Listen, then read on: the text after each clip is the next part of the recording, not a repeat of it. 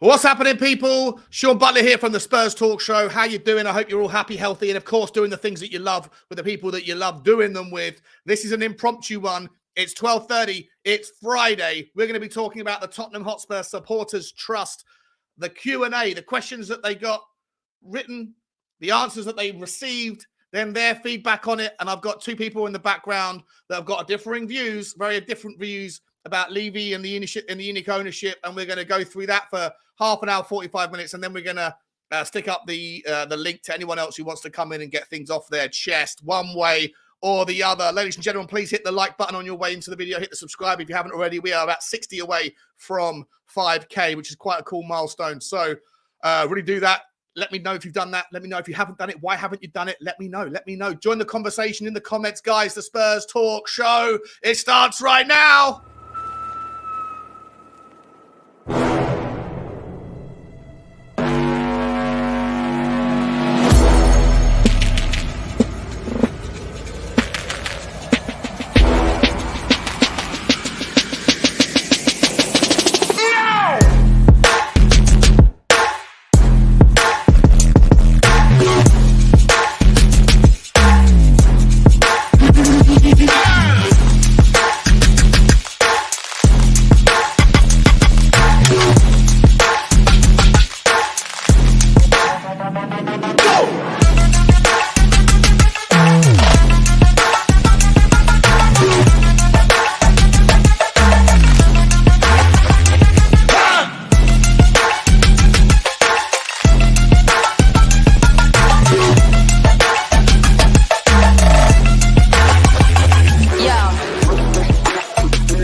Lovely touch from him, though. Harry Kane, Lucas Moura, can you do something, please?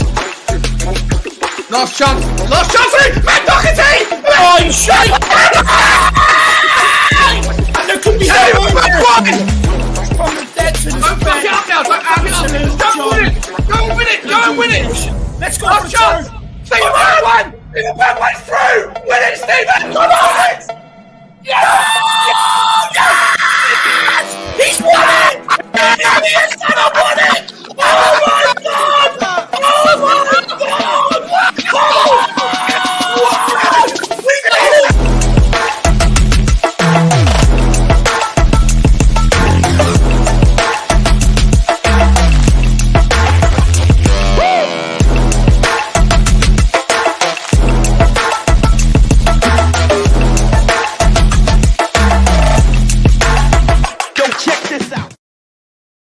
Yo, check this out. Every time I watch that little clip, I still get the goosebumps. It was those sorts of moments last season that turned our season from, I was on rocky ground, and suddenly the belief was back. Maybe we got one of those sorts of things coming up on Sunday, guys, against Manchester City. Maybe if this stream turns into a 3 or a 4 hour job like it did just the night before last, then maybe we'll get a chance to go through the Man City game. Bit of a preview. Maybe we can get some more people on talk about that stuff. But for now, we are short of time. I've only got 25, 30 minutes max with at least one of the guests. And I need him. He's got a lot of things to say. And I've got the opposing voice, someone who probably sits a bit more on my side of the fence, to go through her opinions as well. We've got Mia and we've got Joracle. And as soon as Jory leaves the show, because he's got to get back to work like most people do on a Friday, then I'm going to stick up the link in the description, guys, the StreamYard link. So anybody that wants to come on and get their shit off their chest, I've just sworn in the first 10 minutes.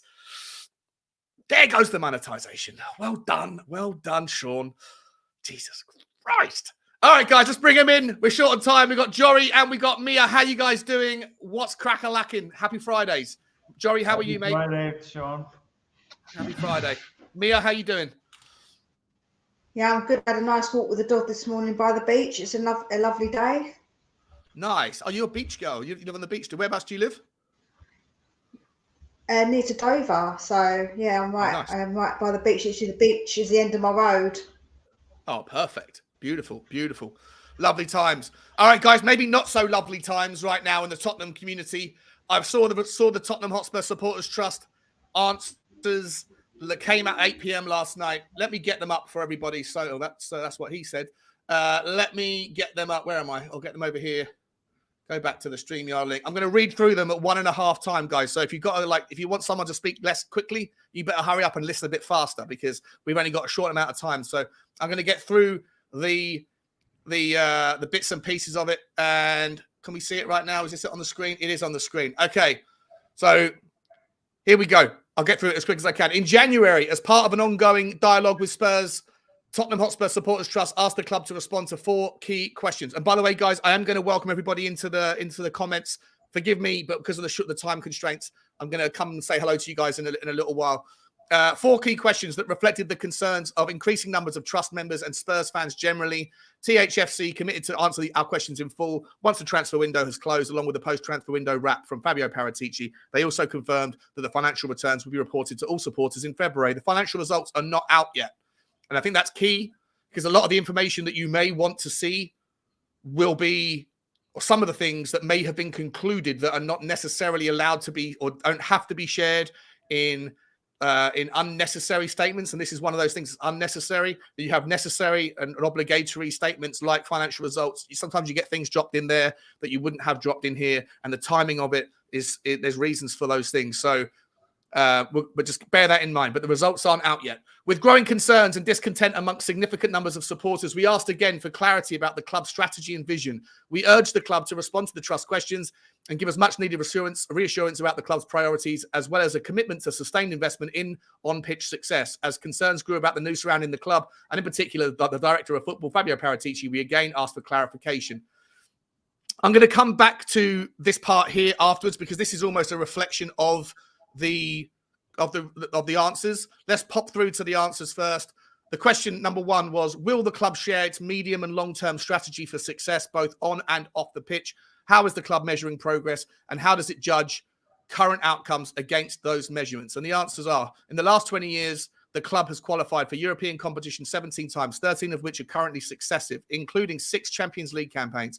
We set out our business model in last year's financial results announcement, and the relevant section is below. The foundations are in place. Since ENIC became the majority shareholder in 2001, we have had a clear 3-step strategy. Firstly, we work to improve football performance. And whilst no one club has the right to a smooth, continuous upward trajectory, we have seen the club rise from middle to bottom of the table finishes to being European competition in 15 out of the last 16 seasons. Secondly, we built a state-of-the-art training centre to attract, train and retain the best talent, both for the academy and for the first team. And we'll see how people feel about that in 1 second. We have gone on to do far more than that with the delivery of our award-winning player accommodation, The Lodge, which I think is a little bit of a stretch when really it's just a bedroom. It's just like a hotel room. It's nothing particularly spectacular, which has been instrumental in providing exceptional rest. You sleep better at The Lodge. And recovery facilities for players and during the COVID-19 times. Thirdly, we set out to deliver an increased capacity stadium that would not only generate greater matchday revenues, but also the opportunity for more fans to attend games. Our club could not remain competitive with one of the smallest stadiums in the Premier League. I 100% agree with that.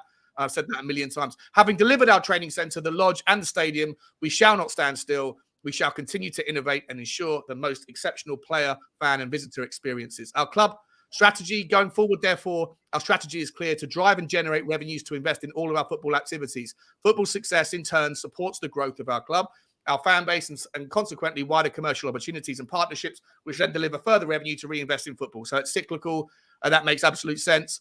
We shall deliver new and diverse revenue streams to increase recurring revenues, third-party events such as conferencing, NFL, concerts, boxing, blah, blah, blah, blah. Our stadium is a key component to our revenue growth, yet unbelievably, we have still not seen and enjoyed a full season of our new stadium with full attendances. We shall continue to invest in our senior management and staff to deliver this and look to decrease our reliance on football revenues alone, such that we protect our club's long-term sustainability.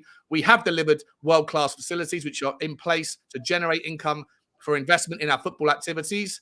Our stadium debt is long-term insured, that there's limited impact on the club's ability to invest. Another point I think that they don't get the credit they deserve for, because with the economy as it is and with the interest rate markets as volatile as they are, if they hadn't have done that, then another sustainability issue could have been could have arisen. Completing the stadium was always a key step in our strategy of increasing and diversifying revenue streams.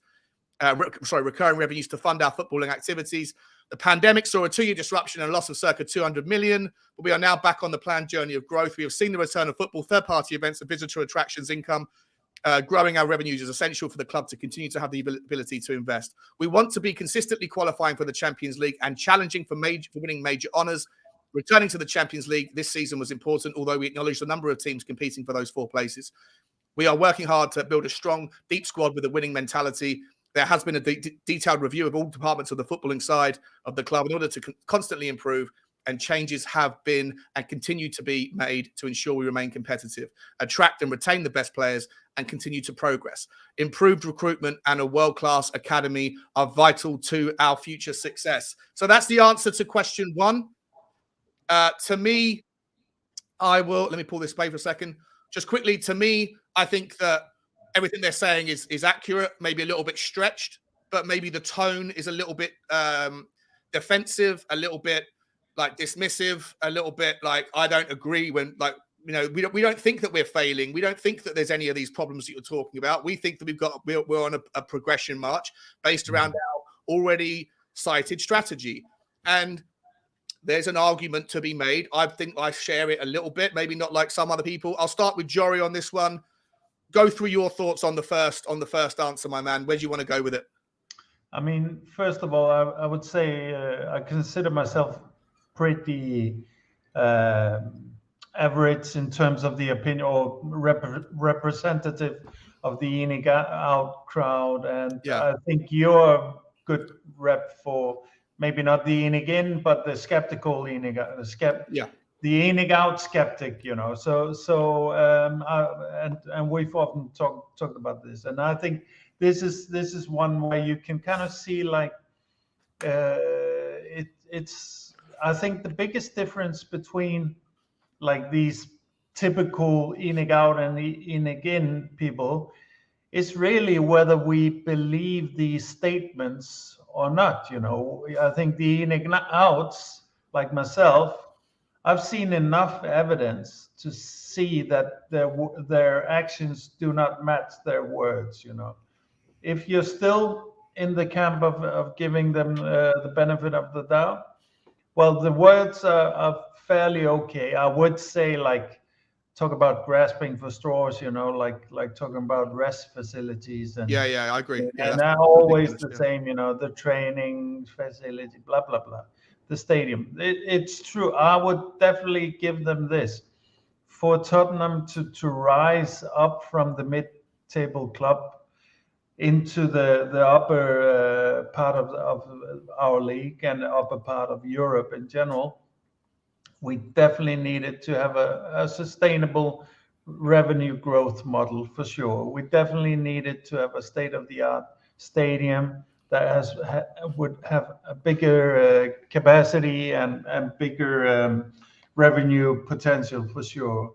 I'm also one of the people that think that we should definitely be a sustainable run club. I'm not particularly excited about just getting some sugar daddy in and just losing money endlessly on the football, you know. Even though I do think yourself have pointed to that's where football's going and so on, you know. I think if you're working with the right managers, with the right sporting directors and so on, you don't need to chase that. But you need to be really committed to the plan and have a plan in the first place, you know. So I think, like, for me, I think it's, you know, it's good talking points, but it's not what I see evident in action at all, you know. So yeah.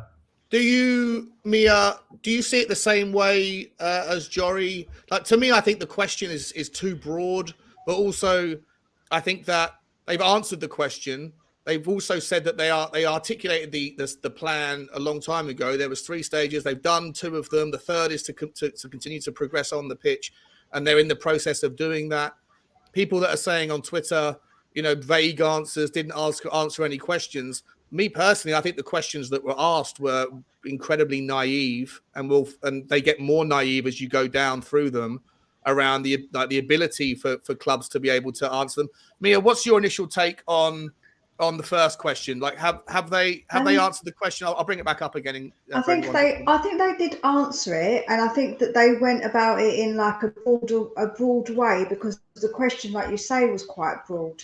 So they kind of did answer it, and it did come across slightly maybe snarky and a bit like, you know, they are, you know, asking maybe a bit like, why are you asking these questions when we set out the plan for you? We've told you what the plan was previously, yet you're still asking. With these questions, I do feel like they did it for the sake of it. I feel like the trust are a little bit dubious. I'm going to say that right here, right now, before we get into any of the other questions, because I do feel like they do it just to say that they're doing something, and I don't 100%. Know if they're like 100%. Really thinking about what they're actually asking. So if it was me, as a fan, I would probably ask the questions a little bit more narrow and trying to be a bit more the way they put them as well, because they come across a bit snarky, the questions too. So then you're going to get a snarky kind of answer as well. And I think that the trust do come across a bit snarky.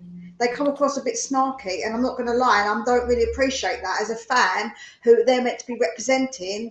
I don't think they represent me very well. It's really weird, isn't it? It's like, Mia, you're someone that's probably closer to my side, where like Jory said, I give the benefit of the doubt a little bit. I look at other things and see, I prioritize other things, and other people don't, and that's fine. Everyone's entitled to their opinion, but the trust don't seem to represent anybody very well. They don't represent They used to be maybe leaning towards the in again, but I think now they're like misrepresenting both camps. Really.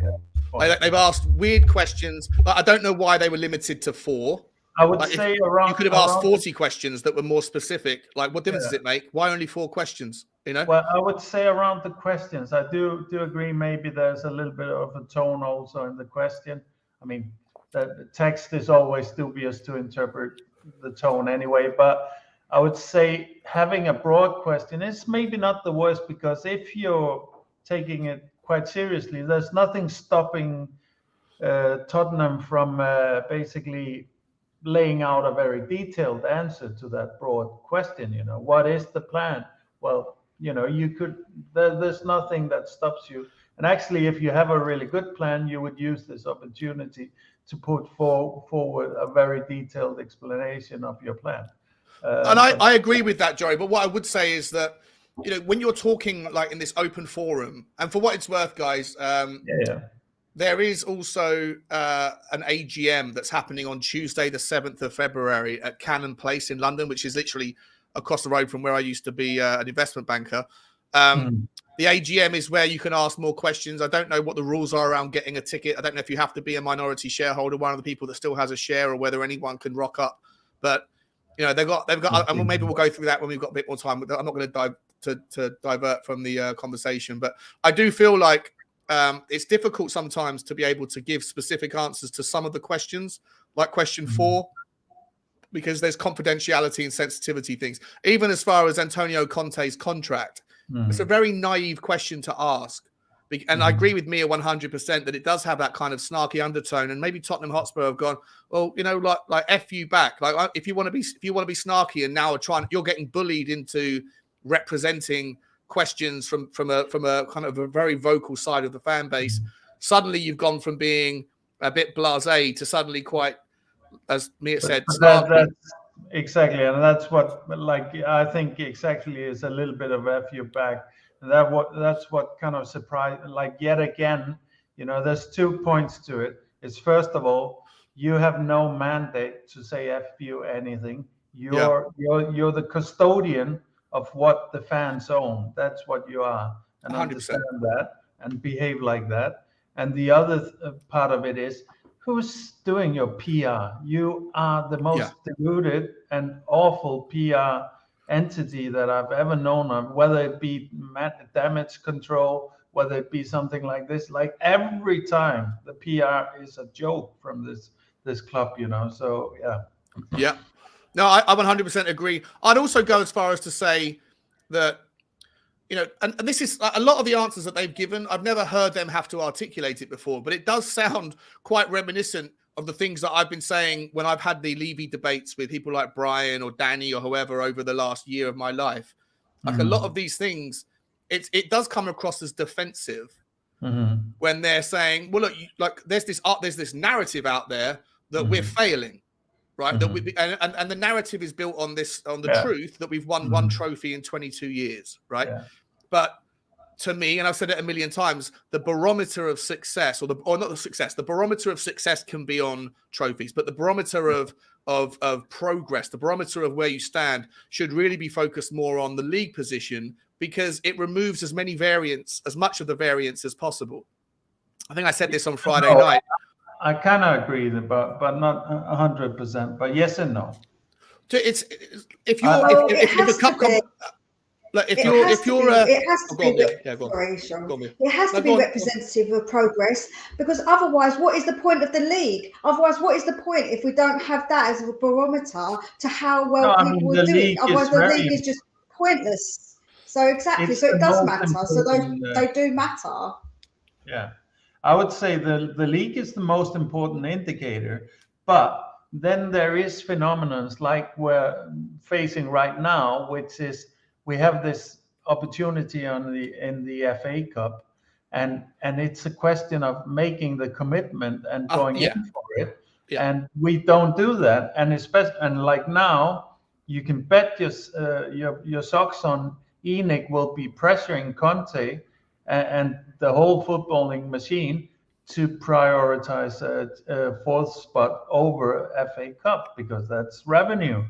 And that's all. I mean, I have a speech about how unfortunate it is that these cups don't have more, money and maybe a seat in some competition or something. Right? Can I just push back? Can I just push back on that, Jory, a second? Actually, it was Poch who said he didn't rate cups, so it wasn't actually the club who didn't want cups. When we had Pochettino, he even said that he didn't rate the cups, and he wasn't really pushing for those. But hold on a sec, right? But you're saying that it's all Levy, that Levy prioritises fourth place. But you've got no factual basis of that. You don't know that as an actual fact, but you're saying it like it is a fact. But it ain't a fact, isn't it? It's not a fact. I'm not saying I know anything. I'm just looking at the evidence, and the evidence, whether it be Potts and Levy in cahoots or not, the evidence is that we go for the revenue competitions. That is, fourth place is our trophy. That's what a ticket to the Champions League is what's going to be in the cabinet. Yeah. And the League Cup and the FA Cup are not priorities. And I understand that. And I also understand that in terms of Conte now, that it means money to build around Conte and so on. And campaigns next season that Conte would be interested in and players are interested in. For me, fourth is very important as well. But for me, it's all of it. You cannot just have the corporate interest. And in terms of whether it's Potts opinion of what's important I don't give to me guys. I think there's this flying F what Conte's opinion is about it, or Mourinho's. So it's the fans, and to be honest, if you're a fan that doesn't think silverware, all of it is important. It's important. What you're doing. Yeah. It's important, right? But so two things. I just want to quickly pivot one to the other, answer both of your, or my take on both of your statements on that. When it comes to the FA Cup or Cup variants, like it's highlighted and amplified so much. You mentioned how important the FA Cup is this year and what an opportunity we have. We have this opportunity now because of the variance that happens in cup competitions, where in the third and the fourth round, like 12, 13 Premier League teams have already been kicked out, including two of the teams that we would usually find very difficult to get past in Chelsea or Arsenal, and even you could say Newcastle this season. So like because of that variance, suddenly our chances of lifting a trophy this season are incredibly amplified. And, if we can get past Wrexham or Sheffield United, then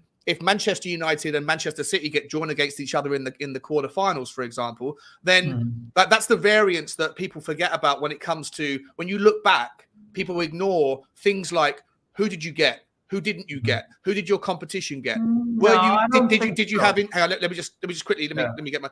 Did you get injuries at the wrong time that maybe didn't affect your season, but did affect you at the wrong time in a specific game? Was there a VAR decision or a referee decision that crippled your chances in the specific game? And I can point to the final of the Champions League, the first minute. What's his name? Sissoko getting sent off. All of those things are conversation points that fans have about their season. I go, oh, look at the amount of injuries we've had this season. But the point of a season is that you can't avoid playing Manchester City, Arsenal, Chelsea, United twice. You have to play them home and away. And you hope that over the course of the season, the variance is evened out a little bit. But people still point to variance. People still point to the influences of things that are outside of your control over the course of a season. And yet they forget those things when you look back and go, we've only won one trophy in 23 years. Do you remember why it was that we didn't win the trophy in 2012? Well, maybe not. Maybe you do. Maybe you don't. But like, there's reasons. Sean, the same applies to the 100 years before the 20 years. Yeah, of course. Yeah. And we won a lot of cups then. Yeah, but if we won one more trophy, we would have. If we beat Manchester United in penalties, we would have had. Yeah, Sean, the fact that the well dries up all of a sudden, even though we had hard times before they came in, but we had progressions for sure. And this is where I'll give you, I'll agree with most Guinness, is that we had progression, and it was all basically in some kind of right framing up until Pott's demise, and after that. Like we went in while we had Potts, we went from progression to stagnation to deterioration, and we've been deteriorating with slight bleeps up now. Now we've had a little bit progressions, and we've also had the top two highest league finishes under Levy since 1961-62. Right, we've had our top 2 or 3 highest league finishes under Daniel Levy's tenure since the 1961-62 season. And so, for me, when you look at the best barometer of progress, I think that you could make the argument, and I think that people say that there's no defense for this. I think there is a defense that I believe that, yes, of course, winning a trophy is a barometer of success. Not winning a trophy, I don't believe, is a barometer of failure because of the variance issue. But you can look at Tottenham's general progress. I completely acknowledge that we've definitely taken a step back since Pochettino, and we're going through this painful rebuild, and it's incredibly slow. But I just think that back to the point, I guess, in question is what they're pointing to here is like, it's not as bad as people that want it to look bad.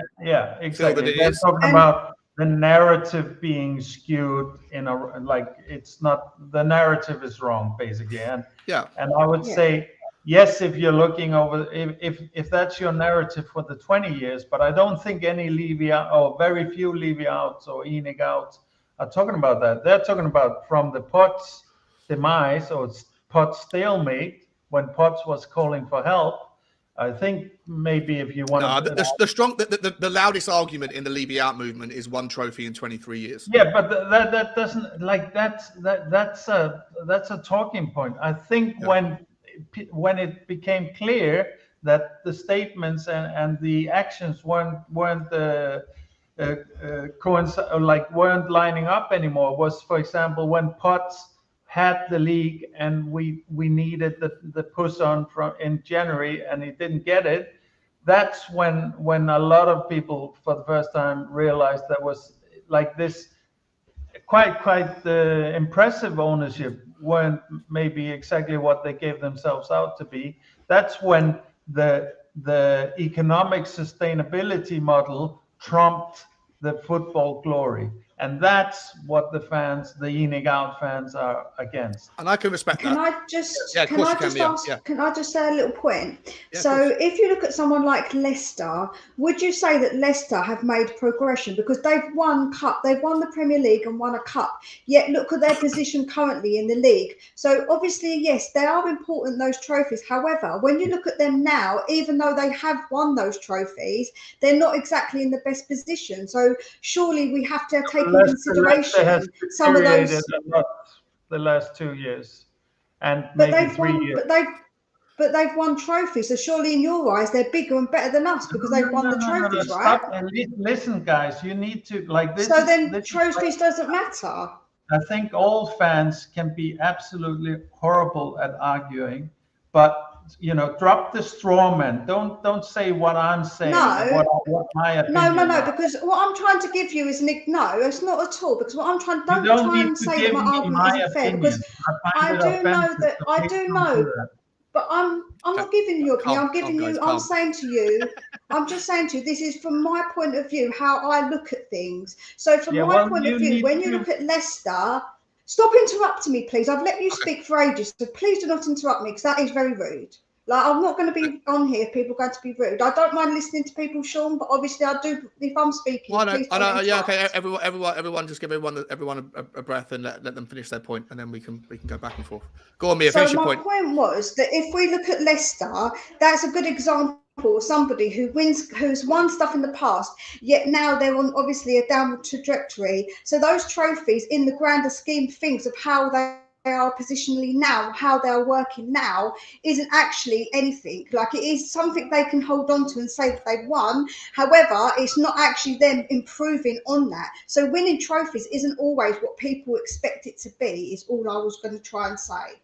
Like, it isn't what people think it will elevate you to, is what my point was. And Jory, do you want the rebuttal? Yeah. I mean, I'm not sure what the exact point is. I mean, Leicester's been deteriorating really rapidly the last 2 years, and maybe 3 years before that. Your Leicester fans have gone from happy fans to very unhappy fans now, and I don't know what you're suggesting here, that football happiness is without trophies. I'm not sure what you're getting at there. Okay, let's move on. I mean, how much time have you got, Jory? I know you got a shoot. I can do like 20 minutes, maybe more. Yeah. All right. So look, I'm not sure. Let me just get the thing back up. Let's move on to the second question, because I think the one of the overriding takeaways that we're gonna be talking about in a second. For me, I'm not sure if it's been answered in the first or it comes down more in the second, but it's about revenue generation, right? And I know that a lot of Tottenham fans that are on the Levy out side, they get annoyed by things like, apparent lack of spending in the January window, and then February the 1st they announce a 43 million euro. Someone was asking whether it was a $1 billion pound shirt sponsor. It was a 1 billion rand shirt sponsorship, and the currency in South Africa isn't as strong as the UK. So it works out to be about 13 million pound a year just to replace Get Here on the side of your shirt and having something like, I don't know, Visit South Africa or whatever on the side. And I think that one of the takeaways we're going to see as we read through this is that what they're saying categorically is, in spite of the face of massive investment from other teams like Chelsea, who spend 700 million quid in 6 months on players. All right, they may be spread over the course of contracts, but they also released a statement saying that there's no interest, no need for them to slow down over the next 2 years, that their FFP is in check. And that's fine. We'll find out what that happens there. But that is essentially spending 40% more than the club generated in a year's revenue.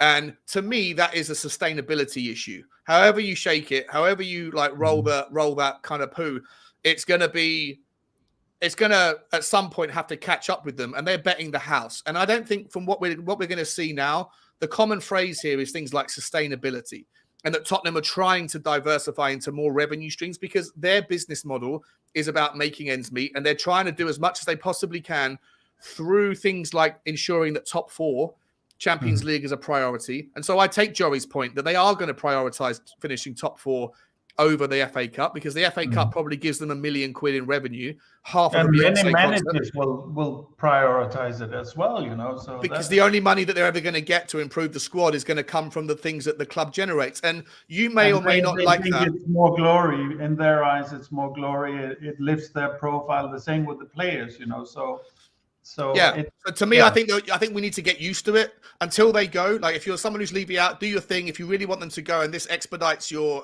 frustration, do your protest, do whatever you want. But whilst they're here, expect them, and you should encourage them to use as many different ways to diversify their revenue streams as possible, because that is going to be the source of money that pays for the second half of our rebuild. But let's get into the second part of the question here. The second question was, the manager employed by the club has not signed a new contract and tells us that we should lower our expectations about on-field outcomes. Again, snarky to Mia's point. He has said publicly that the club needs to spend big money every window just to compete. How does this align with the board's philosophy for achieving success? And the answer is, like everyone at the club, our head coach wants the team to compete for top honours. The club has invested heavily in the squad. This is a continual process with the aim of standing the club in good stead on the pitch for years to come. Since opening the stadium in April 19, we have spent more than £500 million, putting us into the top quartile of spending in the Premier League. And we have made significant investments in the women's team too. In addition to the summer investment of over £200 million, we have committed to a further £47 million this January. So I think, first and foremost, I'm not entirely sure where they get the 200 million from. Because even with the Romero money... Because they're counting everything. They're counting the setup of the new scouting structure and personnel behind the scenes, personnel and everything. You know. Fair enough. Like I say, it's clever wording. Yeah, and it's something I think that's. This is what you'd say if you're convinced yourself you don't have a great. Well, it's also something that anyone's going to defend anybody in any walk of life. If you're doing a job and you think that you're working hard and you think that you're hitting your targets and you think that you're doing what's in your job description, and there's a bunch of people that point fingers and say you're lazy, you're incompetent, you're inadequate, or you're terrible, you're gonna put your back up against the wall and you're going to defend yourself. When you're backed into a corner, which is the way that these questions have been answered, I didn't expect anything different from these sorts of answers. First of all, they're a little bit vague, but secondly, they're also going to defend their efforts, you know? Yeah, no, I agree about the questions. I don't think that they're fantastic at all. And I've never been impressed by the trust, to be honest. I do think we should all, as Spurs fans, hope to get it more, a more useful outcome out of the trust, but that's a different conversation. But okay, well, I'll just finish the last paragraph and then we'll get some thoughts back on it. Despite this, we consistently see references to our perceived lack of backing for head coaches and lack of spending, and this I think is another example of them being a little bit pissed off with the way that people are thinking and talking about them in certain areas of the fan base. It's important that we deal with facts. So you can feel it. You can feel the aggression. You can feel how pissed off they are. Our spend levels quite clearly show that we have backed our football side. There is always a fine line between long-term investment and short-termism, which is why our recruitment has to be first class. Mistakes at this level leave a financial sporting impact for future seasons. We have felt the financial impact of supporting player purchases, which have not worked out as hoped. We have taken steps to improve the areas of operations, and the recent windows reflect this. To me, this is the only admission, this bit here. This is the only admission of error. Well, right? it's sandwiched by themselves. I know. But this is an attempt to at least acknowledge something, right? And it's like they're saying, look, first and foremost, there's a consequence to mistakes. We've made mistakes, and the consequences are that it impacts what you can do in the future. But they're saying that they're taking steps to improve this area. So it's like it's an acknowledgement of error sandwiched around a dose of reality and a little bit of defensive retorts to say we actually have backed the manager. Mia, I'll let you go first on this one. Generally speaking, do you like their answers here? How do you feel about it? Is it angry? Is it justified? How do you feel about it? It's definitely like a bit like, well, you asked this question, so we're going to give you the kind of answer to the, in the same kind of way. It's really snarky. And yeah, they have definitely overestimated in some of the money, like obviously what they've said money wise. And yeah, I think it is just snarky of them because they don't want to have to answer this because they feel probably a little bit like taken aback because they're a bit like, what do you mean we haven't spent money? We have spent money, like it is very defensive. It is a very defensive response. But then again, like I say, the question is a little snarky itself in the way that it was put. So I don't really know what was expected with that answer, if I'm honest. It wasn't a genuine, honest, like putting their hands up.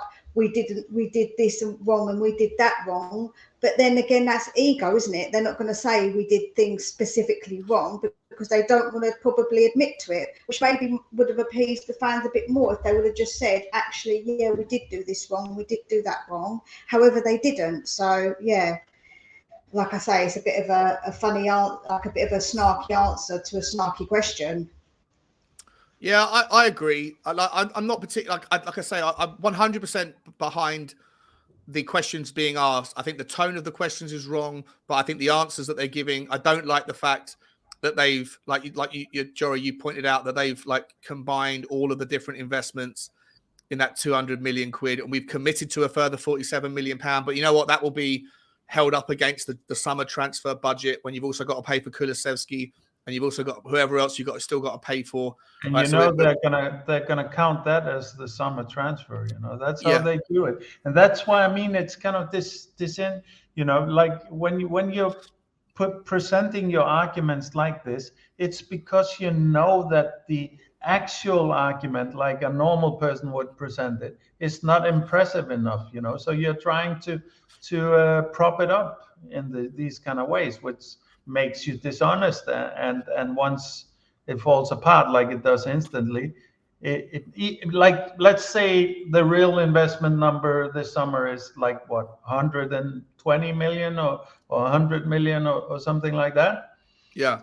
Well, first of all, that's not the net spend, so that's an important thing. Whether anybody, I know some. But net spend is also something that can be manipulated, right? Because you could say exactly, but it's still an important.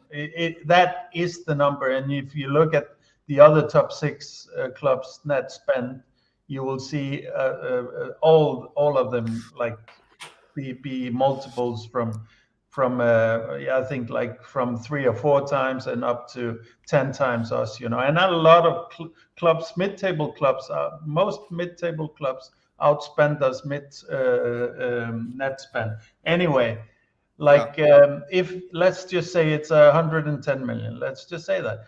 Now, if you're impressed with your own work, that's the number you're going to put forward. You're not going to be looking for office inventory and gasoline money and whatever you can put on that number to bolster that number. So you in your own head. Sorry, Jory.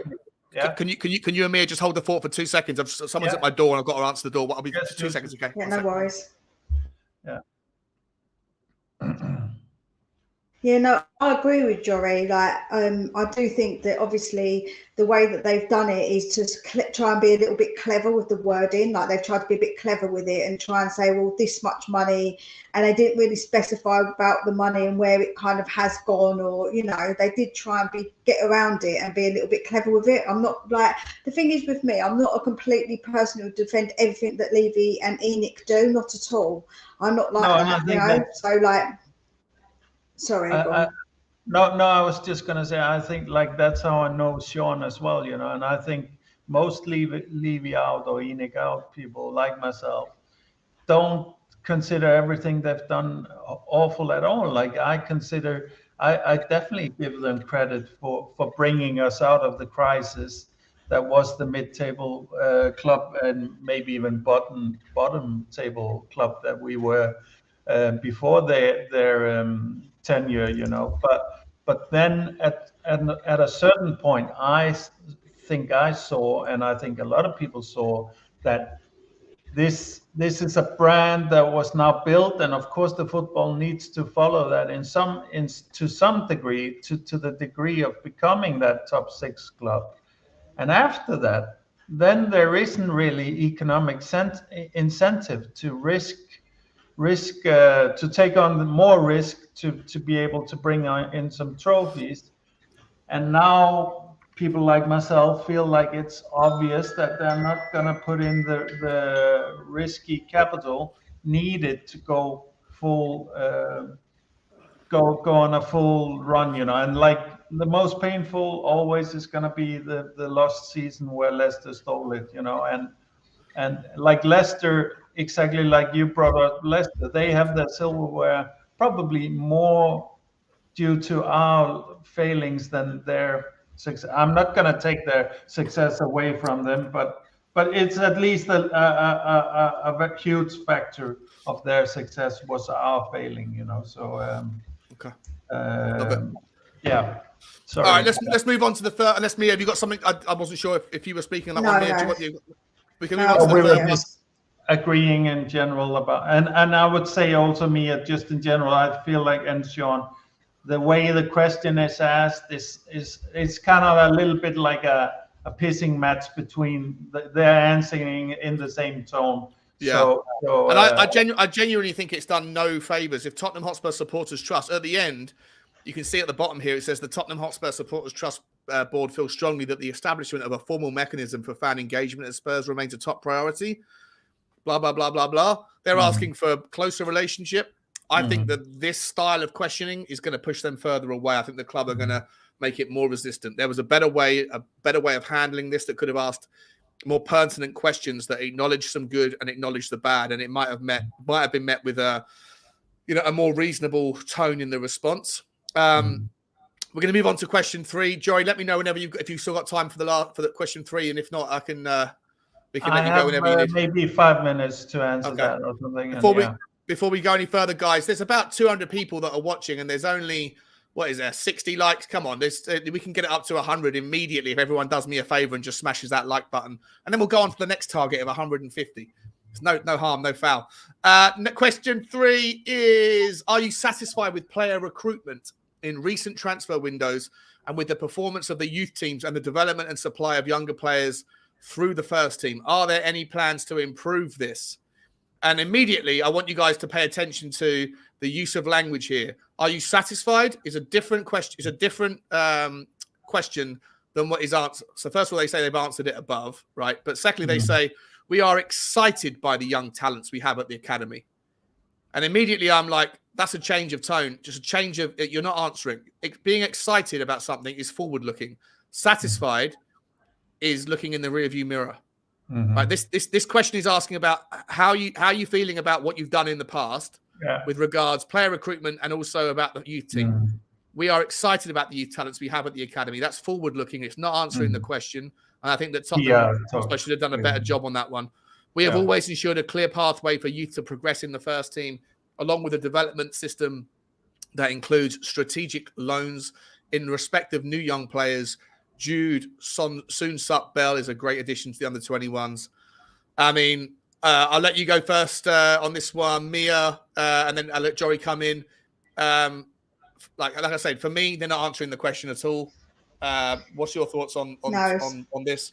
No, it was definitely a bit of avoidance, wasn't it? They didn't really want to say anything. I suppose if I was going to look at it a bit more logically, maybe they didn't want to say too much about current players or players previously, because obviously it's not going to look very good on the club if they start saying actually they were pretty rubbish or what we did was pretty rubbish. But I still think they should have answered it a lot better. It was definitely like a complete swerve of the actual question. Sorry, my dog's barking. That's all right.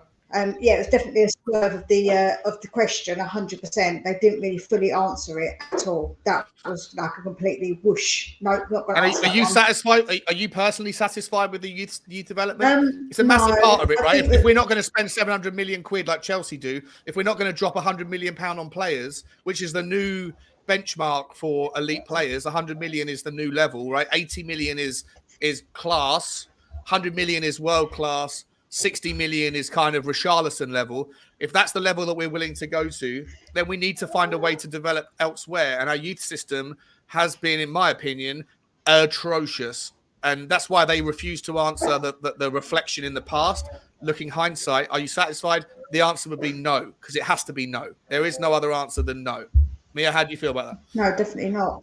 Yeah, no, definitely not. I think that we've failed our youth massively. When you look about who's come out since Harry Kane from the youth, you could say Skip, and even him. Obviously, he's had his injury problems, and now he's struggling a little bit. So yeah, I don't think we've had anybody since Kane, and that is like a massive indictment of how bad our youth is. When you think Tanganga, not good enough. We've got some youngsters. Obviously, Harvey White. Is it Harvey White that's gone out on loan? And he's just gone out on loan. We've got Dane Scarlett. It's just he'll do well at Derby. Feels like none of these players. Good spot for him. Sorry, yeah. Yeah, I think. But the thing is, it's just like, are we going to actually get them back, and are they going to do anything? That's the thing, because we don't tend to bring them into the team either. So it's a bit like, why do we even have these youth players? Because we don't want to play them, and then when we do, we keep them for too long, and then they're not worth anything. So we don't even really sell them on for any money either. I can't remember if it was Danny Kiriakou. In my opinion, at the moment. There was somebody that was telling me that the running cost of a youth system is about 3 million quid a year. Like to pay for the coaches, to go through the development system, all that stuff. Okay. And so, if you can break even, then it pays for itself. But I can't remember how much. I mean, the only player I can remember us selling that came through our youth system was the fella who went to Blackburn Rovers and Mark Handy, and he broke his leg on his debut for Blackburn, and we got 500 grand for him. I don't really remember us raising too much other money, Jory. Can you remember from our youth system? Have we sold many players that came through from a child, from a 15-year-old or whatever? Can you remember anything? I'm not an expert on it, but no, there's no headline that I can recall saying anything. Was Madueke one of ours? I couldn't tell you. This is not what I focus too much on. Yeah, I would say though, we're failing in the youth recruitment. We're signing, like, also just to this question, like they say it themselves, they answer it above. And I would include the previous question as well. Is like, you can put out whatever numbers you want. It's obvious for everybody to see that, when you're signing, Emerson, which I've defended more than many, or Doherty or whatever, you're not signing at the level of United or Arsenal, or even with Arsenal's youth personnel. They go out and take a chance, and I'm not one that's been very favorable in terms of the Cronkies or whatever. It's like there's no way you can do your semantics and your numbers as you want, Levy. There's no way of cheating. We know as fans whether we're getting what is at the level of where we are, or where we need to be, or where we want to go, or where we need to go to progress. And I think that answers itself completely. Like Richarlison is a very ambitious signing for us. That's like a base level signing for all the other shit show signing for me. I think I said well, yeah, no, but I mean, like in terms of no, I hear in terms of investment. I know what your opinion on him is, but I mean, like in terms of name recognition, in terms of quality, and of course price mostly. This is ambitious. That's the standard. That's the level, isn't it? Yeah. This is where the others basically, this is their base level of operation, and then they go above that mark all the time. I would say, like, the biggest part of that number are two signings which were absolutely complete failures. And we see it now also in this window with the paperwork and the having to release Doherty, and like just not counting the amount of loans that we're doing and not knowing the rules and stuff like that. Then the due diligence is not being done in this club. Like the average on the floor personnel is way under par in this club, and people have been putting it on Paratici and stuff like that. And I would agree, it's his responsibility. But Paratici is not reading through the fine lettering of each contract, So this is our Paratici, system, isn't it? Yeah, this is our system that's completely broken. Let me ask this, Jory. I only got to go. Last question, and I'll let Mia ask it afterwards. And then also, guys, there is the link with Jory leaving and Mia representing slightly more my side of the view as well. Probably need to get a couple of people that are really anyone can come on. But Levy out, if there's someone out there that's Levy out that feels like Jory or stronger than Jory, you're more than welcome to come on and have your say and be part of the debate. What I wanted to ask was, look, if it comes across to me, guys, that look, Tottenham have to, whilst we've got Daniel Levy, and if you don't want him, do what you've got to do to get him out, whatever. I'm fine with that. But we have to reflect and think, if Tottenham are only ever going to generate the money and live within their means, that's what's become clear reading this. And in answer 4, you're going to read a bit more about it. But the takeaway for me is that we're never going to be able to spend 200-300 million quid in a window, because the club will never be able to generate $1 billion or £1 billion in a window. Not right now, unless you're going to have a fucking concert every single day of the week that Tottenham aren't there, unless you're going to have people paying like insane sums for sponsorship deals. There's just not enough money that can be generated without, in the short term. So Tottenham have to then pivot their attention to say, okay, if that's the hand that we've been dealt, fair enough. But then we have to do better with our recruitment. We have to have better scouts that can find the likes of the players that Brighton can find, that Brentford can find, that whoever, right, that Leicester could find, like the Leicester did find three or 4 years ago. And we've never done that. We've never found those sorts of players. And on top of that, the youth development has to be better. And if Paratici is the guy that's being driven to do all that stuff, if he is the guy, is he the guy? Is he good enough? Has he done anything? I'll let you go first, Jory, and then I know you've got to go, so I'll let you give a chance to say goodbye, and then I'll let Mia come in, and then I'm going to bring Ranjit in, Snarky Jit at the moment. I can see his name is. I'll bring him in now so he can be a part of it. Hi, Nick. How you doing, mate? I'm good, man. I got a new name. I found it. Snarky Jit. Yeah, it's lovely. It's awesome. It's awesome. Stay there, mate. Let me get Joey's last words before he jumps off. Is Paratici the guy? Is he the guy that can do this for us? So I would say, like it's pretty obvious to me that the unique part of our club is there's no football structure ability coming from that. Like under Potts, all of the recruitment, all of that was all down to Potts and his personnel. They basically ran that and did an amazing job. Now, when he went, everything went south, as we know. I do agree, like in general, we need to just get a long-standing youth development program going. And like you're saying, like the £1 billion or whatever is the level of the big clubs. There's one, like I would say, rejoice, guys. We have the perfect manager and the perfect sporting director to be competitive way beyond what we're spending. And that is Conte, and that is Paratici. Paratici is a genius. You think he's the guy, getting good deals. I mean, come on. Like, it's interesting, that, mate, because most people that are leaving out also a Paratici as a con.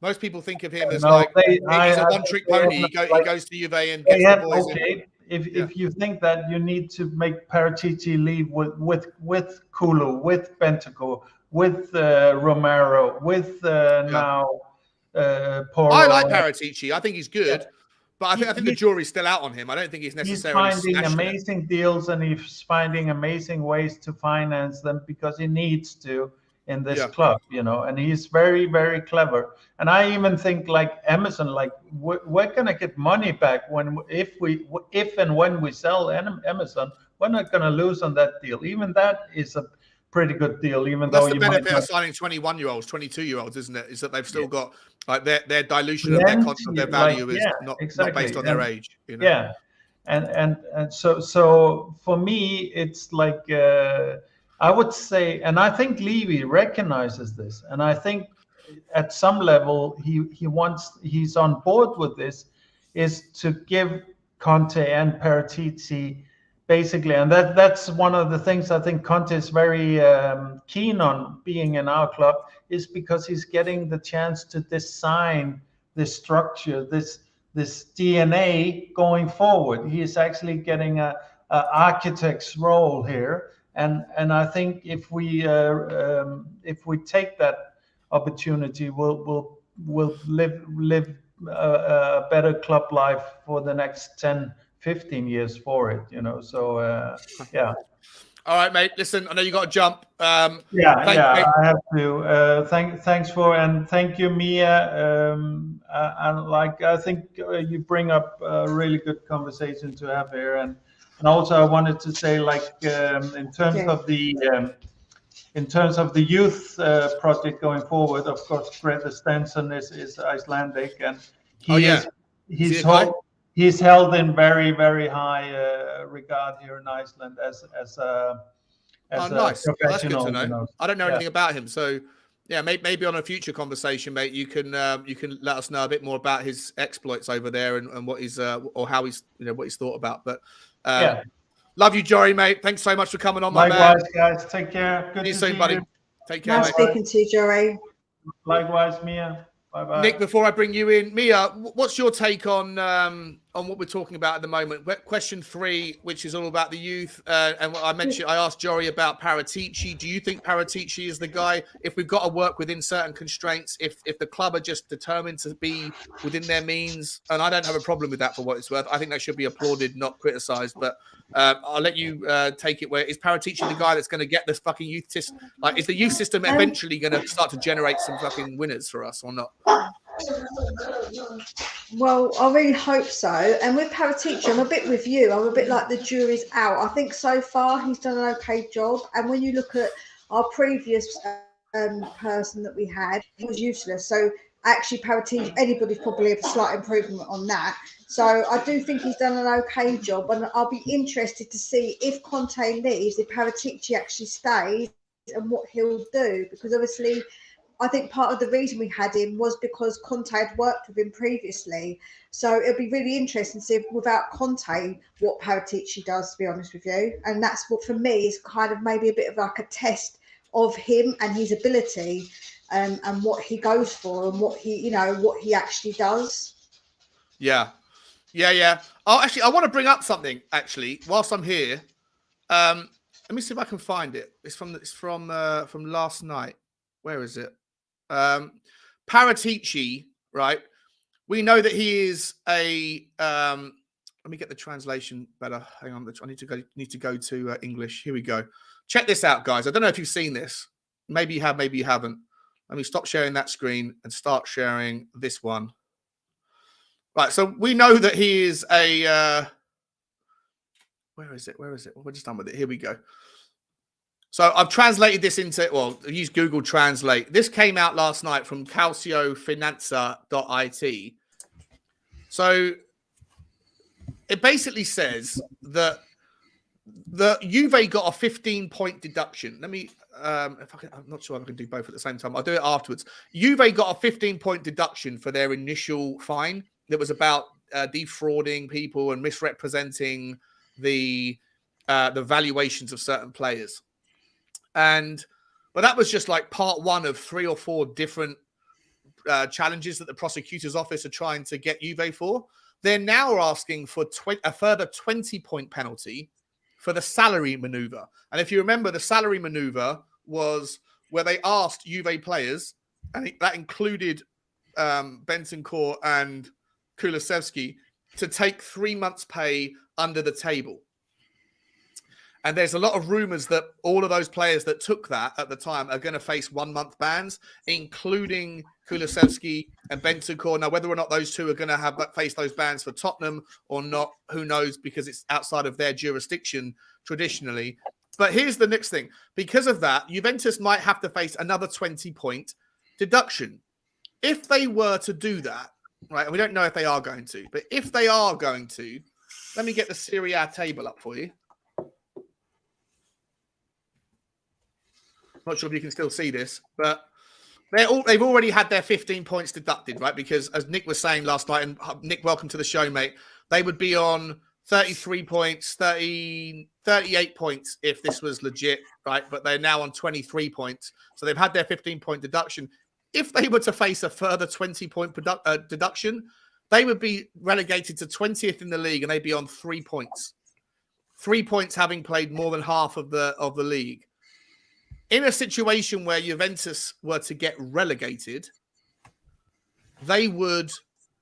I mean, look, the last time they got relegated for fraud back in 2008, a lot of their, like, people like Gianluca Buffon and a couple of other of their, like, old guards, like the oldies that have been there for time, they went down with the ship, but a few players left. I don't think that would happen this time around.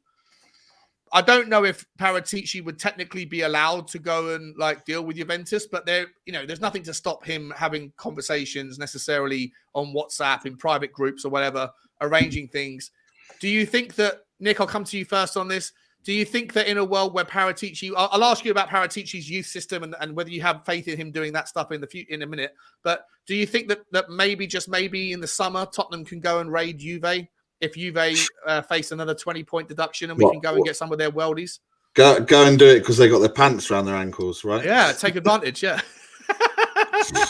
And how are you, by the way? How you doing? You good? Yeah, I'm good. I don't know. Look, Obviously we know that the Porro money has been delayed until the summer. The Kulusevski money has been delayed into the summer. Does that leave much left? Or are we going to see continually now for the next 2 or 3 windows loans with an obligation to buy in 12 months or 18 months, dependent on various factors? If there's look, there was an opportunity to go and get Nick Pope for £10 million and we didn't do that. So I don't necessarily think that. When in January, just now.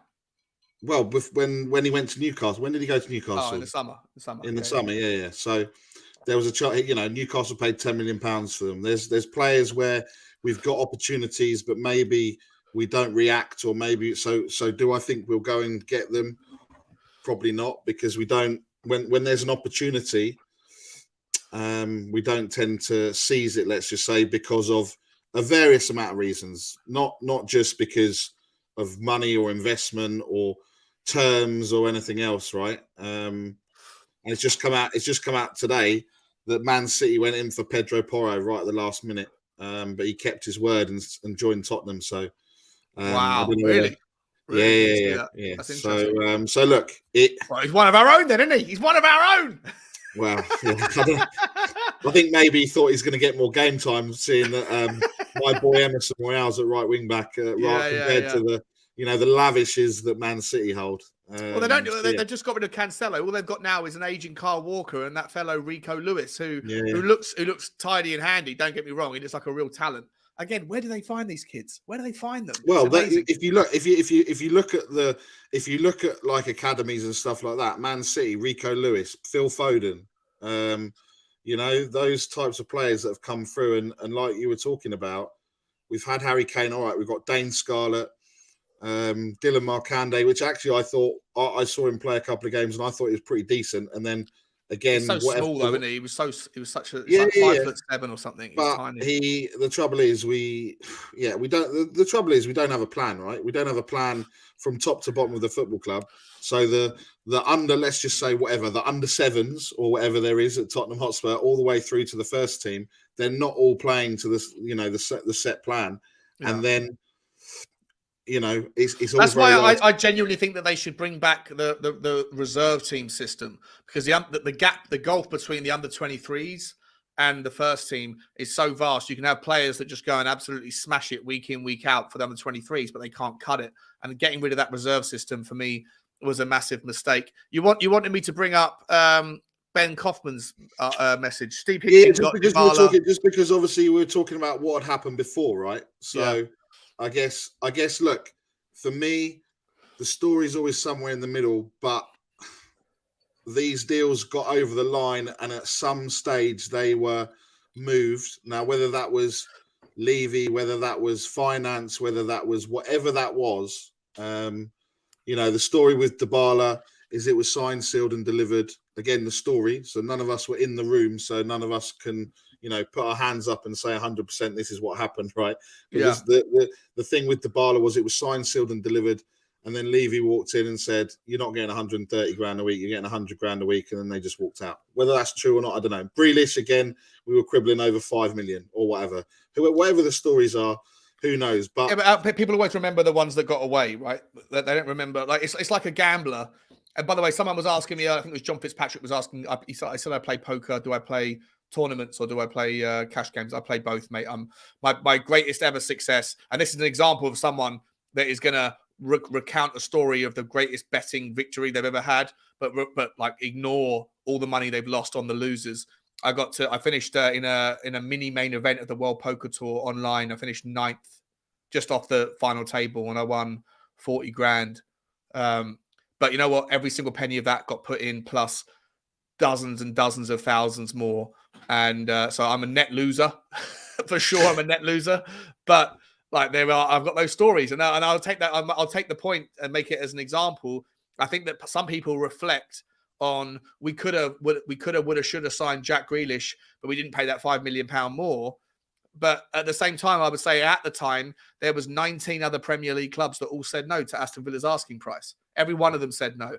Right, so whilst we didn't pay it, nobody else paid either. Not another director of football or another chairman in the entire world of football thought that he was worth 25 million or whatever it was at the time. Well, he's Tottenham certainly not worth 100 million. So exactly, so not worth 100 million quid, right? So like it's very easy to reflect on the ones that got away, but do people recognise signing Luka Modric or Gareth Bale or Berbatov or Michael Carrick? Like there was lots of stories over the years where Tottenham did go up and pay for success stories, and so I think it's a little bit cherry picking on that narrative. Mia, also, yeah, go on. Yeah, I'll let you come in. About Dybala, that it was to do with the naming rights, and that's right. It wasn't anything. I don't think with money. I think it was to do with the rights, wasn't it, to him, or something to do with his sponsors, or whether it's here or there, whether it's here or there, Mia. I get the point, but let's not. I've put a quite balanced opinion. I'm not going to claim sitting on naming rights. I've said no one's in the room. Yeah, it's not. Look, who knows? Who knows exactly? I wasn't trying to say that at all. I was just reading what it said. I forgot that it wasn't actually to do with that myself. No, I get it. I just think, look, just with what we're doing with Paratici and everything else, like, I don't think we have a plan. I know we have a plan. Is to try and get as cheap as possible and try and get lucky. Look, I think we got lucky with Modric. Maybe I think we got lucky with Bale. He went on 30-game run of Tottenham not winning or whatever it was, or 25 games before he started winning, and then obviously Harry Redknapp put him further up the pitch, and then he turns into a worldie. So look, sometimes it's a bit of luck, sometimes a bit of timing, sometimes it's a bit of but then right place, right time. Because then, if you're going to be reasonable, then can you just say that sometimes we are just unlucky? Because if you can attribute some of the stuff to luck, then we can also attribute some of it to being unlucky, right? So players that we thought were going to be good turned out not to be good, so that's unlucky, right? It's not necessarily all to do with what we. And there's a lot of timing as well. Yeah, I take your point 100%. I get your point, but I also think that it comes down to the scouting department, the plan, the bigger. It comes down to the bigger picture, right? If we don't have the right people in the right place doing the right things, then we're going to waste money like we've wasted money. And obviously, even Daniel Levy's come out and said we've wasted money on players. Like what was it, 250 million or whatever we wasted in signings, and they've kind of said it in the statement as well, right? Yeah, no, I understand that. But what I'm trying to say to you is that if you can attribute the good ones to luck, then obviously you can attribute some of the bad ones to being unlucky, because you're saying about a plan, etc. But then you're saying. No, but I said it comes to a number of factors. Some may be luck, some may be timing, some may be finance. Some might be. I'm not saying it's all down to luck that these players we've got good players, right? And I would say that not as far out as like some, in terms of Levy out, but this whole thing is a combination of everything. And the variables, some of them are inside your control. A hell of a lot of them are outside your control. It's very difficult to kind of land on a solid answer where everyone can agree. But the grey is always where the truth is, right? People that are on the loudest extremes of either end, people that say that Daniel Levy can do no wrong, they're wrong. People that are saying that Daniel Levy can do no right, they're wrong, right? And to me, this statement, I watched on Twitter as it was released, and I hadn't even read it, but I was looking for the responses as soon as it came out. And it was dropped by Tottenham Hotspur Supporters Trust at whatever time last night. Within a minute, within 30 seconds, you were seeing people responding. Like they hadn't had time even to consider what was being said before the narratives were enforced on both sides. I heard people saying there's nothing to see here, it's irrelevant, and other people saying this is disgusting, it's the lack of respect for Tottenham fans. And I think that it comes down to people have predetermined predispositions to feel a certain way. And when you read something like this, which is always going to be, a little bit blasé, it was always going to be blasé. And question 4 and answer 4 probably is the best example of it. And if you don't mind, guys, let me just let me read through it, and then we can go. Sure. Sorry, did you touch on the fact that obviously everyone just to avoid confusion is the Tottenham Hotspur Supporters Trust. The questions that would have been put to the club were put from the Tottenham Hotspur Supporters Trust members, not from the fan base, if that makes sense. So to be a Tottenham Hotspur Supporters Trust member, you have to pay £10 a year, and that gives you your voting rights and your newsletter and everything. And there's else what? There's to do. there's 6,500 members or something, Yeah. right? Yeah. So it's obviously not a like a massive sample, but at the same time, like you watch YouGov polls that are based on political contributions, and you see people taking sweeping statements based on small sample sizes that are far smaller than 6,000 votes. And I don't know what the rules are to be like. I know that when they did that only 8% of people or whatever it is are leaving out, according to their poll that was taken back in, was it September or whatever else, or the summer. There's a lot of people that want to pull that one apart. But for me, look, it's a decent enough sample size. But for me, the problem isn't about the sample. It's about the questions. Like, why only 4 questions? Where was the rule? Where was there ever a rule that was set that said you can only ask 4 questions? Why can't you ask 20 questions? Why can't you ask 30 questions? Make them more specific. Make them answer very specific questions where possible. But where they have asked for specificities, I think that they have completely been massively naive in thinking or expecting answers. For example, does the club have a plan for further investment to ensure the club remains competitive on the pitch in the face of substantial investment, additional investment by other Premier League clubs? Is the club closer to securing a naming rights provider? Is there a plan for further investment from ENIC or from other potential investors or buyers? And they're saying answered in part above, but in response to the latter part of the question, all of our conversations with third parties are confidential.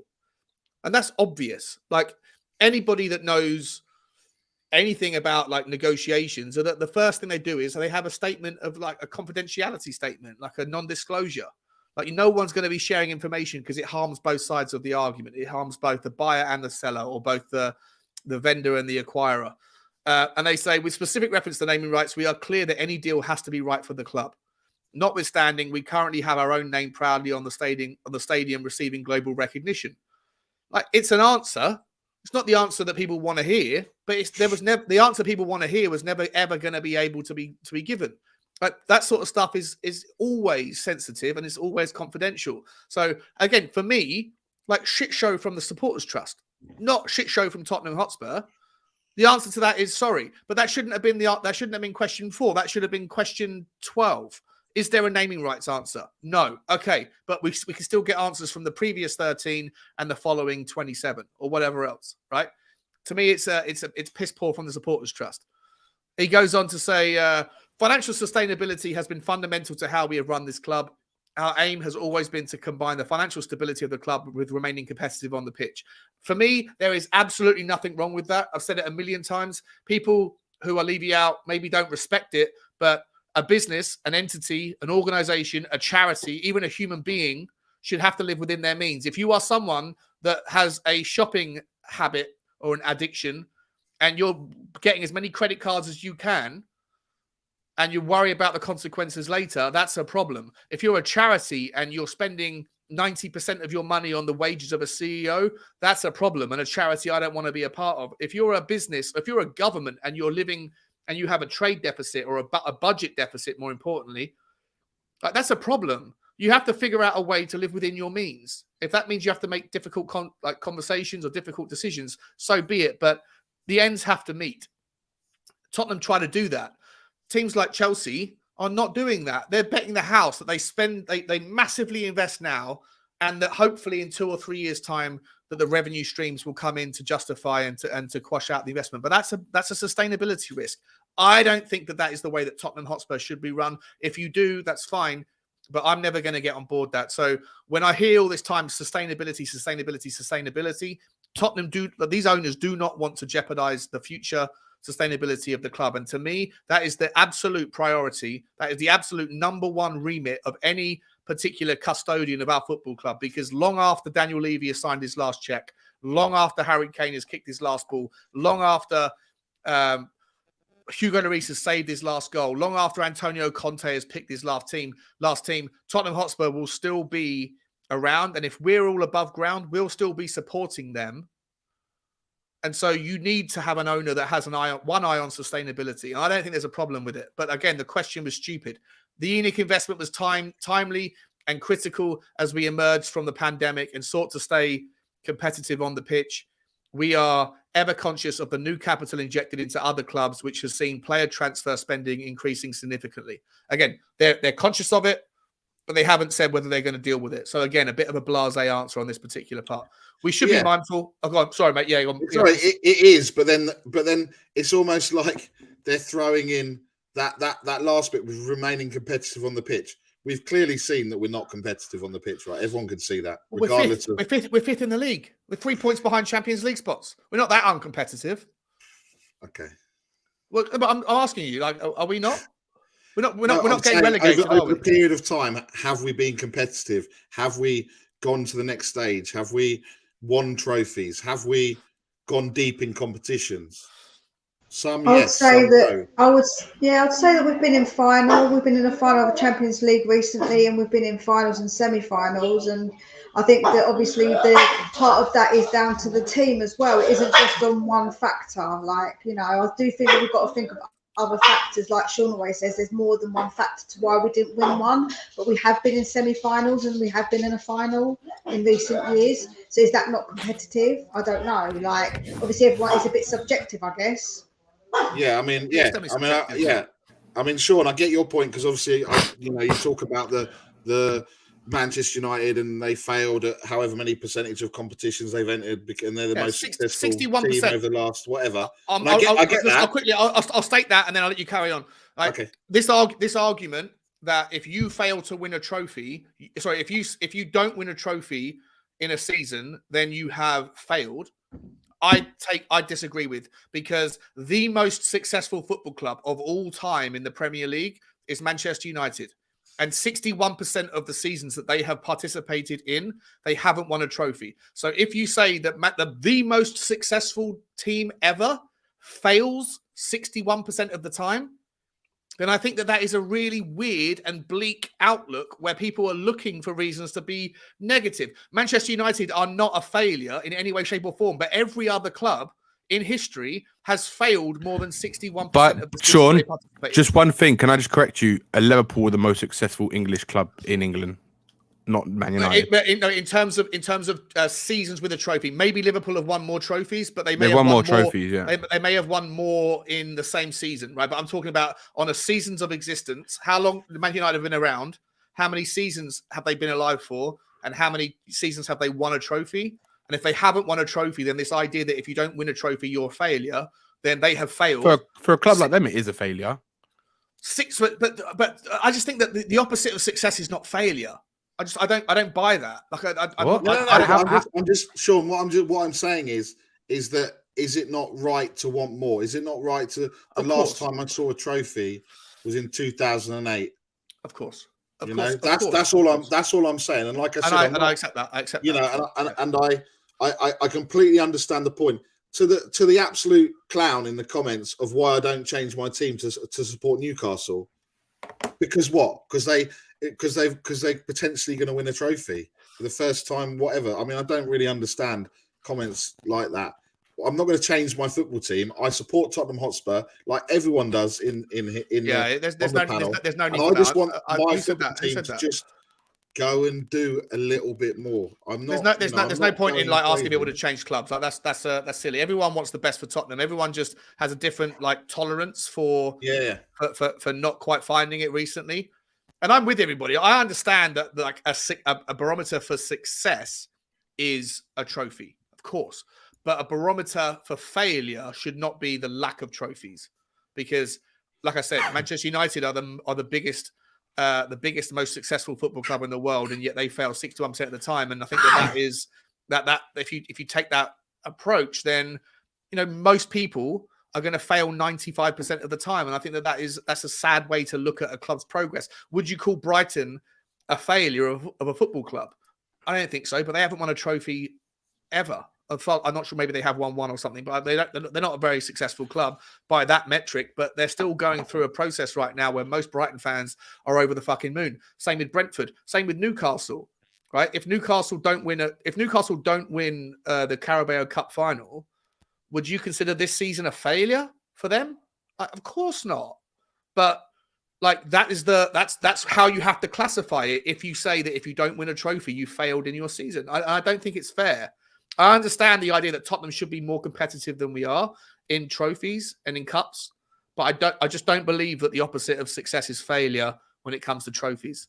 Danny, welcome. Let me finish the last paragraph, mate, and then I'll let you take over for the whole of the question 4 thing, and then bring Mia back in as well, and then let Nick let you guys go where you want with it. The last paragraph was, we should be mindful, however, of the implications of the changes to the governance of the game, which will compel greater sustainability and financial fair play. Major changes have been introduced in Europe around FFP regulations, including the newly launched UEFA financial sustainability rules, the full impact of which will be felt from season 25-26. They are based on 3 pillars: solvency, stability, and cost control, and clubs will have 3 seasons to adjust to them. Many expect that these rules will be a game changer for the sport. We should also allow for the possibility of even tighter regulations. Just quickly before I let Danny come in, for me on this one, I'm very well versed in the FFP rules. I think that Tottenham Hotspur saying this is a dismissive argument because Tottenham are nowhere near getting anywhere close to breaching FFP rules. So as somebody that's like more sympathetic to their cause, whilst they're bringing this into the conversation and it's a relevant thing to Tottenham, we are nowhere near getting close to being in breach of it. And so I think that they're just saying this as a way to mask over a lack of investment. They haven't pushed the boundaries even close to being in breach. So as someone that's Levy sympathetic, I think that that's a shit show final paragraph. And especially as it's the final fucking paragraph, I think they should have finished with a positive, not a silly little nonsense argument. Danny, welcome to the show, mate. How you doing? I'm recovering, so I'm not too bad, mate. Not too bad. Recovering from? I had a bit of that virus from the other night, like 2 nights ago. So I was in bed all day yesterday. But like I didn't get it as bad as some people in my family, or like Barry, for example. So it's good. It's good. It's not as bad as that. Put it that way. Okay. But yeah, look. Yeah. Well, hold on. What's this on my phone? It's fucking YouTube popped up. That's why. 1 sec. Sorry. Yeah. So with this whole thing, this whole statement, like, I agree with you on this last paragraph. Right?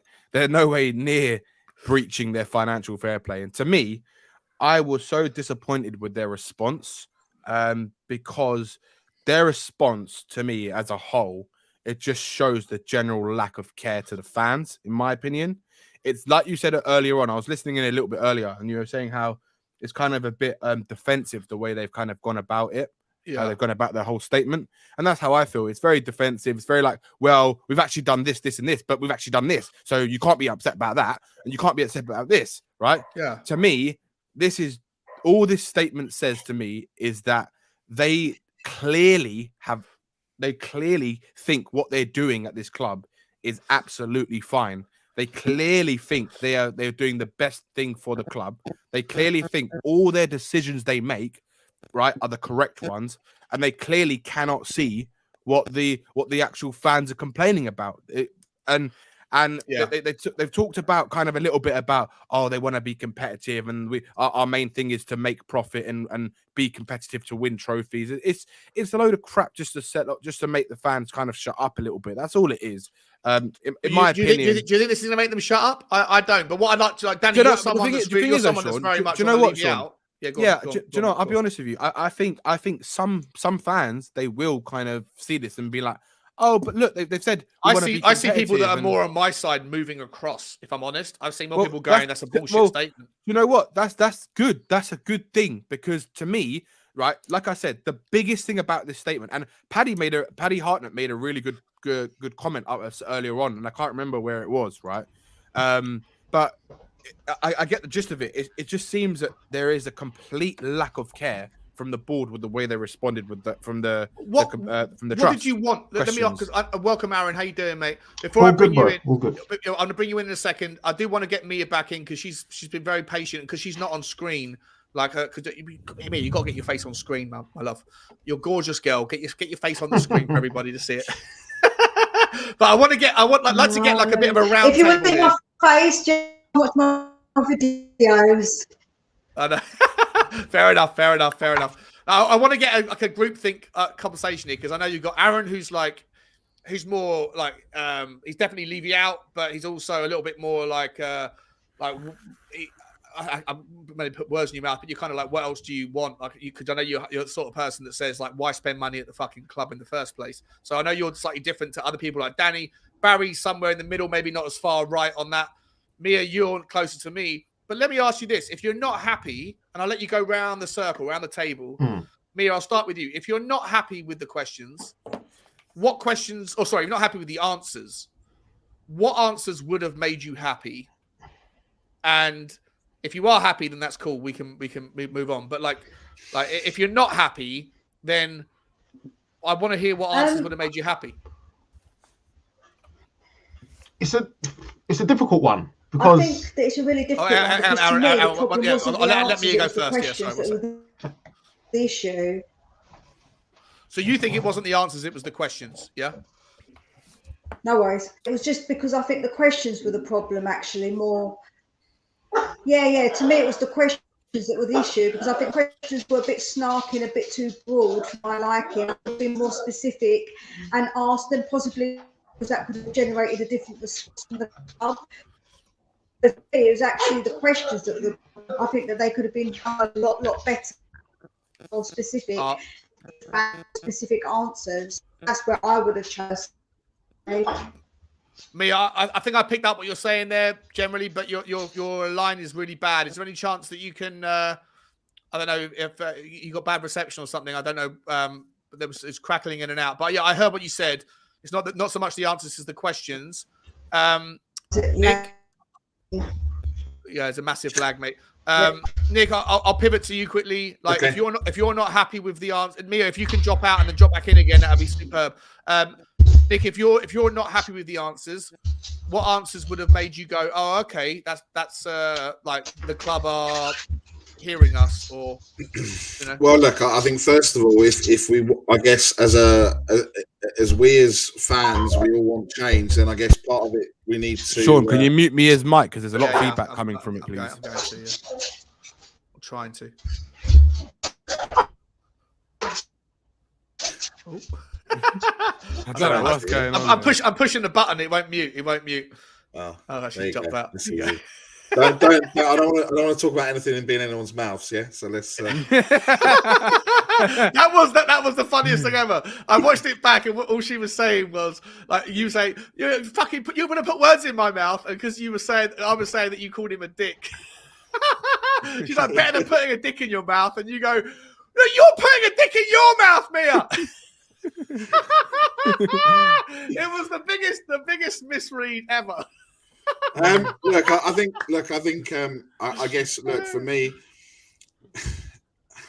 being honest, I don't think any of the answers would have made anyone happy, right? Because I think that if they sat there and went, well, the plan is to invest £500 million in the next 3 transfer windows, is that really going to make people excited? And that would never happen. But even if they turned around and said, you know what, yeah, we fucked up, and you guys are right, then ENIC people would have gone, you see, ENIC out, they're not competent. Yeah. So look, there had to be no answers that were going to satisfy anyone. No, it's not going to satisfy anyone across the spectrum. I guess in terms of wanting what the correct answers or the correct questions to then generate the correct answers, is that people need to they need to invest in becoming a Tottenham Hotspur Supporters Trust member. Then they need to try and not like infiltrate in them, but they need to try and get on side and get voted into a position where I guess real change is going to happen. That's the party line of how you do it these days. You're not, but is anything going to change? Not when we're so far all over the place, I guess, from one end of the spectrum to the other. I don't know. I just can't see, that people throw heat from both sides based on whatever they want to base it on, but whatever mood they're in and everything else. Whereas I think, Jory, Danny, you guys probably put it across in a better way than probably someone else can, other people can. And look, do you want me to explain it, right? I'll delve into a tiny bit of this, right? So first of all, the first thing in their first question they answer, in the last 20 years, we qualified for European competition 17 out of 13 times, right? 17 times, 13 of which are currently successive, right? So they first talk about the club, right? And we set out our business model in the last year's financial results announcements and below, etc. And then they start talking about them being in European competitions. First of all, it wasn't Levy or Enoch that got them into those positions. It was the managers they employed at the time, right? And let's get it right. Those managers that came in, right? Martin Jol and Pochettino, they were lucky they got them, because if it was up to their planning and what they had planned, and apparently what they had planned, right? We would have had Van Gaal instead of Poch, and we wouldn't, and Santini still would have been the manager. Martin Jol was the assistant, right? So let's be honest, right? It was the manager that overachieved in all of those times to get us into Europe in those positions, right? Yeah. So even in the Amazon thing, didn't they? Even in Amazon, Levy was like, "I got lucky with Poch." He clearly comes out and says how lucky he gets. Aaron. Exactly. And then you go on to the next point, right? Where they say our strategy, right? This is key. This is the quotes from what they've said in their statement, right? Going forward, therefore, our strategy is clear: to drive and generate revenues to invest in all of our football activities, right? Make of that as what you will, right? That's all I'm saying, right? That's what they're saying, right? They don't say we're going to try and invest in the first team to go and compete to win a trophy, right?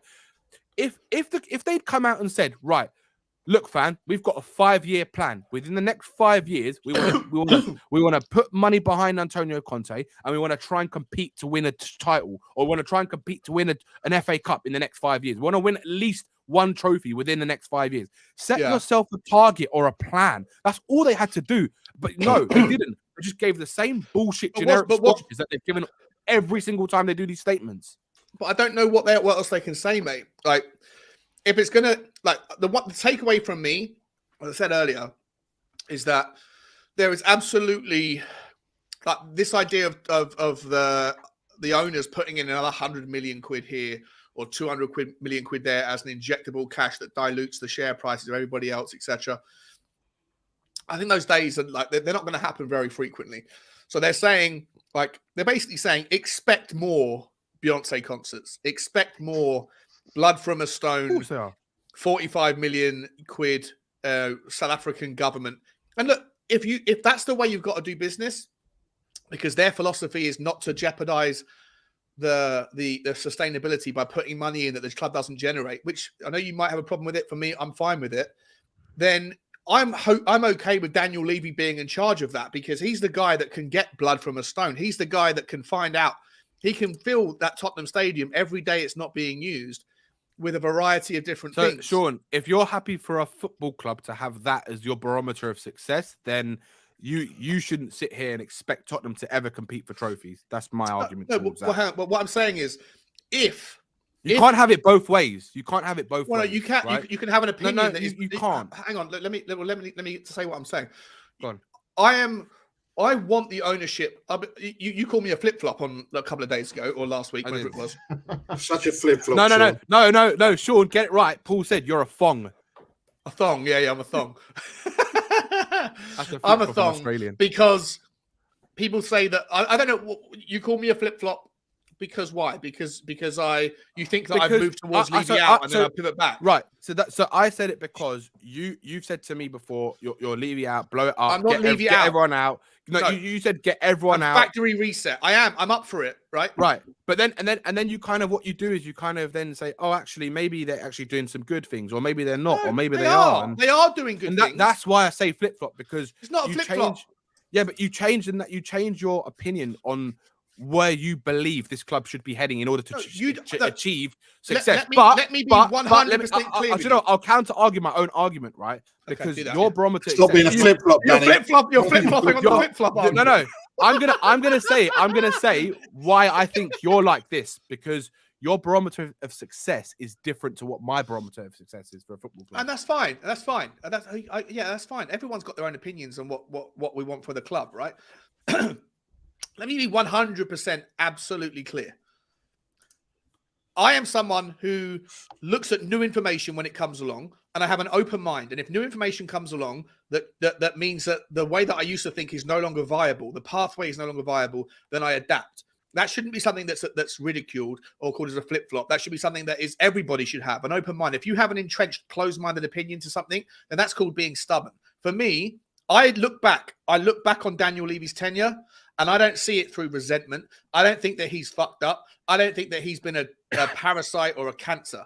And so I will never be part of the Levic out, the Lenic or the Enoch out move, the Levy or the Enoch out movement, because that is based on looking backwards and saying these guys are X, Y, and Z, and they're terrible for the club. I don't view their tenure in that light. However, I see now the game has changed. When you see new owners like Chelsea guy coming in, spending 140% of what they made in revenue last year in 6 months worth of transfers, the game has moved. If Liverpool get bought out by Middle Eastern or foreign ownership with the same sort of appetite for risk, and if the Manchester United do the same with Newcastle and Manchester City and Arsenal doing what they're doing, I think the game has moved. And so on that basis, I'm very much happy for Enoch and Levy to move on, sell the club. I also think it's appropriate for them to do it because I think that they're going to be at peak valuation now if they haven't already passed it. And so I'm happy for them to move on to an owner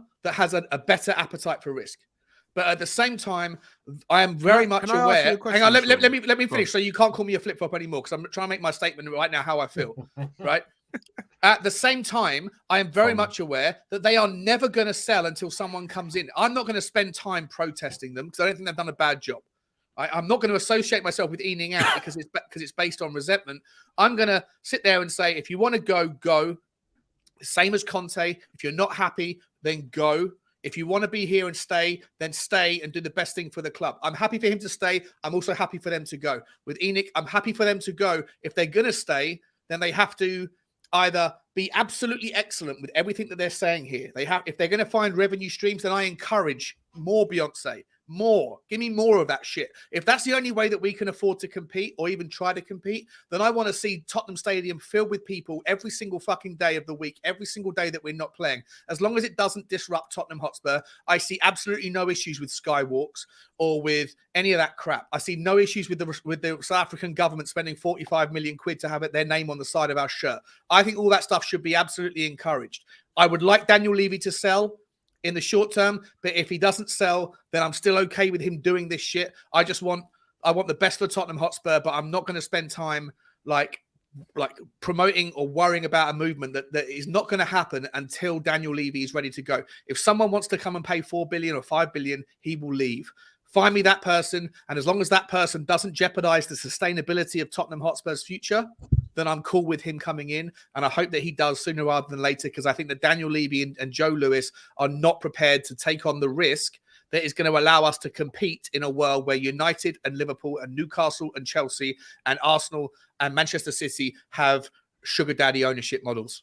That's how I feel. That's not a flip-flop. Because it's never been their intention to ever win trophies, Sean. It's never been there. Their intention has always been to generate as much revenue as they can, right? And they're gonna keep in order to improve the first team. No, in order to improve. No, in order to improve, like they said in their don't say that because you've just seen the quote from them. They said the football activities, right? That doesn't mean the first team. They didn't say the first team. So don't twist what they're saying, right? Just to suit your own narrative, right? They have said themselves, football activities. That means everything that's related to the football club, right? So the women's team, the women's team. What's wrong with that? What's wrong with that? The sports center, the fucking women's stadium, the NFL complex they're going to build. What is wrong with the women's team? Because the money's not going into the football team. It's going into the women's football team. Hold on a minute. Are you trying to say that the women's football team isn't as important as the men's football team? Because that's obviously what it sounds a bit. Not for revenue, no. If not for revenue, of course it's not. But it doesn't cost as much to sustain the women's team either. It's all net, right? You can buy the world's greatest. You can buy the world's greatest football player for it. They're going to build a women's stadium, Sean. But where's that money going to come from? But surely, you think they're going to invest their own money? What's wrong with that, mate? Hold on. What's wrong with that is because we're the fucking fans that are paying the high season ticket prices in the league in Europe, and we're watching this fucking drop. So you don't give a shit about the women's football team, so therefore it's irrelevant. Can I just say something quickly? So if they build the stadium, surely that's getting money in because then people are going to come and watch. Because the more people that watch the women's team, the better for promoting the women's team. You're missing the point. It's nothing to do with them wanting to see the women's team improve. It's all a financial gain. That's everything they do is for financial gain. Every decision they make is for financial gain. right? Yeah. It's nothing to do with making the women's team the best team or making the Tottenham men's team the best But team. they don't take the money out of the club, Danny. It's for You're making out like they take the money out of the club. They don't. They've never taken dividends. They are reinvesting the money that they make, right? They're reinvesting. I'm not saying Daniel Levy's taking money, but they are reinvesting the money. The companies that own Spurs, every bit of money that comes into that club is going to be reinvested to develop what Tottenham own and the subsidiary companies that Tottenham own, right? It's gonna be that. How do you think Daniel? Do you think Joe Lewis is gonna invest hundreds of millions of pounds to build flats in Tottenham? Are you serious? A man who's not invested one dime into How many times have I got to say this to you? The stuff that's happening in Tottenham Hotspur, right? You never see on Tottenham Hotspur's financial statement anywhere. Of course not, Sean. That they made 100 grand from popcorn sales at a cinema. Listen, Sean, you don't see it. Hold on, Sean. Stop talking about I'm sorry. You cannot. I've worked in investment companies too, Sean, as well. I know how it fucking runs, right? So you can't sit here and tell me that they are these all good beings, all these angels that don't hide money, right? Don't tell me that because I fucking know, right? So you cannot use that argument then and say that Tottenham are not going to use the money they generate from the club, right, to reinvest to make their brand, right, what they own more attractable, right? What's wrong with that? Because it's not going into the football team. That's what's fucking wrong with it. But isn't investing into the women? But isn't investing into the women's team putting it into a team that we have got? Isn't that what they're doing? No. Mia, there's no reason why the men's and the women's game can go alongside each other. They only put the North London derby, the women's game, at the Tottenham Hotspur Stadium because they know they're going to make more money than playing it at Leyton Orient. That is a fact. They do not put Tottenham Hotspur against London City Lionesses at the fucking Tottenham Hotspur Stadium. Not. Yeah, because there's no demand for it yet. Exactly. Yeah, but why, Sean? Why are they doing it? Sean, because they've got one eye on the future. They've got one eye on money. They've got one eye on money. Women's football is the fastest growing sport in the world. No, it's not. Sean, I can tell you, Sean. I can tell you. Right, from Rich Wish, let's be honest. Unfortunately, the women's... Danny, shush a minute. The comment from Rich Wish at 2:16.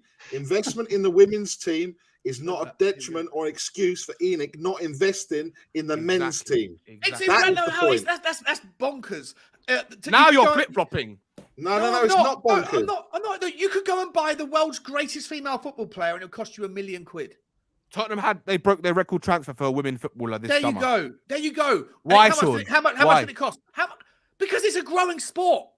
Right. Okay. Why do they want to? You're so dismissive of the women's game. It's no. Why do they want to invest in that, Sean? Why? Because it's a growing entity. It's a growing thing. Why? Okay. What do you mean? What's the end game? What's the end game for doing this? What's the end game of anything, Danny? What's the end game of anything? To make money. Why does anyone do anything? There you go. Why does anyone do anything, bro? I rest my case. To make money. What case are you resting? That doesn't make money. You don't win a point. To make money. That's it. That's what they want to do. Make money. Sean Neal, Danny won. What are you talking about? That's not true. No chance. It's to make money, Sean. You just said it yourself. What about all the other teams that invest in the women's team? Are they all just doing it for money or because they want the successful? Of course they are. They're not doing it because it's a nice thing to do, Mia. They're not doing it because they're like, I think we should invest this because it's a nice thing to do. What I'm trying to say, why do you go to work, Danny? Why do you go to work? All the other teams are doing it to make money. But all the other teams are doing it. Everyone needs to fucking make money. Why is so wrong? That's what I don't understand. Are we socialists all of a sudden? Because it's the chart. Go on, Barry. Fuck off, mate. Mia, everyone is doing it. The reason why they're doing it is for the investment and for the end game. However, they're not doing it. Are we seeing Chelsea doing it to detriment of the men's team? No. Man United? No. We're not seeing them doing it. You say it's 100% at the detriment of the men's team. Though, can you 100% say that it is 100%? Are you not seeing what's happened over the last 20 years at Spurs? Like, honestly, What's happened in the last 20 years? I'll tell you what's happened in the last 20 years. Our 2 highest ever league finishes. We've Yeah, got 6 Pochettino cup did that. finals. Pochettino did that. That's the Pochettino, old white not hart Levy. lane. No. Not Who employed Poch?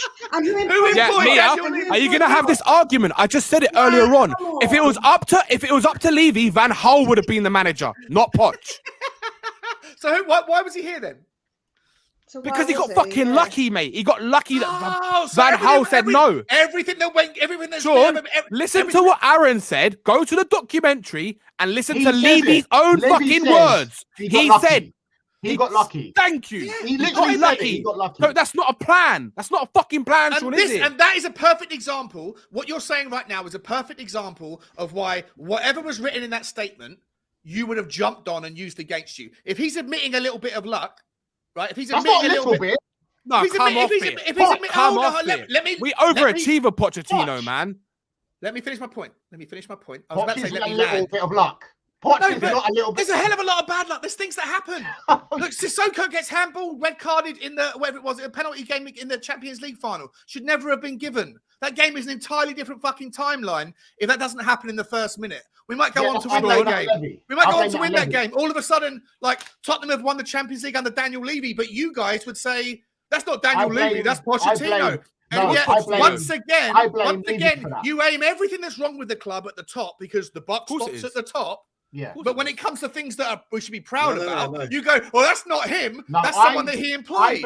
I blame Daniel Levy. The for dishonesty in your narratives, guys. No. I blame didn't say that, did I? for losing that final. Not you. No, Nick, you were okay. Go on, Aaron. You're Yeah, okay, but the other two, no. I blame Daniel for that loss in the final. The reason why is because he didn't invest in the squad that season. We shouldn't even have there Sissoko you go. in the team. See again. Everything's We should always have his fault. Sissoko in the team. Everything's always his fault. We had Harry Winks and Sissoko. He We got should us have there. far better Sissoko than got that. us to the No, final. he didn't. No, Hold on. Wanyama was clear of him that season. Sean, let's be single honest, final- right? You have to be honest, right? Because all those teams, So do you. we got lucky. Consistency. We got lucky to get to the Champions League final, right? We got lucky to get to the Champions League final, right? Secondly, and like I've said before, many occasions, right? In those periods where we were at those points where we could have pushed on, we never did. Thirdly, if you look at our squad, right, our squad for that final, and you compare it to Liverpool's, if you look at the bench, it's night and day, absolute night and day, right? So when you get into those positions, right, we sold Moussa Dembele in that January, and what did we do? Nothing. We didn't replace him at all. You can't sell someone like, and I know Moussa Dembele. People will use the argument that he was already on a decline, right? That's fair enough. But you still need to replace him, right? You still need to replace him, and we didn't, right? And this is the problem. Final, if you look at every single final that we've been in since Levy's come in, we've been the underdog in every final. Well, that's par for the course for a team. No, but look, you shouldn't be like that. That's par for a course for a team that when he took over, we were finishing 16th or 17th in the league. Sean, let me ask you a question. Hold on. Stop.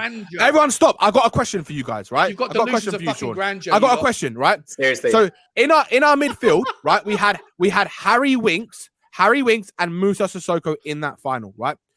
Whose fault was that, right? How did Pochettino get them players to a final of a Champions League? Was that Levy that got them to the final of the Champions League? With Harry Winks and Sissoko in the midfield? Perfect. Was that Levy? Once again, you are demonstrating the bias. Once again, you're demonstrating the bias that I point to you. If you're going to give credit where it's due to the people that are responsible for getting you there, which I agree with, by the way, right? You do not, whilst ultimately the buck stops at the fucking top, whilst ultimately, yes, it does. In reality, it's far more reasonable to allocate blame or credit to the divisions that are responsible in a business that is multifaceted.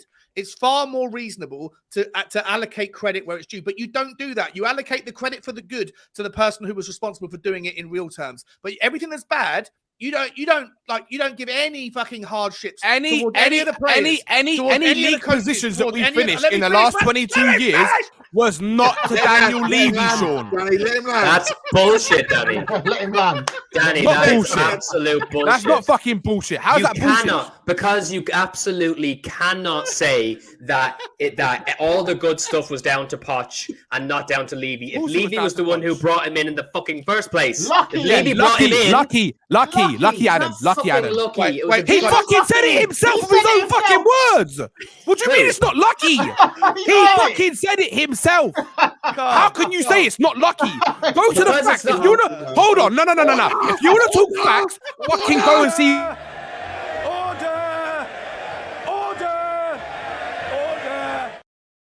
Guys, stop. You cannot use that narrative. I'm sorry, you cannot use that fucking yes, narrative. you have. It's ridiculous. No, you can't. Every time something bad that happens, means it's you're Levy's bullshit, fault. mate. Fucking Every bullshit. single time something bad happens, it's Levy's bullshit. fault. And when something good happens, it's someone else's. Like seriously, Wait, every bullshit. fucking time. Guys, we just calm for a second. Can I just make one comment? Mia, come in, please, because you're not visible. It's difficult to you've got to have some time here. Welcome to the stream, Adam. Mia, the floor is yours. About what Mo. What I was about to say is this comment from Mo is pretty disgusting. Tottenham is made by men. Tottenham Football Club is a male football club, and while we're talking about the women's game, do you know what? In this time, I'm really disgusted 100%. To even hear a comment like that. You should have some more respect for the women's game, and I think that is a terrible comment and a terrible take. I'm sorry, and I had to bring that up. I had to pull somebody up on that because I think that's a really bad thing to say. Didn't even see it. Sorry, Mo, I love you, man. You've been a great participant in. You've been a great participant in the conversation, Mo. Come on, mate. That's a little bit misogynistic in terms. I'm not trying to call you out, but that does sound a little bit weird. There are nuances to this situation, guys. To be fair, and like you've got to look at it from the perspective of yes, it is wrong to in any way denigrate the women's team whatsoever. If you can't go to the extreme that way and say that women's football doesn't matter. Absolutely, it should matter. Women should be able to play the game too. On the other hand, you've got to look at the nuances of it and say the women's game is not going to generate us any money. So, you've got to find the balance. People are going to go too far with things, but try not to get too disheartened over comments like that, because ultimately it comes from the other side of things where they're trying to push the women's football to a degree where it can be to the detriment of the men's football. So just try and find a balance. That's not we have. I'm sure Mo's a good guy. Mo's a great guy. Mo's a great guy. I didn't mean it. Yeah, it's passionate stuff. And listen, for what it's worth, Adam guys, said, I've never seen the passion.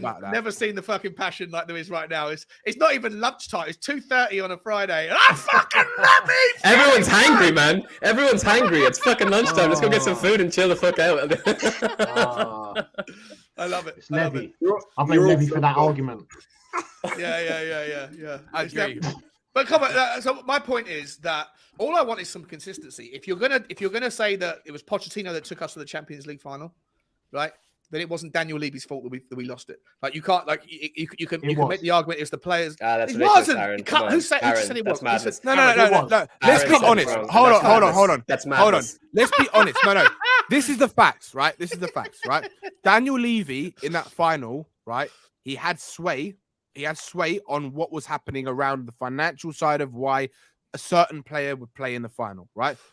But in that final, it was the players and the manager's tactics why we didn't win that particular final. But what Daniel Levy's fault was for not giving the manager the players to enable them to have a better chance in that final. That's on the owner, right? That's on the owner, right? And that's collective reasoning. That's cherry picking to the highest degree. No, it's not. It is. By definition, Danny, it's cherry picking. By definition. So when Tottenham lost we drew 0-0 with Manchester United. I think it was 2011 or 2014. I forget when it was. We got to the Carabao Cup final and we lost to Manchester United on penalties. Right? Is Daniel Levy responsible for being a shit penalty taker? Yes, because you should have brought in better penalty takers. Aaron, come on, Aaron. Go on, Aaron. I haven't been able to take you seriously since you said that it's Levy's fault that we're constantly underdogs. We've never not been underdogs. Under Alan Sugar, we were underdogs. The difference is we've gone from a top 10 team to a top 6 team. What I mean by that is what I meant by that is that every time we're in a final, every time it's a bit rocky for our opposition, they have a bench to change it. We have never had the bench since the 60s. So what's the point in putting that on Levy? Yeah. No, since the 60s. Well, since I've been alive with my own eyes and what I've seen, every time we're in a final, we have no one to bring off the bench. Okay, but the same people that are making that argument before Levy, that's true as well. The same people that will make that argument point to. So why can't that then? Can I just tell you? Hang on, Sean, want me to read out that team? Danny, I need to go because I've got to go and do something. Can we just all agree that this football club's a fucking mess? No, agree with that, yeah? not even slightly. Not even slightly. I agree. This football club is fine. This football club is doing just fine. This football club makes me happy. I don't know what the fuck it's doing to the rest of you.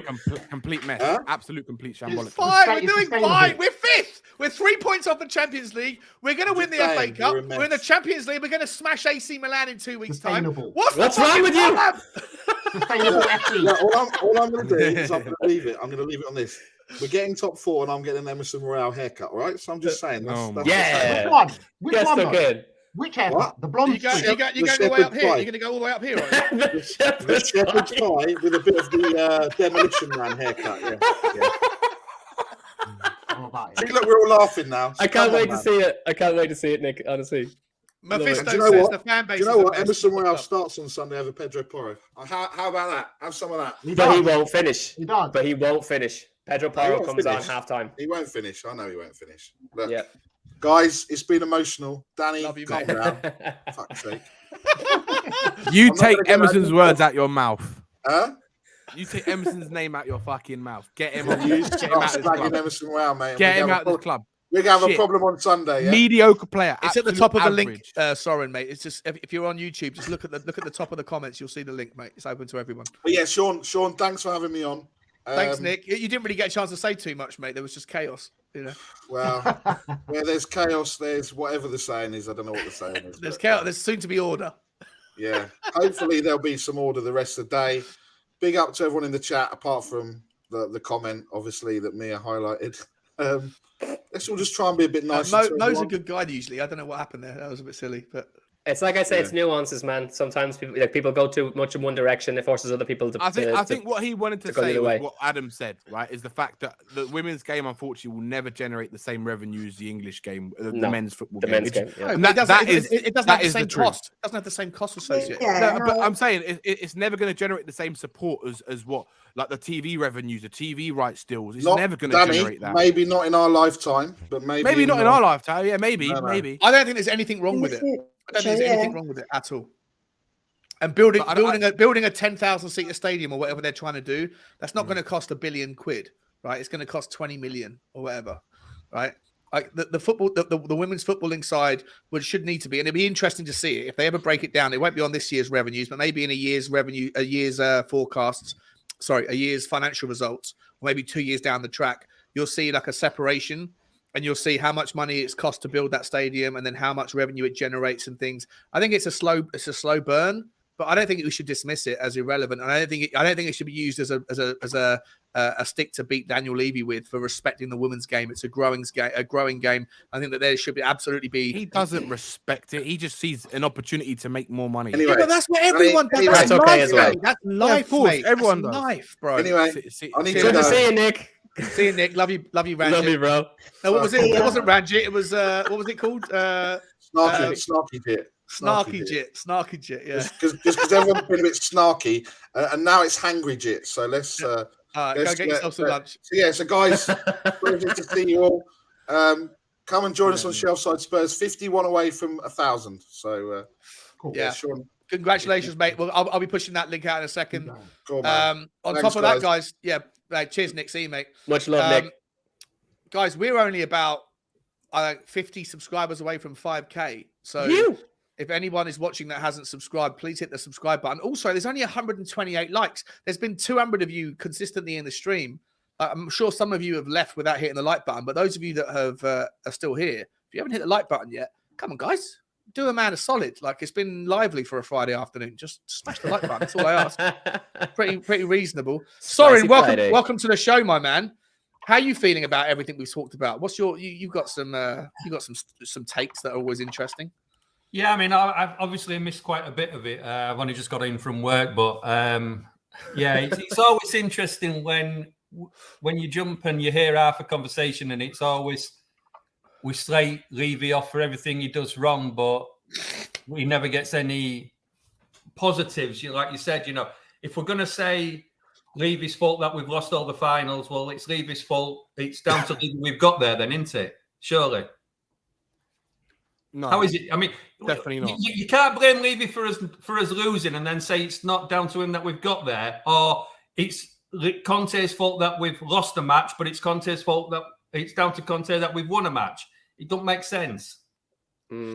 Absolutely, I hear what you're saying, man. but the manager, right, is the one who gets us in the positions that we get to, right? It's the owner's fault for not giving the manager better equipment and tools to allow them to do better than what we expect, right? And on now that Champions League final run. Go on, Soren. And on that, Danny, I agree with you in a sense, but it's also down to the manager to ask for certain tools, and then if he doesn't get it, you think the manager didn't ask for tools? Like, are you going to say that honestly? No, I didn't say he didn't ask for. But what I'm saying is, as far as we're all aware, Conte asked to make sure we got Porro in. We got Porro in. Now, Conte has come out recently and said he's happy with the centre backs until summer. Say right. Well, but you're all slating Levy right. off. So let me ask you a question. Do you honestly believe that Conte is going to come out and tell everyone how bad our centre backs are? Right? He's happy to come out and complain about everything else, so why not? Yeah, but if you listen to what he actually says, he's very, very clear in what he says. He's very cryptic in what he says, right? He's saying we need to build a foundation, right? We need to build a foundation. What do you think that means, right? When we lose after a loss, when our defense have been absolutely shambolic, he then comes out and says, "Oh, we need to build a foundation. It's going to take time," right? What do you think that means? He's not saying we need to build a foundation for the strikers, is he? Because we've got 3 of the best forwards in the world, right? Yeah, agree. So he's obviously telling people in a way without actually being direct and saying Eric Dyer is not competent enough. Ben Davies is not competent enough. Longley is not competent enough, right? He's not going to sit there and slate his defenders when he has to use them because he knows that there's a big chance that he's not going to get the centre backs that he deems as required enough to do the job that he wants to be able to do at this club in terms of in a defensive manner, right? So he's not going to sit there for the team who's conceded the 6th amount of goals in the Premier League and say, right, Eric Dyer is terrible. We need to replace him. He's not going to tell the public that. He's going to say, he's going to try and motivate them any way he can because at the end of the day, he knows he's got to try and get something out of them. Last season, he did. Last season, he managed to make them believe that they were good enough to get top 4, and we did it, right? This season is showing they're showing their true colours again because last season was an anomaly with how well some of those players performed, especially Eric Dyer and Ben Davies. They haven't performed at those levels for years. And we can go back to the 3 previous years before he came in, and they were atrocious, all 3 of them, right? So, boys, Danny, just 1 second, mate. Aaron's got to jump. I've got to go back to work. Love you, mate. Thanks for coming on, my man. Come back again anytime you want. We're always here. Love you, buddy. Have you got a channel you want me to plug for you? No. All good. I'll jump back in here at some point. All right. We might well still be here about 8 o'clock this evening. So, like, you know how we roll. All right, boys. I'll catch you. See you, mate. And before I just pop back, sorry, Danny, just quickly, mate. I know you're finishing your point, but I just saw a comment here from Julia Louise's Camel. Wow, what I got to respond to this one. It's a little bit disgraceful. Well, whatever, it is what it is. Sean, I'm not going to lie. You are quite xenophobic, to be fair. You criticize Middle Eastern ownership exclusively, but not opening American with open arms. Not surprised, given that you supported the Iraq War. Wow. First of all, I didn't support the Iraq War. I'm not sure if that's a personal thing. I'm the least government backing person in the world. I'm what you call an anarchist or at best a libertarian. Like, I want the least government thing in the world. Certainly don't support any war ever, anywhere. I think the whole thing is a disgrace and a money laundering exercise most of the time. In terms of criticizing Middle Eastern ownership, but not criticizing American ownership with open arms, I think that's what you're saying. I did a video that expressed my discontent with any kind of American ownership, especially if it's leveraged debt. And in terms of saying about Middle Eastern ownership, all I was doing was raising the very popular common topic of sports washing. I didn't have a stance on it. I was just saying that is a topic that is popular right now, and it's not something that I made up. Sports washing isn't a topic that I made up. It's a topic that has been prominent for the last, 10 years in all sports. Golf has been riddled with it. Football certainly has. And the World Cup was a constant conversation. All I was ever saying was that if we're going to go down that path, then that's a conversation. I never expressed my own personal take on it. So, Julia, Louise, I feel like that's a bit of a long stretch. And a low blow. Opinion. If that's what I don't care. If that's what you think about me, then so be it. But I don't particularly want American ownership, especially not if it comes with debt. And I don't particularly want anyone to go to war. Americans, British armies, anything, any war anywhere is something I don't support. The background of the people involved had nothing to do with anything. Like just to it's a bit of a wild one. Up. It's mental. It's mental to bring up the fact that they're Middle Eastern when that was literally just like the people who are coming in and buying Newcastle, Manchester City, and whoever, they happen to be Middle Eastern. But the problem is not the fact that they're Middle Eastern. The problem is the way that it's affecting the game. Money is massively affecting the sport in general. It just so happens that the Middle Easterns are the ones that are involved. If it was the Chinese, we'd be saying the exact same thing. I certainly have massive concerns about any potential ownership there. But I'm not xenophobic because all I want is people that can come in that can do a good job for Tottenham Hotspur. Yeah. Politics to one side, but unfortunately, when it comes to some areas of the country, there's politics a part of the ownership conversation. But to call me xenophobic, I find it a stretch. But if you feel that way, so be it. But it is what it is, in my opinion. Okay, well, yeah, appreciate that, Adam. But no problem. You're welcome to your opinion, but I just wanted to clarify it. And we've got somebody else who wants to come in and join the conversation. His name is AK. I don't know if he's a hi. Can you hear me? It's my first time on here. Hello, mate. Welcome to the channel. How you doing? Cheers. Yeah, not bad. Just I watched a couple of shows here and there. Just thought I'd come on, maybe have a bit of a say. Well, let me know. Let me know your thoughts of the situation as well. Yeah, go on. Let's hear your stance. Let's hear your take, and then we'll let Danny and Soren and Mia and Adam respond to it. Go on. What's your take, mate? Yeah, I don't really know. Like, when's enough for the fans? Like, is it when Arsenal win the league? Is it like, surely enough's enough with Levy? Like right now, what he's done at the moment, we haven't really kicked on all the stuff like winning the finals, being in the finals, not winning. This tag of having been called Spursy. It's basically we're only Spursy because we don't really get the help from the ownership to kick on that final hurdle. And that's why we don't. I think with our team, we do quite well to get there, but clearly we haven't won. Let's say we've been in 5 finals. We haven't won it because the team hasn't had enough help to get there. So that is basically down to the chairman not bringing in the right players. That extra kick. Yeah, there's definitely an argument for that. Soren, do you think that what AK's saying is true? Let me rephrase it a little bit. Is some of the reason, or how big a percentage of the reason that Tottenham fans are so fucking pissed off right now because Arsenal are having the season of their life and everything seems to be the cocktail of ingredients seems to be working in their favour, where Man City are off form, Liverpool are off form, Chelsea are off form, Tottenham are off form, Manchester United are probably a little bit too early to compete, and all of a sudden Arsenal's hard work in the background has suddenly come to, let's be honest, they're outperforming, right, relative to where they should be. They've gone from 8th, 5th to suddenly 1st by 8 points. It's a massive leap. But there's no coming back from this. If they win the league, what? There's no as a Tottenham fan, it's just it's the worst of the worst. They've been down in the gutter for the past how many years, and this league they just prop up and they win the league. It's if you care about what other fans think, I don't really give a shit about that stuff, to be honest. Well, only kind of success recently how old are you? Because it's being finishing above Arsenal. So if we we're not going to have that this year, and just to top it all off, they're going to win the league. So maybe not necessarily. Go on, Mia. Okay. I'm not being rude, but how old are you? Because I've seen Arsenal win the league many times, and here I still am supporting Tottenham. Do you know what I mean? I'm not going to let that affect my life. Yeah, it's disappointing. It's not nice, but I've seen it all. I hear what you're saying, but that was back in the Wenger days. So to me, it's yeah, know what I mean? So to me, that's not even But that was back when the league wasn't so competitive, and that was with Wenger. Yeah, that was 20 years ago. It doesn't matter, does it? say is that they still then winning the.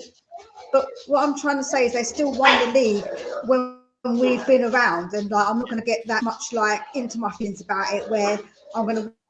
What am I going to do? Sit and cry for days and days? The early you know 2000s, like, we weren't on that level. Like, we're meant to be on the same playing field. If they're going to win it, they're going to win it, innit? Like, yeah. Can I just add to what AK is saying as well? I think what he's trying to say is, and I'm like, yeah. Is the fact that I'm 30 years old. Like, I have seen like Arsenal. Hang on. So go on, AK. How old are you, mate? Sorry, say that again. You're 20. 30. 30. Are you 30? Okay, 30. Yeah.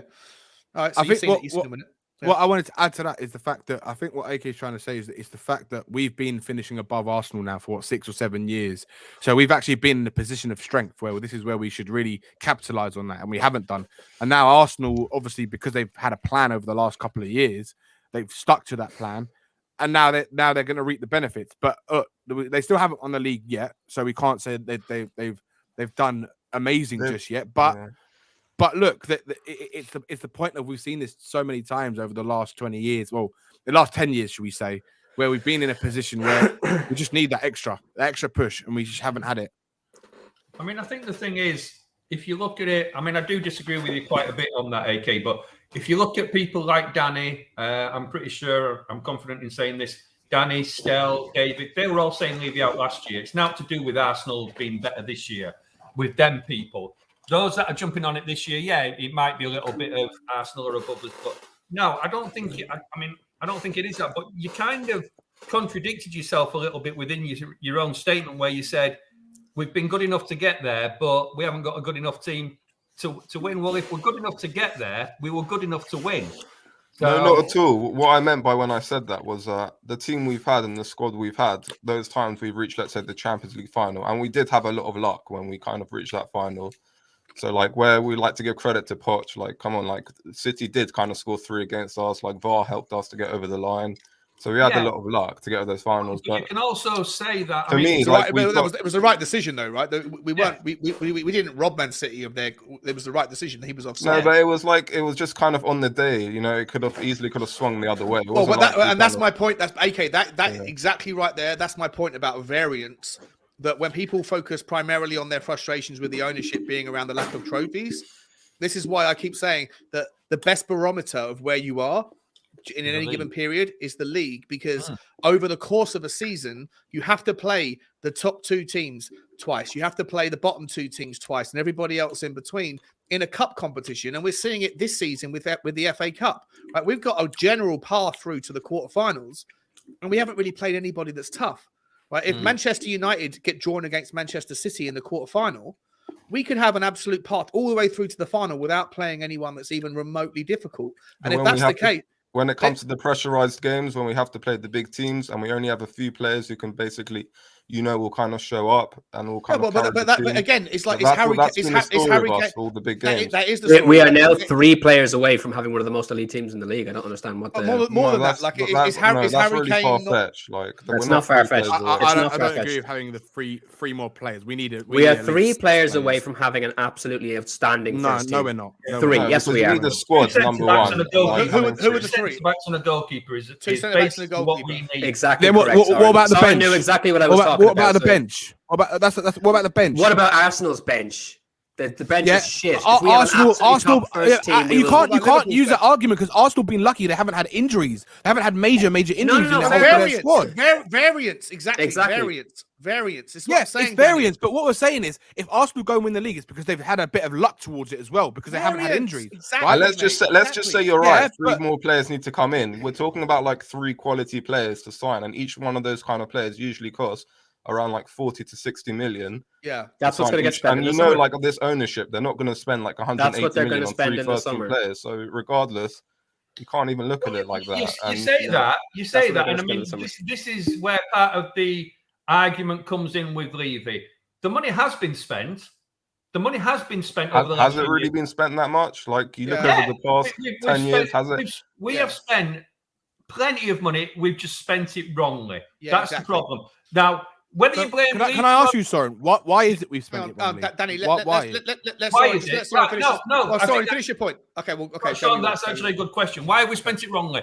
So, my argument to this point is that Daniel Levy does not necessarily on his own go out and pick every player we buy. He is advised as to which them players that are on a list are then given to the manager, as far as I'm aware, or the manager gives it to the sporting director, whichever way around it goes. And they say, yes, no. Now, we know on one or two occasions the club buys it. Now, who is the club? Is it the director of football? Is it Daniel Levy? Yeah. I would bet it's not Daniel Levy going out and scouting the actual players to buy. Yeah, now, Daniel Levy didn't scout Ndombele. I don't even think Daniel Levy scouted. Daniel Levy didn't scout Jed Spence. Everyone's saying it's a Levy buy. But Levy that player was chooses the caliber of players he wants to buy. Let's say when Bruno was out there, and he was worth 60 million. Levy would have said, all right, let's look at our balance, but let's see how much we can afford on getting a creative mid to replace Eriksen. And let's see, all right, we can spend, let's say, 40 to 50 million on this player. Bruno Fernandes is always given as one of the two. No, Bruno's just one of many players. Can you bring up Paddy's comment? Can you bring up Paddy's comment? Okay, before I do, and I will, before I do. But Bruno Fernandes, 2 seasons ago, like, the argument was relevant. Like, when I was having this argument with people last season, people were going, look at Bruno Fernandes. And I was like, Mane, Ruben Diaz. Okay. But then you go, this season, the argument, Bruno Fernandes has been absolutely fucking dog shit for the first 18 games of this season. It's only in the last month that he started to Bruno's a good player. You can't say that he's not going to get into our first team and he would be a quality player for us. But he went through a massive dry patch. And I would say the same. Well, I don't know why that was. Do you know what that was? Ronaldo. No, but that's an assumption. It's an assumption. No, it's not an assumption because you can see the stats. You can see this. No, don't say it's an assumption, Sean. When you actually look at the statistics, he's better than the look at the statistics. As soon as Ronaldo came out of that club, Bruno Fernandes came alive again. Hang on a minute then. So you're all slating Sonny off because he's exactly. But you won't blame it on Perisic. Exactly. It's nothing to do with Perisic. Perisic is coming. Nothing to do with Perisic. Unbelievable. Danny, you're constantly saying statistics, and then it's your opinions you're using. Show me statistics, and it's Perisic's fault. Go on. I showed those statistics. I showed those statistics in September. I was the very first fucking person.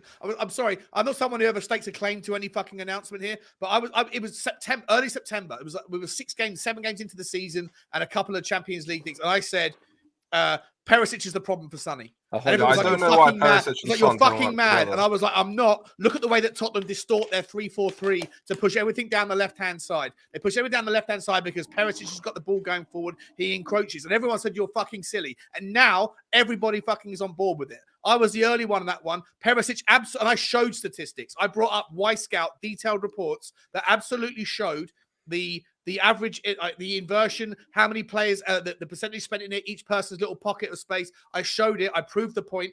If you want me, I can go and find the video to bring it back up. I spent an hour and a half going through it, and everyone called me insane. Now everybody's on board that mission, and I'm going to tell you right now. Well, not everybody, Sean. Not everybody. All the major say that. So all the major channels. Again. Oh, I'm speaking about generalizing about Wait. Let me give me 10 seconds, and I'll let you guys take over the floor. I made the point, I made the example, and a few other channels started to talk about, a few of the biggest channels started to talk about it, and they dismissed it as irrelevant. Now they're talking about it. And I'm making the same claim right now that under Pedro Porro, Sonny's going to have a resurgence in the second half of the season. You know why? Because the opposition, the defensive side of the ball, when we've got the ball, they overload on our left down their right-hand side because they don't give a shit about the threat of Emerson Royale or Matt Doherty. And our ball. Let me ask you a question. Let me finish my point. Go on. So I can get it out there, so it can be documented. Right? With Pedro Porro on the ball, and we're going to be able to play down the right-hand side with more aggression and more force and more fierce furiosity. The opposition are not going to be able to overload the left and worry about Perisic and Sonny so much because there's a bigger threat from the right-hand side. And when that happens, you're going to have a natural balance to the opposition, and that's going to leave more space for Heung-min Son. So I'm predicting right now that Heung-min Son, and even if he doesn't, Dan Zuma is going to have a brilliant second half of the season because there's going to be so much more space down the left-hand side than there currently has been in the first half of the season. I was right about Perisic invading Sonny's space, and I promise you, in my opinion, I am right. I was right, and I am right, and I will be right about this. Get it right. That's your opinion. Watch this space, Danny! No, I'm not. It's your. I don't care if it's his channel or not. That's his opinion.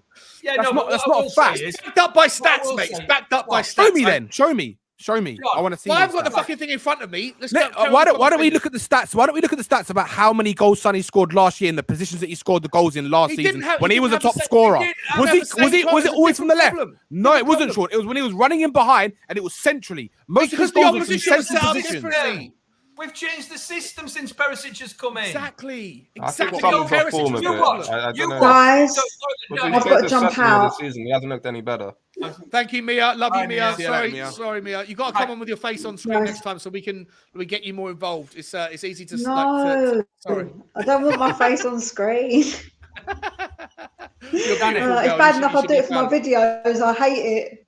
Oh well, you got to get over that. Everyone go over to Spurs Between the Lines. Let me get the link for you. Come on to Spurs Between the Lines. How many subscribers have you got right now? Spurs Between the Lines. Where is it? 178. All right, guys. Please do it. Everyone, there's 230 of you in the house, 250 of you in the house. If you can do me a favor, if at least 20% of you could just hit that link right now and then just smash the subscribe button. Mia is an amazing content creator. She's brand new to her own channel, but she's a brilliant participant in WhatsApp groups. Show her some love. Hit that link. Hit the subscribe button. Get her up to 200 subscribers, guys. Do everyone a favor here and help a girl out. Cheers, Mia. I really appreciate you, and I love your dogs in the background. They're awesome. Cheers. Thank you.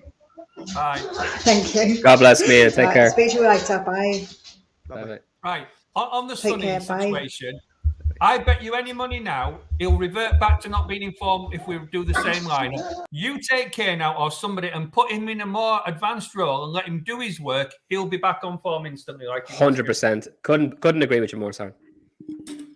Absolutely. We've totally changed the way we play this season, and that's why you're seeing Sonny not being anywhere near where he could be. It's not form. It's just the way he's been played. Yeah, I think it is form. I just think it just happens to players. Players go on and off form. So you telling me, and I know it was only Preston before you tell me, so don't tell me that. But are you telling me that all of a sudden when he's up front with Sonny's class, he's got that in his locker to do those goals against Leicester. So he's just going to turn it on. But he's had more time and space on the pitch to do that, and to me, it just looks he's a bit off form at the moment. Like I'm always going to basically say, Sonny does always have to start to me. Maybe if Richarlison's there. And he's really playing badly to play Richarlison, but see, I was calling for Sonny to leave. He just looks a bit. I thought Sonny should have been dropped. He's not strong enough on the ball, gets pushed off a bit. He's not like Kane and Kulu, but I think that Sonny should have been dropped. I was pissed off he was in the Fulham team, and then I found out during the game that it was Richarlison was sick, and Hill was injured, so I had a bit more time for it. But I thought that Sonny should have been dropped against Manchester City. Based on a meritocracy analysis, I thought that Sonny shouldn't have been there. However, as I say, people will call me a flip-flop now, but I actually believe new information, right? New information can change your mind. I think that Pedro Porro is going to open up the right-hand side, and I think that the defense are going to have to pay more attention to it, and that's going to open up more space. Now, whether or not Tottenham should be brave enough to play Perisic and Pedro Porro in the same system, I'm not entirely convinced of that. I think you might see a system where maybe Nick was right about starting with Perisic against City and starting with Emerson. I think if you go with Perisic, you can't defend, and Pedro Porro, who hasn't been tested in the Premier League defensively, I don't know if that's a little bit too gung-ho with the three centre-backs we've got. But over time, I think you're going to see a trend where defensive teams are going to have to pay more attention to our right-hand side, because our right-hand side now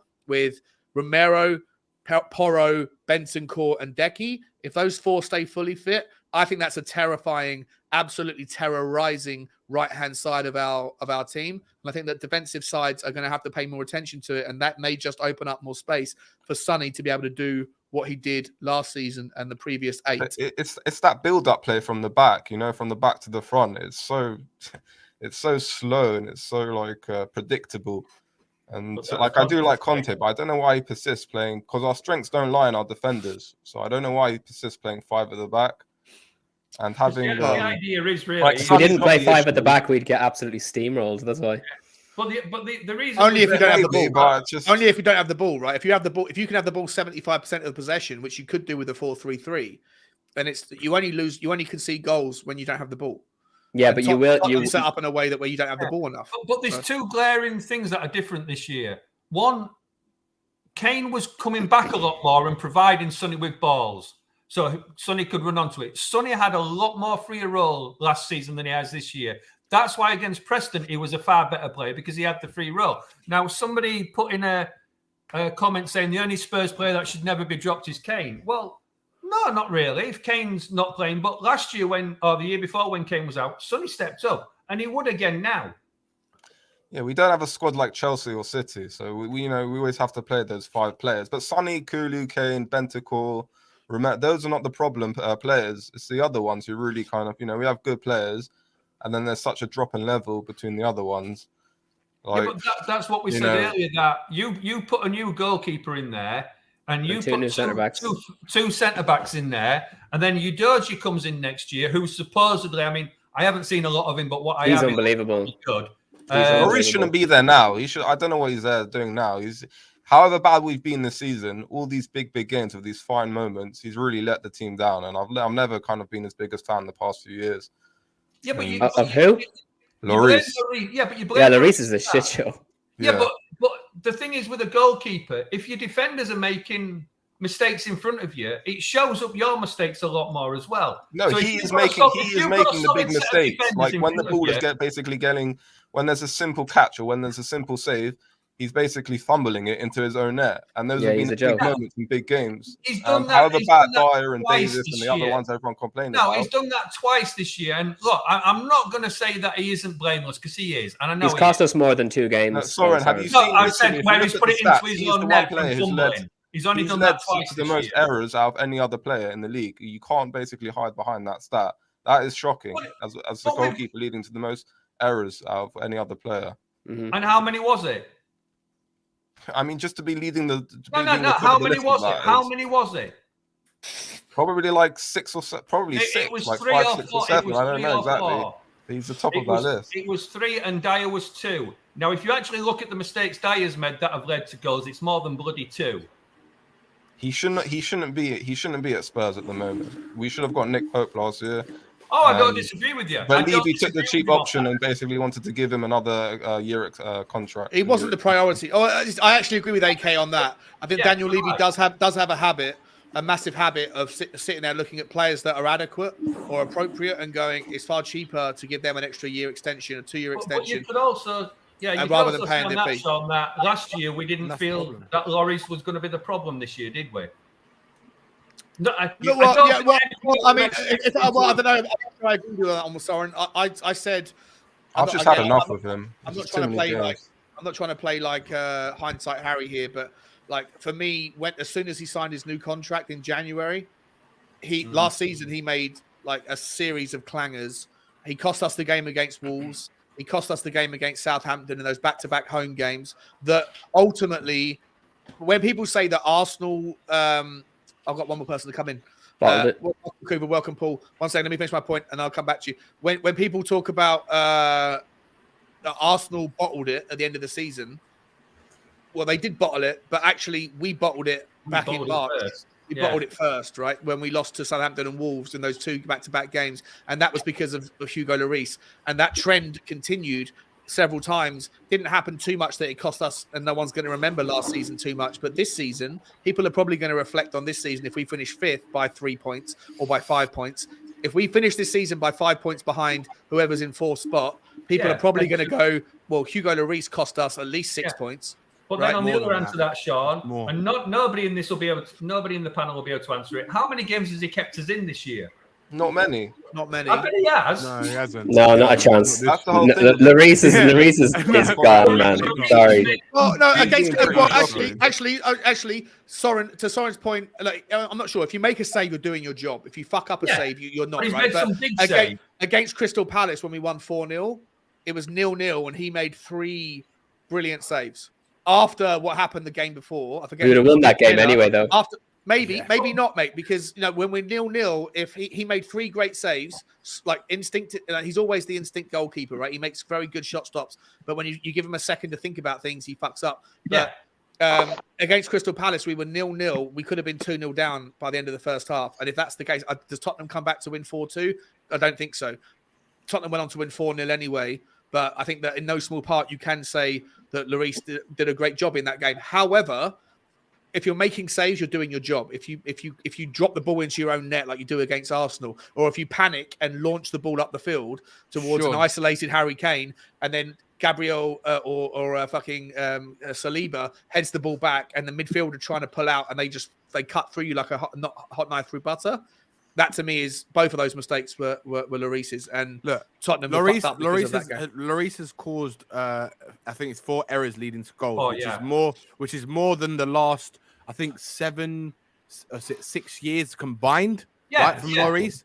So that in my opinion shows that his level has completely dropped and he has to be replaced, because he has cost us a lot more than anyone else has this season. Last season, for example, But what you can also say is that there's probably been a hell of a lot more shots against him as well this season, because of our defense being quite poor in front of him. That's all I'm saying. I'm not defending Lloris. Yeah, I mean, I'm not trying to defend Lloris in this, but what I'm saying is that he's not entirely to blame. That, you know, a goal is, if all of a sudden there's more shots coming at you, you're going to make more mistakes.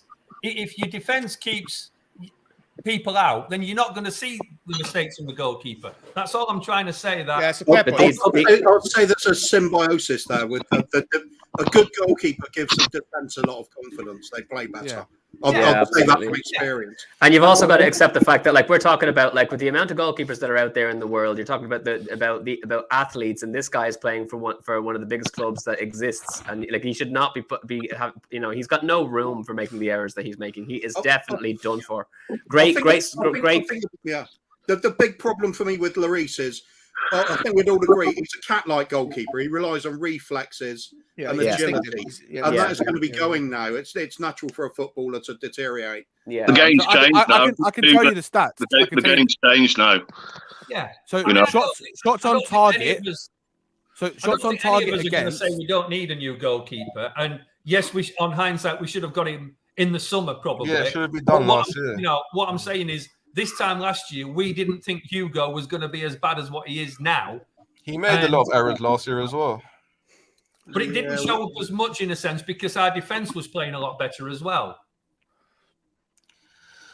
It's a difficult one to assign blame on just one component, isn't it? Yeah. It's a bit of everything. Yeah, I could agree with that. I mean, the thing is, you know, we talk about that, and like I think it was you who said it earlier, Danny, that, or somebody did that, you know, our defence was playing a hell of a lot better last season, and Conte came in and well, why can't he do it this year? Why can't he keep them up to that level? Because those players, right, Sorin, their level is not that level, right? No. They have proven that, right? Statistically, they've proven that the previous 3 years before Conte came in. Those players, every single Tottenham fan, you could say, barring a few, maybe Davis was one 50-50 on. Everyone wanted Sanchez out, Dyer out, Davis out. The same Tanganga even, right? The same players, the same continuously costing us games and errors leading to goals. But what he did was he came in and he revitalized their belief in themselves. Right? To be honest, Danny, I think the defense and the goalkeeper are equally as bad as each other. Yeah. Well, the argument against that, Danny, is Poch managed to bring those players up for 2 or 3 seasons in a row that were playing above themselves. So why can't Conte, when we're calling Conte a far better manager than Poch was? Because those same players we're talking about, players, you can't compare the players who Poch had when we were basically no. But what I'm saying is, Poch managed to bring those players up to a higher level consistently. Those players. Players, as you can see, Carl Walker was a top player. Musa Dembele was a top player. Christian Eriksen was a top player. There's variables as well, right? Jan Vertonghen were top international centre halves. Can't compare with this team. Poch, if anything, there's an argument to say that he didn't actually achieve to the fullest potential of that squad. But you got to remember the key. Hold on. You got to remember the key thing here, right, Soren? To add on to what AK was saying, right? We had the youngest team in the league for nearly 4 years, right? The youngest, right? When you've got a team that's young, full of quality, talented young individuals, like your Kanes, like your Eriksens, like Dembele, you could argue is a more experienced player. Dele Alli on fire. Dele Alli. You had a young middle-aged Hugo, like is 25 or so. They were younger then, right? So they hadn't experienced a lot of stuff in their careers, barring 1 or 2 of them, right? So You had a young Kyle Walker, a young Danny Rose. He was able to get into their Sonny minds and as well. shape them how he, and Sonny as well. So and what did Levy do when we had that squad? He didn't want to push on from that. You know, all these players, he needed players off the bench. He bought the crap basically to help them. You got to remember. Hang on a minute, Danny. So what you're saying is then we should buy young players that are hungry, like Levy wants to do now, instead of ready-made older players that don't want to get motivated. No. It has to be a balance. There always has to be a balance, right? Like we had at Spurs under Poch, the prime Poches. We had a balance of more older players who are more experienced and young players. But the whole overall age of the squad was the youngest in the league for nearly 4 years. It was right. So they were able to play the game and the style and philosophy that Poch preached to those kids. We're getting there now, though, aren't we, Danny? Right? Huh? Oh, I just lost Paul. I thought. We've brought the average age come down. back on, mate. I was going to give you the moment. Look at the Newcastle ownership. The Newcastle team right now, they don't have the greatest of teams or whatever, the greatest of squads. But it's the whole thing of the culture of the club. The new ownerships have come in and they want to be ambitious. They want to say it's only going to be good enough that we're going to win stuff. And it's completely raised the level of the players. It's completely raised the expectation of the club. And the problem is, the main issue is the nuclear problem of our whole club. And I know probably someone agree with it, is the ownership. The ownership don't have that ambition to win anything. And until then, this club is not really going to go anywhere. No. It's just going to basically, we're lucky we have Kane, basically the best centre forward ever to come out of England. And he's carried us for many, many seasons. What Newcastle have done is they've brought a man manager in that's put his arm around those players and got them all playing as a team rather than. But it funnels through the top. It funnels basically the top. They only basically want the best. They don't have the greatest of teams. They don't have no given right to start winning trophies right now. But this year, you're seeing them playing out their skin because there's a culture of ambition. And they've got a manager in like we had under Poch, where he puts his arms around those players and he makes them believe that they are the best players in that they can get. That is the difference between them and from what you can see with Conte. Conte isn't a man manager. He is a manager of a system. Full stop. But to me, I think we came in right now. The players he had, it would be a shit show. By the way, you can't. I think we've lacked that. That leadership mentality in a lot of our teams. In recent times, I think we've missed that. Like a Bonucci style defender. Do you know what I mean? Players like that. I can tell you, they wanted Bonucci in the summer. Yeah. That would be perfect for us. Do you know what I mean? To galvanise this team, and bring in some, great experience in that back line, and that's what we've been missing for many, many years. For me, yeah. I mean, I think that sort of started with Pochettino, doesn't it? Remember when Dawson left and he decided how we're going to sign the next captain? Ledley King on the side. I think that was a mistake. Personally, it's one of the few things I will. Even with like Vertonghen and Alderweireld, they were top quality centre halves, but to me they weren't proper leaders. Do you know what I mean? Proper captains. For me, you needed someone like a nasty defender. That's what I think we are missing. I mean, we've kind of got a nasty defender, but I don't think he's a leader, is he? Yeah, but you got to have that mixed bag, haven't you? In that back line, you can have a nasty defender, but you got to also have that communicator at the back. But that's the thing. You look at our entire team and name me one player in that team that is a proper captain. Okay, no. We haven't got one. Yeah, but no, and that's Kane, part of the Højbjerg. I agree with that. I don't think they are. I don't think they are. There's leaders that don't have quality, but I think you need a balance. You need someone that has the absolute quality that can communicator in the team. Yeah, but you need to have a communicator, a leader, and someone that can actually stand up and do the job. Someone like Why do you think Conte wanted Bonucci? Bonucci would be perfect. Even though he's old, he could manage that back line. I was up for Bonucci, but Bonucci himself, I would have loved to see him. Even he already said the Premier League has passed him by. Yeah, like he's too old, he can't do it anymore. So like you have to just trust the guy on his own instincts. But like someone like Pierre-Emile Højbjerg, I think has all the characteristics of a leader, apart from the ability to be continuously competent on the pitch. Like he's a flair player, he goes up and down. For me, I've been saying this for a while. Like I think that if you look at Jack Kanicki and I did a stream on this channel last week where we stack ranked all of the clubs by quality, in our opinion, obviously, and with the help of the people in the comments. And we found that Tottenham Hotspur were probably about 7th, just about edging above of Wolverhampton Wanderers in terms of squad strength when you go through everything. But the difference between everyone that was 6th, 5th, 4th, and so on up is that every one of them has got an absolute monster in the middle. Everybody has got somebody that's absolutely superb that can be a champion on the pitch in leadership qualities, communication, and that does their job consistently. Chelsea have got Zinchenko. Man United have got players. Man United have got Casemiro. Hang on, let me just finish the point. Casemiro, right? Thomas Partey, Zinchenko, Bruno Guimaraes. Yeah. Right, everyone, even Chelsea probably got Arsenal probably got Rodri. Arsenal probably got 2 of them. Arsenal have probably got Xhaka as well, even though he's a bit volatile. Tottenham don't have that. I think we do have leaders on the pitch. I think it's just quality. I mean, but I'm saying leaders and quality. It's like I think with quality more than, let's say, we do have that if they're played in the appropriate positions, though. I think we have. I was saying before. I think Basuma has that if you played him in the right position. He's not a leader. What I mean is dictating the play in midfield. You've got if you were to balance it out. I know what you're talking about, Sean, in terms of having that one rock solid player that's doing all of the all of the heavy lifting. But if you balance it out between the fact that you've got the likes of a Basuma and to a certain extent a Højbjerg playing in the kind of bully role slightly in the number 6. But you also like the biggest problem for me and that I've seen in the last while is that Harry Kane is that player, but he's being played as an out-and-out number 9. Hold on. He's not an out-and-out number 9, and he's being played as an out-and-out number 9. Harry Kane is a 10. Harry Kane should be playing deeper. I think he does. He leads by example.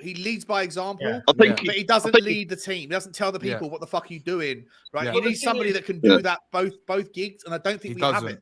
With what Adam was saying, I think Kane does do that. I said when I see him play, he drops off quite a lot to me, and he makes them passes and does drop off. So Phil, why does he drop off? All this season he's been stranded. Why does he drop off? Because he needs to get into the game more. Because we haven't got anyone else who can create. Anyone else to do that. We haven't got anyone. We haven't got anyone else to create like an Eriksen or anyone like that. To create goals, do you know what I mean? So why didn't we get a creative mid in the summer? Why didn't we go for Maddison or something? Because we play a Conte system, and now we have Pedro Porro and Udogie. We can't fit anyone. Forget all that. The biggest problem with our team at the moment, from what I can see and opinion, is there's no belief in the system. There's no belief in the way we're playing from our players. Well, that's the biggest problem. It's the other way around. The players are hopeless to play the system. It's not to do with the biggest system, problem for me. We have got the players to play the system in a sense. We don't.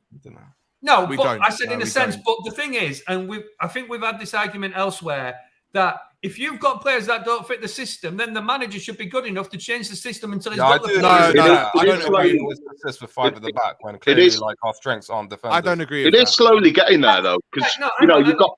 You've got the right wing back coming in like Porro. You've got a Doji coming in at left wing back. So it is slowly getting there. Do you know what I mean? Slow though. I just want Danny to finish. Danny, how can you play a system as soon as you come in if you haven't got the players until you've got them?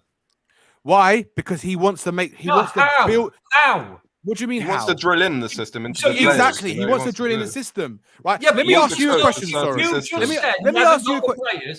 Right. We haven't got the players to I play. know, but his approach is to drill in that 5 at the back. Why should Antonio Conte change his philosophy and his ways because we don't have the players to play his system? That's what. Hold on. Sean, let me finish. Hold on. No. You can't say that because Pochettino, right? And look what's happened to Klopp. Hold on, let me finish. Danny, for fuck's sake. Let me finish. Danny, do that to me, do that to Soren, do that to Kuva, but it's Sean's show, man. Come on. No. Don't say that, Adam, because I'm trying to say my point, right? Danny, go, and if someone's interrupting, I want to finish. What's the point of speaking then? Go. Right, thank you. Let me land, Sean. Right. Love it. What I was saying is did Pochettino, right? And I'm going to answer this for you. Did Pochettino change his philosophy when he came into the club? No. He sold 17 players. No, he didn't. He sold 17 players in the summer, right? No, he didn't. No, just stop a minute. Poch changed his system more often than Conte does. He did not play a No. I'm talking about the philosophy, the way of playing, about the system. No. You can't have it both ways. You can't have it both ways, Soren. Danny. I'm sorry, you can't. No, Danny, stop. I did not say he has to change his philosophy. I said that he needs to change his system until he's got the players. Right, his system is part of his philosophy. It's not two different things. So you're telling me that we should always play 3-5-2, 3-5? I think we should play what the manager wants to play, right? But he's only playing one system. He is trying to show people that he needs better quality to play the way he wants to play. What's the point of bringing? Hold on, Soren. What's the point of bringing in Conte if you're going to tell Conte to change the way he wants to play football? You might as well bring in Ryan Mason and say, "Do you know what, Mason? Play that way." Hang on, Danny. He's already said himself that he needs time to get the players in to suit his system. So if he is too so why should he change it then? Why should he change it? He doesn't. People have to adapt. People should adapt. No. Because then you might as well. Then what you're doing is you're telling the manager how to play how to manage the team. This is one area where I'm 100% on Danny's side, by the way. This is definitely an area where I'm like, Danny's spot on here. But we're playing with Kaya, Davis, Longley at the back of the build-up thing. Adam, guys, calm, please calm. So in that philosophy then, Danny, in that philosophy, you cannot slate the players that have been bought that play in a different type of system when they are made to play a different system and are not good enough for that position. Who brings in the players?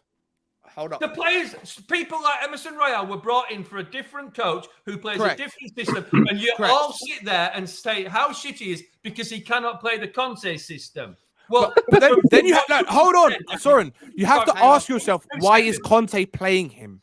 Why is Conte playing Emerson? Because he's got nobody better, and I know that. But what I'm saying is, though, you're sat there saying that the players have to play Conte's system, but yet you all slate the players off that have been bought from a different type of system and cannot play that. Danny, before you respond, look, let's expand the conversation, or let's keep the conversation going because it's a really interesting topic, right? Should Conte adapt or should he be stubborn and make everyone fit to his system? Okay, this is the current topic. Let me welcome in three new people. KPV, how you doing, my man? Good to see you back on the stream. And also we got Frank on the bottom right. Frank making his debut on the stream. Good to see you. I'm not sure. The guy on the bottom left, what's your name, my man? I'm Anthony. I'm going to stop Danny chatting shit today, man. Hang on. Sorry, KB, 1 second. Sorry, what's your name, mate, on the bottom left? I'm Anthony. Anthony, good to see you. All right, let me start with KPV. Oh, sorry, Sean. I'm going to nip off as well. I was only on for a short while. Oh, good to see you as well, mate. Good to see you. Big up, Coover. It's madness. It's Friday afternoon. Friday fun. All right, we're back down to a solid 9. Let me start with. Okay, so we're going to stick to the topic here. We're going to stick to the current topic, which is Antonio Conte right to stick to his guns and put square pegs in round holes, or should he adapt and make the best? Way to load the question, Sean. Right, but that's essentially the topic. I think that's what the topic is. KPV, I'll start with you, and then I'm gonna once you finish your point, I'm gonna come across to Anthony, and then I'll give Anthony's take, and then I'm gonna come to Frank, and then after that we're gonna open it back up to. I guess Phil hasn't said anything for a while, so I'll come to Phil as well. So KPV, is Conte right to stick to his guns and make the players sit to his system even if it doesn't work, or should the coach adapt to the players that he has? Adapt. He needs to adapt to the players he has. That's what I'm going to say. Adapt. Why is that, mate? No, that was good enough. Oh, okay. Cheers for that, Simon. Adapt, man. Just I don't know what else to say. Danny, help me out here, mate. What else do I say? Not Danny. Danny, I don't agree with that. That's why. Just wait, Danny. Wait. You can come back in. All right, KBB. Well, maybe Anthony can help us out. Anthony, welcome to the channel, my man. I hope you're well, bro. Let me know, man. What's your thoughts? Should Anthony Conte? I'm saying Anthony because it's you. Does Antonio Conte need to? He's getting paid 15 million quid a year. Should he be, a bit more adaptable? Okay. Or is he right to stick to his guns? First off, Sean, I just want to say one thing, just off topic, really quickly. I want to thank you for comforting me about Pedro Porro. About 2 weeks ago, you said, I feel really confident this is going to get done. I no matter what, I really, really think this will get done. And so when all the hysteria happened and I thought it wasn't going to get done in my darkest hour, I thought back to what you said and it got done. So I'm not big upping the club, but I'm big upping you for helping. No, I appreciate that, man. Had that not been done, I might not be here to be talking to you right now. I might be. That's all good. It's all good, my man. Appreciate you coming on. Appreciate you saying that as well. It's nice to hear. Let me know your thoughts on Conte. So back to the topic at hand. I totally 100% agree with Danny. I do not think that Conte should change a fucking thing. I think I can tell you for a couple of reasons why. Number one, I've been following Spurs for 20 years, since 2003. So I'm a Yank, but I know Tottenham. Oh, so you've only known the Daniel Levy stuff. You've only known Levy. Right. True. I've only known Yank. That's true. I've only suffered. And so, by the way, Enoch and Tottenham remind me a lot of the Red Sox.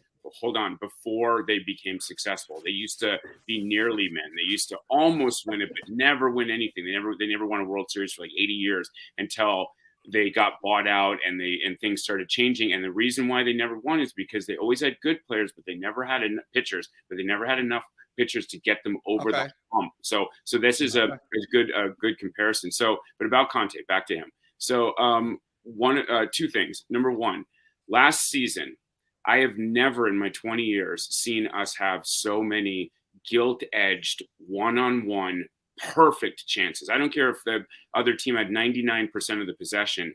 We would have 6, like literally I could score that goal and I don't play football. The type of chances under Conte's system with crap players. Yeah. If Conte has, I saw it with my own eyes. I was like, oh my God, we could have scored. They were like, it was unbelievable, better than Prime Poch.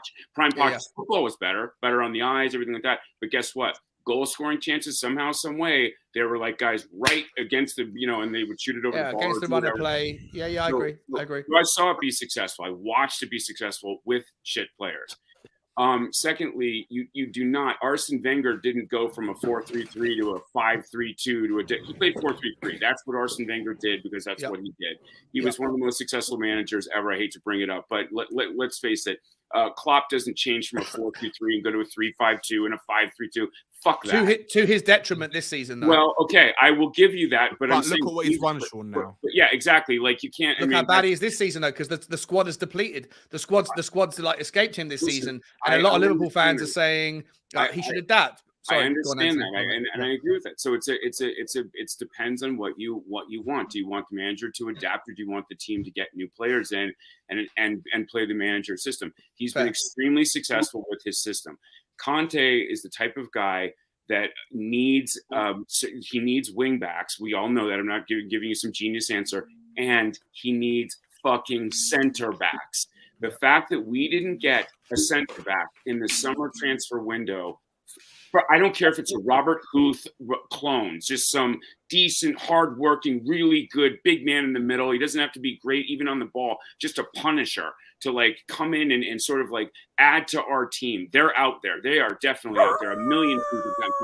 Center back to me is the easiest positions you can possibly fill on your team. I said this on Stell's show. To me, goalkeeper and center back are the relatively easy fixes, whereas other positions are much harder, in my opinion. So the fact that we didn't do that was criminal because we don't have to get, I'm not saying to spend 140 million or get Virgil van Dijk's, twin brother. I'm just saying a good, solid, excellent Conte center back. That fucker was out there in the summer. He should have been had. So Conte, and he was out there this week. He was out there in January as well. I agree, 100%. So my last thing is about Conte. So I've said I've watched it work, and I don't believe in taking successful managers and having them change their success because they don't have the players. I believe the manager is saying, "Get me goddamn players, and I will, and you will see success." That's now that the window's closed, and there is no more access to any more players in the next 6 months.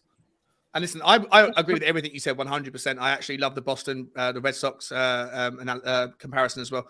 I think it's spot on.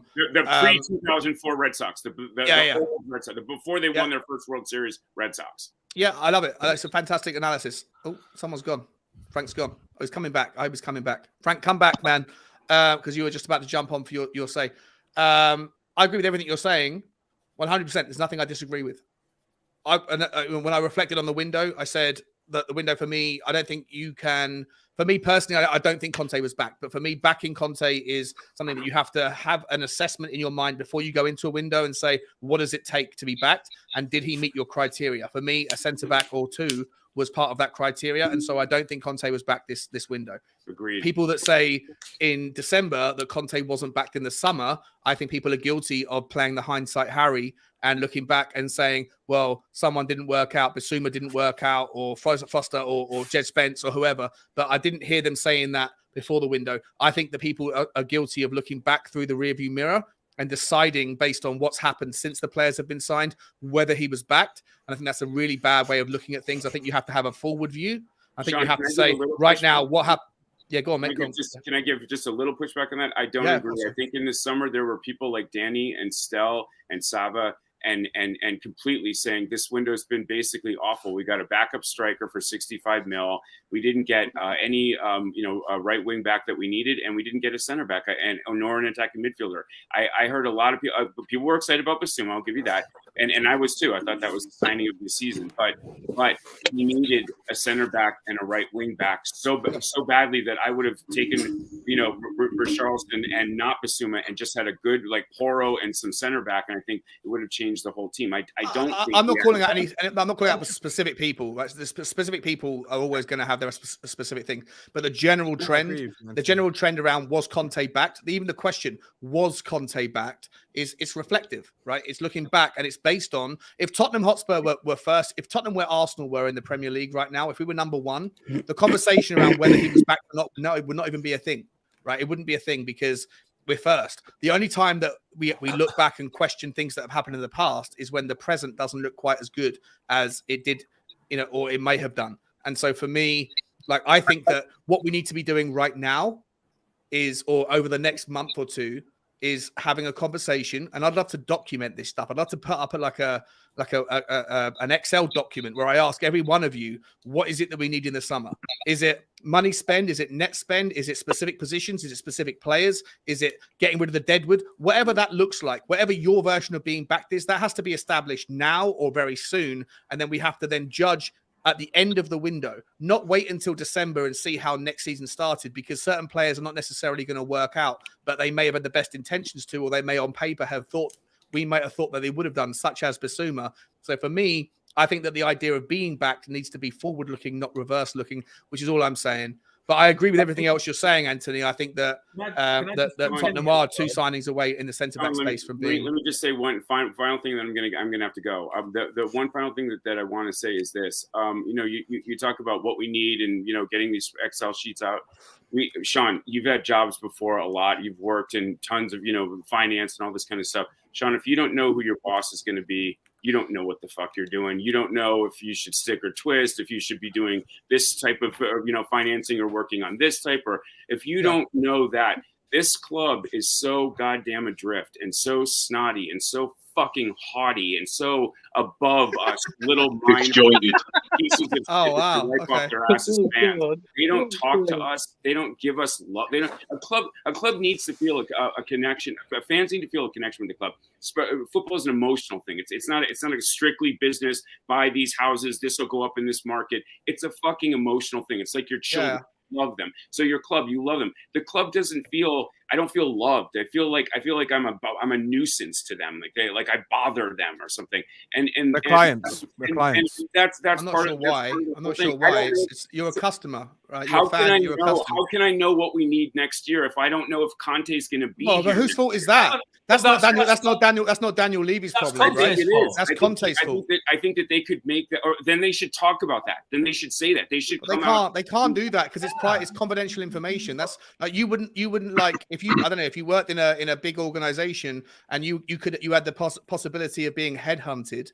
Right, you wouldn't want your public discourse about your future at your employment being spoken about. The Tottenham Hotspur, they have like ways and means. They have to behave in a certain way. You don't see any other club talking about coming out. You don't see Newcastle United saying, look, if Eddie Howe's not here next season, we'll probably sign a centre-back because the next guy off the rank is probably going to be Conte. And in that situation, we need 3 at the back. And because we don't need that right now, like none of that stuff happens, right? So like to ask Tottenham to do it is madness. You can't speculate on the future. Might not might be here more solidly if the club were a little bit more, in other words, I don't think he would have necessarily. Conte would not have come out and said in December, if I get, he could have done if he turned around and said, like, that's what I'm saying, like you can make the argument that Daniel Levy's responsible for this. Other people can make the argument, I know Soren wants to, that Conte's responsible for this. Like if Conte came out and put stipulations out in his December when he's been asked 1,000 times in a press conference, are you going to be here next season? If he said, buy me 2 centre backs, buy me what I need, and I'll sign a contract on February the 1st. He didn't can't say do that. that publicly. Though. Exactly, he can't do that, and neither can Tottenham. So to be honest, like there has to be a little bit of wiggle room here. There has to be a little wiggle room. But before Anthony goes, can I just ask him this question then? And I'm going to name a name that you've already named. So Wenger, Klopp, let's put Ferguson in there. Let's put the most decorated manager in there, Mourinho. Are you telling me they did not change their system when they needed to? I'm telling you. Every one of them did. All the top managers, if they need to change a system during a match or for a certain match, will change. Yeah, but you're saying during a match. Conte changed the system during a match. Antonio, what are you talking about? How many times have we sat here and said we should put 3 in the middle? And he's done that. He has done that. He has done that. What are you talking about, Soren? No. He has done that. He's done it where it's needed. Yeah, but he's always kept saying 5 at the back. There's so many times where we're in the middle of the match and we got so much possession of the ball, and you see our hopeless wing backs and our centre halves over the halfway line trying to create, and everyone's just screaming at the screen, shouting at the screen. Why don't you take off 2 defenders? Why don't we play another? Why don't we bring on a couple more attackers on? But he's very, very stubborn, and he does persist with that 5 at the back system, and that's where it's annoying. Of course, overall, he should obviously be given the players to play the system he wants, but we're not under like an ownership where the thing is, do you know what he gets what he wants. When we played Arsenal, virtually every fan was saying we need to put 3 in the middle. Yeah, we did try 3 in the middle. We got battered. What was it? I remember one of the games where everyone was saying, "I'll play we played 3 in the middle, build a Man United." And how many times has he changed that?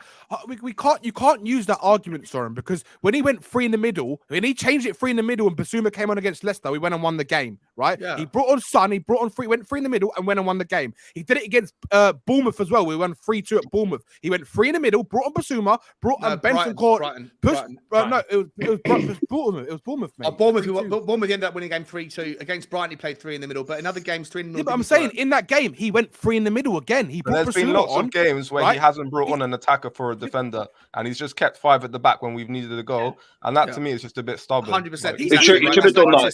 He should have done that against City.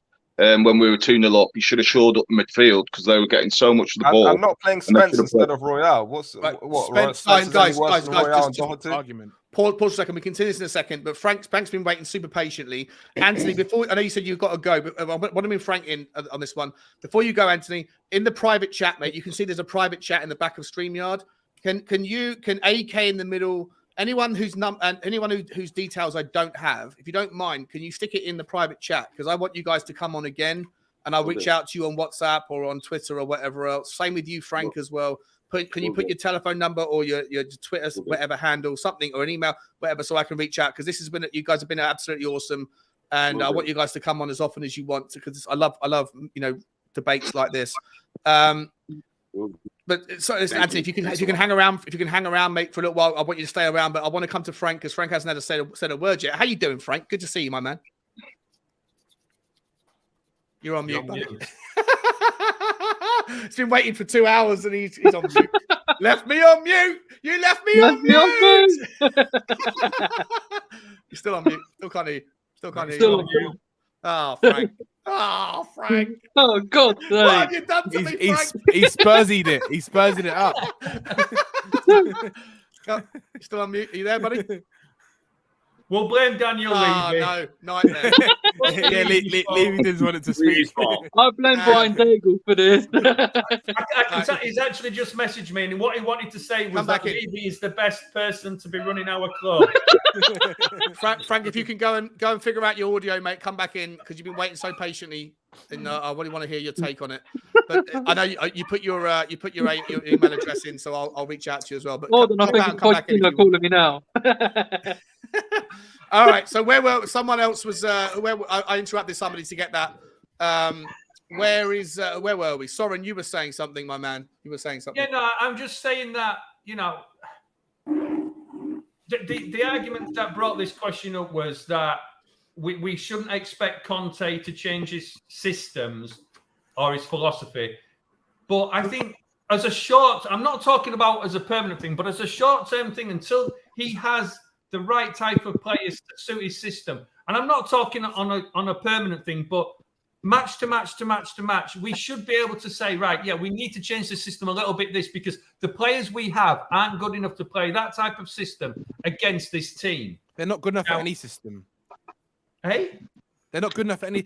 Conte has tried 4 at the back. He's gone 4-4-2. He's gone 3-4-2-1. He's gone 5-3-2. He's tried 5-4-1. 5-4. He has tried. You can't sit there, Soren, and say that he hasn't tried different formation. I'm sorry, he has. He's changed formations during the games as well. So he's tried a lot of different things. It's just the players are just not capable of listening to his instructions. If you watch Conte during a game, he is screaming at them to go to this position, go there, do this, do that. He is constantly trying to give them instructions during the game. You shouldn't have to do this to professional footballers who train week in, week out, day in, day out, right? And he shouldn't have to sit there. Did Alex Ferguson scream them at the same amount of times that Conte did? He chucked a freaking football boot at him. Maybe he did. Maybe he did. But that's what the top managers do, right? He would have choked on his chewing gum. Yeah, I agree with you there, Danny. I totally agree with you. Yes, you do see Conte, but then. Can I ask you another question, Soren? Do you mind? Yeah. I want to ask you, right? When Arteta came in, did he change his philosophy, style of play, his systems to suit the players that he had at the time? And and bear in mind, they went on a run, one of the worst runs in Arsenal's history, where they lost 10 games in a row, right? But he still stuck with the exact philosophy, the system, everything he did with the players he had. He did the same thing, right? It was only started playing better when he eventually got rid of the players from his squad. And right now, if you look at the comparison between the squad he's got now and the squad he had when he started, only 3 players remain in that whole 25-man squad. Only 3. Right. What does that tell you? The answer I'll give you to that one is, Danny, I haven't got a clue because I don't watch Arsenal at all. Unless I'm saying Tottenham, then I don't give a shit. Soren, I can't answer you. I want to say this is the same thing that happened with Klopp. This is the same thing that happened with Poch, right? Poch, he tried to play the same start. You could see when Poch came in, you could see he was starting to try and implement his vision and how he wanted Tottenham to play. But they couldn't. There was players in that team that couldn't get the grips of his training or listening to him. So in that first summer, I can actually get the list up. He sold 17 players. 17, right? Pep, if you look at Pep, he in that first summer, he went and spent £200 million on that defense to revamp that defense. He didn't change his philosophy or system. Danny, can I just say one thing? Long term, you are 100% correct. Obviously, the squad needs an overhaul. But when it's just during the game, and this is what I'm all kind of pointing at, when it's during the game and we're playing the side and perhaps we have more possession of the ball and we're keeping that 5 at the back, and that 5 at the back are pretty useless, and they're the ones who are doing the build-up play and trying to do the service into the attackers. Wouldn't it make more sense to basically say, hang on, let's take 2 of these defenders off and bring on some of our more creative attackers? And he doesn't really do that. He kind of, maybe 70th minute, he'll change 1 for 1, but he doesn't really change from the 5 at the back. And to me, that's just a bit stubborn. But he has changed at 5 at the back, though. He's gone 4 in the back a lot of times this season. Yeah, but Danny, the point is... I personally can't remember many times when you play certain teams, as a top-class manager, the teams should be set up to some extent, and I'm not saying every time, but to some extent, when we played Arsenal this time, it was screaming out for 3 in the middle, and he wouldn't do it. He played the same team that was losing and no confidence. That's what I'm trying to pick up. He is stubborn. You can't say Conte's not stubborn with his formations and his players who he really likes. You talk about Poch, and yes, he did sell all those players, and I agree with you. And he tried to play for. But what Poch also did when he first came in, that he wasn't rigid to the same system every single game. Same as when Mourinho came in, he wasn't rigid to the exact same system every single game. That's the argument that I've got with Conte. That to a point, he is pretty rigid. And he will not change it for the sake of changing it for one team or another, where against Arsenal, we should have had 3 in the middle. Yeah, all right, you could say that, right? But then what happens if we lost the game? People are going to say, oh, we should have played 2 in the middle, right? It's the same as what you can't use that same excuse for other games that we've won when he's played a 3-5-2 or a 4-3, a 4-3-4, sorry, 3-4-3 or a 3-4-2-1. He had look. If you actually, honestly, if you go back and look, and Sean, I think you should do a show on this, right? Go back and look at the formations that he's used during this season, right? And what the formation I've got all of the Y Scout. I've got so much detail. You guys haven't even seen Y Scout, have you? Yeah, but it's against so what teams? Good. That's the thing. Danny, why hasn't he played Spence? If he's not, right, I can tell. If you want me to, that's another argument. No, but it comes to the same thing that he's very stubborn with his rigid. No. I know Spence was a Levy signing, but come on, not to play Spence over Royale. Let me tell you the stuff that I know, right, for a fact. Right, you might not believe it, but I'm telling you this because I know people involved in Spence's hearsay. No, hearsay to you. Right? For me, it's a fact, right? No, it's still hearsay. It's not that again, man.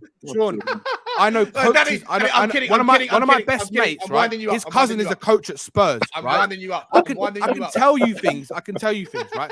Spence was not. Look, Stellini said what I was saying before, right? Stellini came out and said it himself. He said that Spence is not up. He's not doing what they're required, what they want him to do in training. And he said he needs to follow Sarr and Hill's example, right?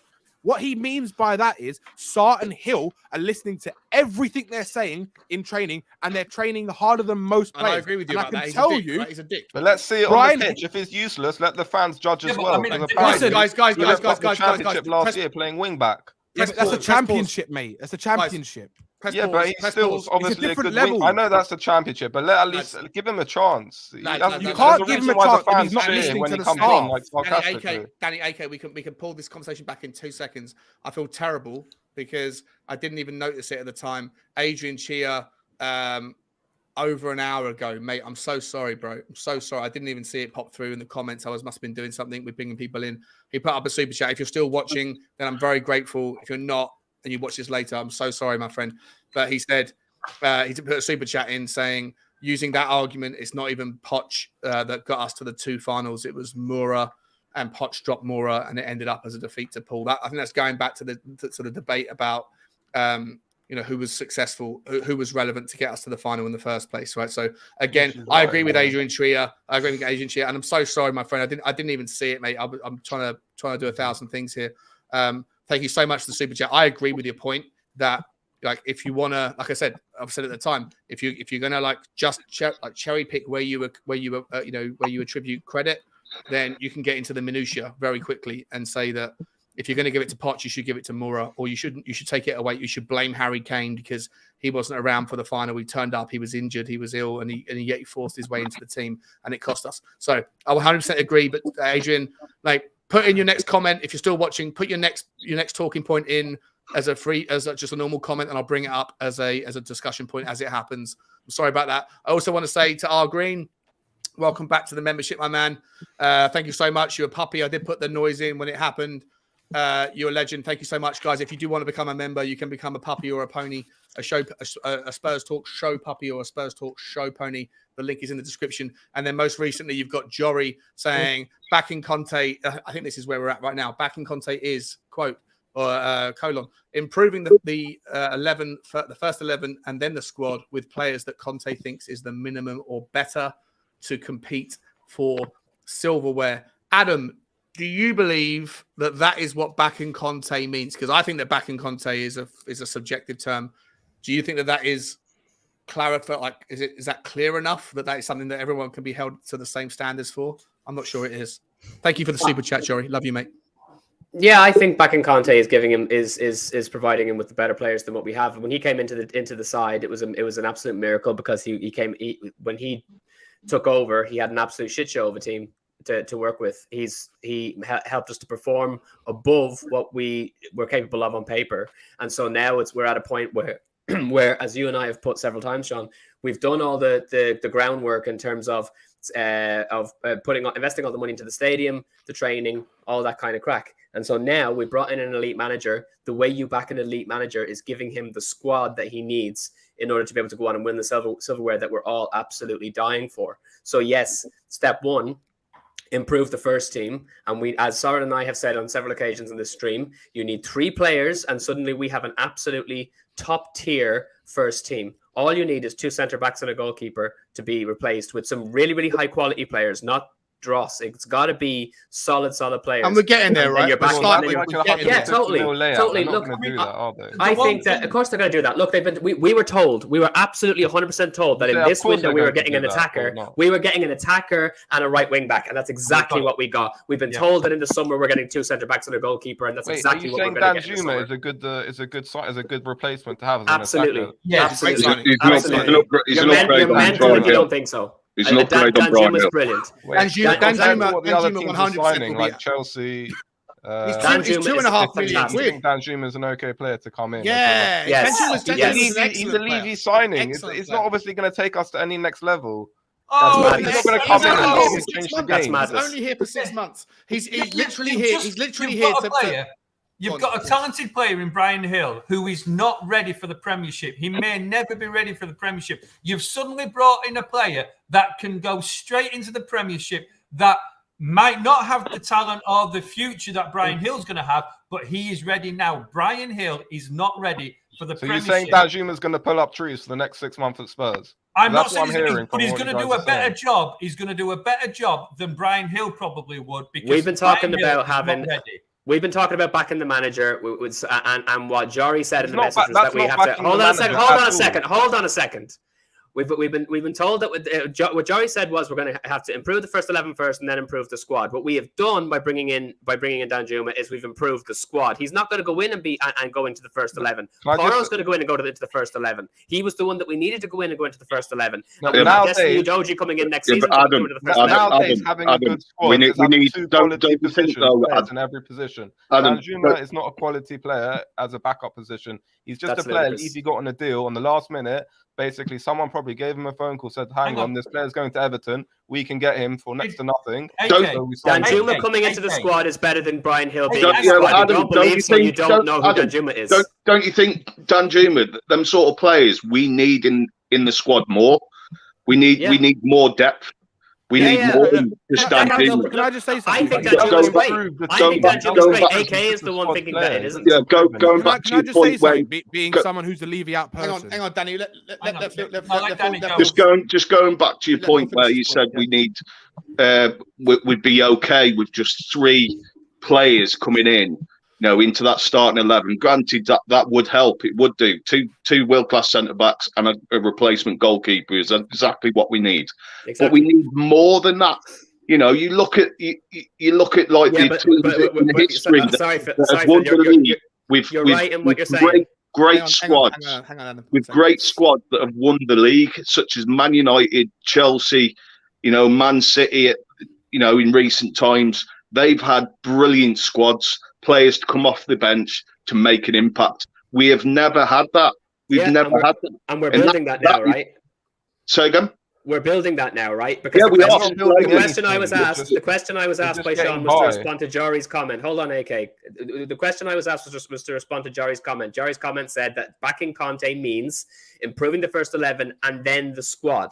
And so bringing in Danjuma improves the squad because he plays in Sonny's position. And I completely agree with Sean that it's the way that we've been playing. The fact that we haven't had a strong right side and Perisic has been invading Sonny's space that Sonny's not been playing very well. But Danjuma did not come in to displace Sonny. Make no bones about it. He's there to be squad depth.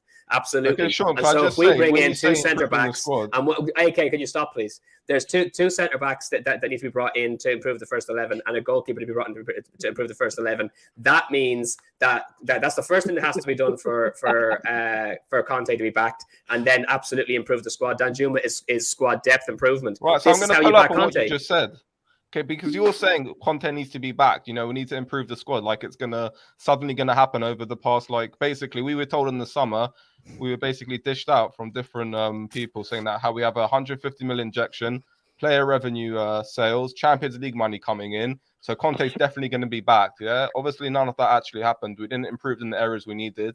So 6 months later now, down to January, you're saying now that you're basically happy that we're getting these 2 players who, let's be serious. I'm happy that we got what we were told we were going to get.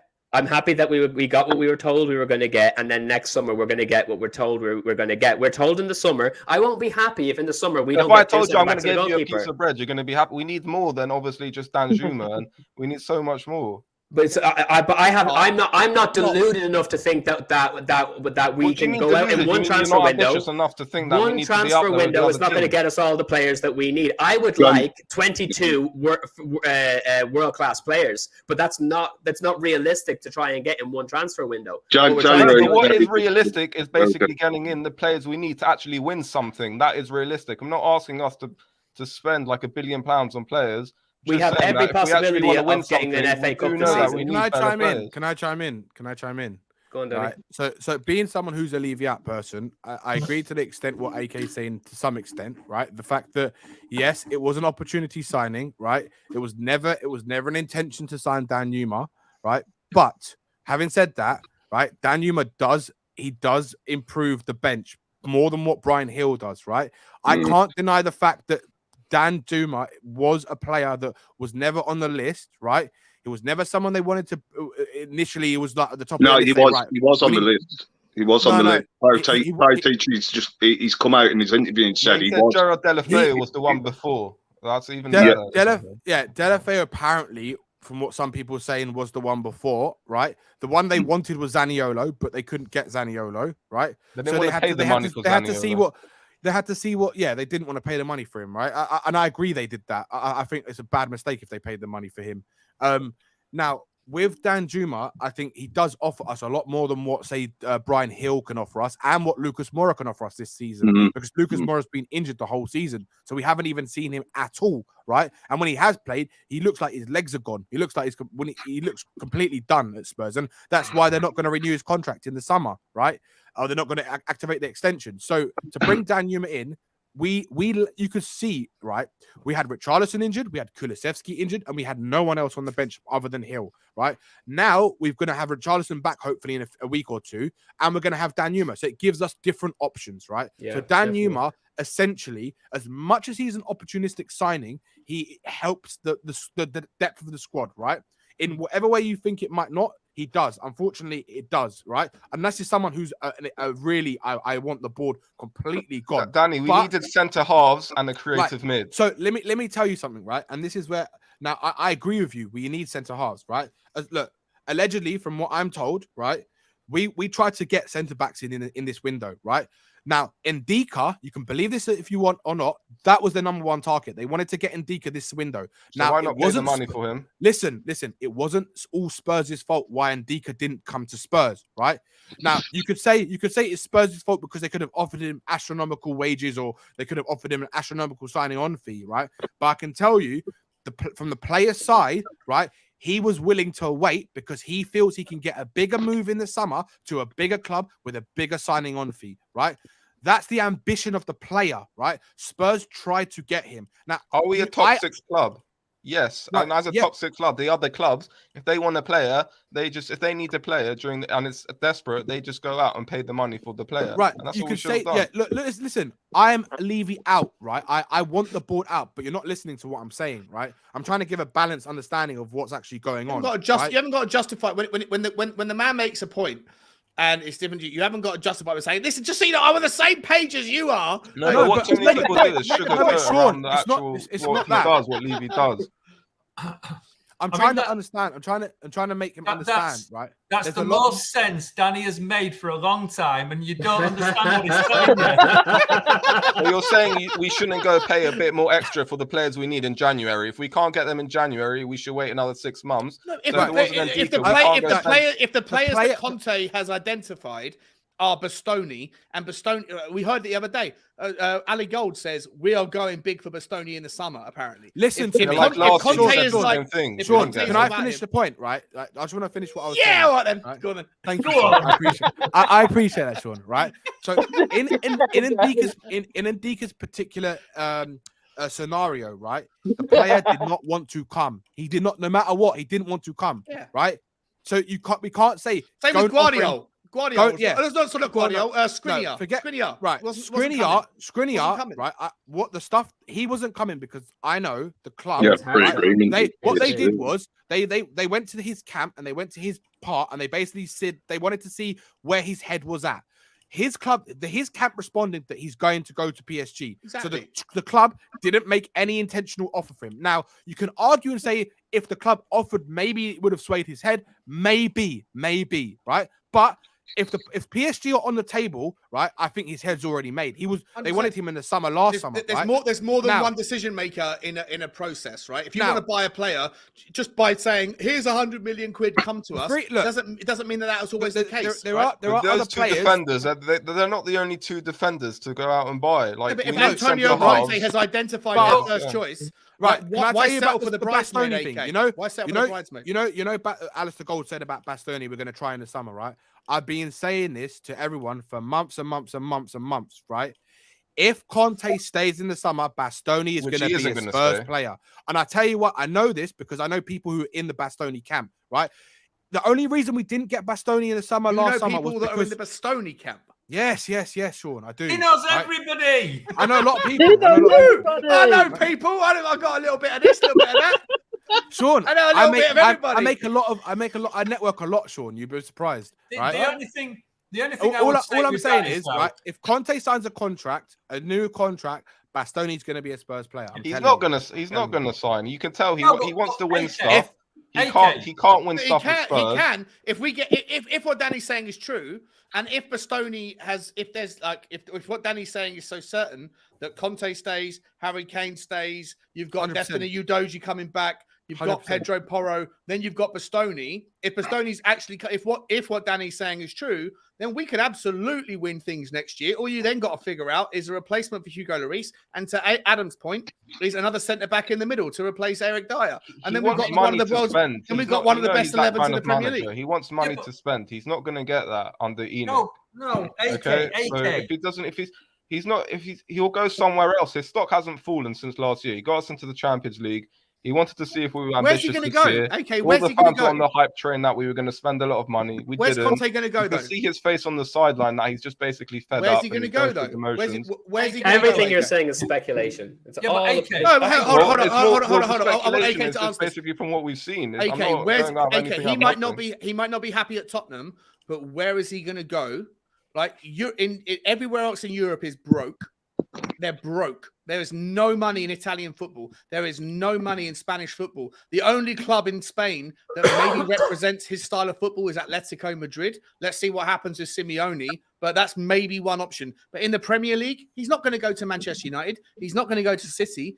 The only place you could possibly see a resurgence is if Bowley sacks Potter. But he wants to win things. Come on, if we're being serious. Where's he going to go? Where's he going to go? Where he's going to win something? It's not built to win stuff. Where's he going to go, though? The big teams financially. And to actually win things nowadays, more or less, you have to compete with them financially. Where is he going to go? If you say he wants to win, he's still a top manager. He can go back to Italy. He can. I don't know. If Potter don't work out, he could go at Chelsea. He'll never go to AC Milan. He'll never go to AC Milan. Inter Milan are happy with their manager. Juve might be relegated. I don't know where else I don't know where he goes. Yeah, but Tottenham's not the only destination for him. I'm sure he has. Yeah. I'm sure he can definitely get other jobs. But Sean, AK, let me just jump back a little bit to something you've just said, AK. You've just said, right, well, if his first choices aren't available, we go and sign somebody else. That's the fucking problem with No. When I say someone else.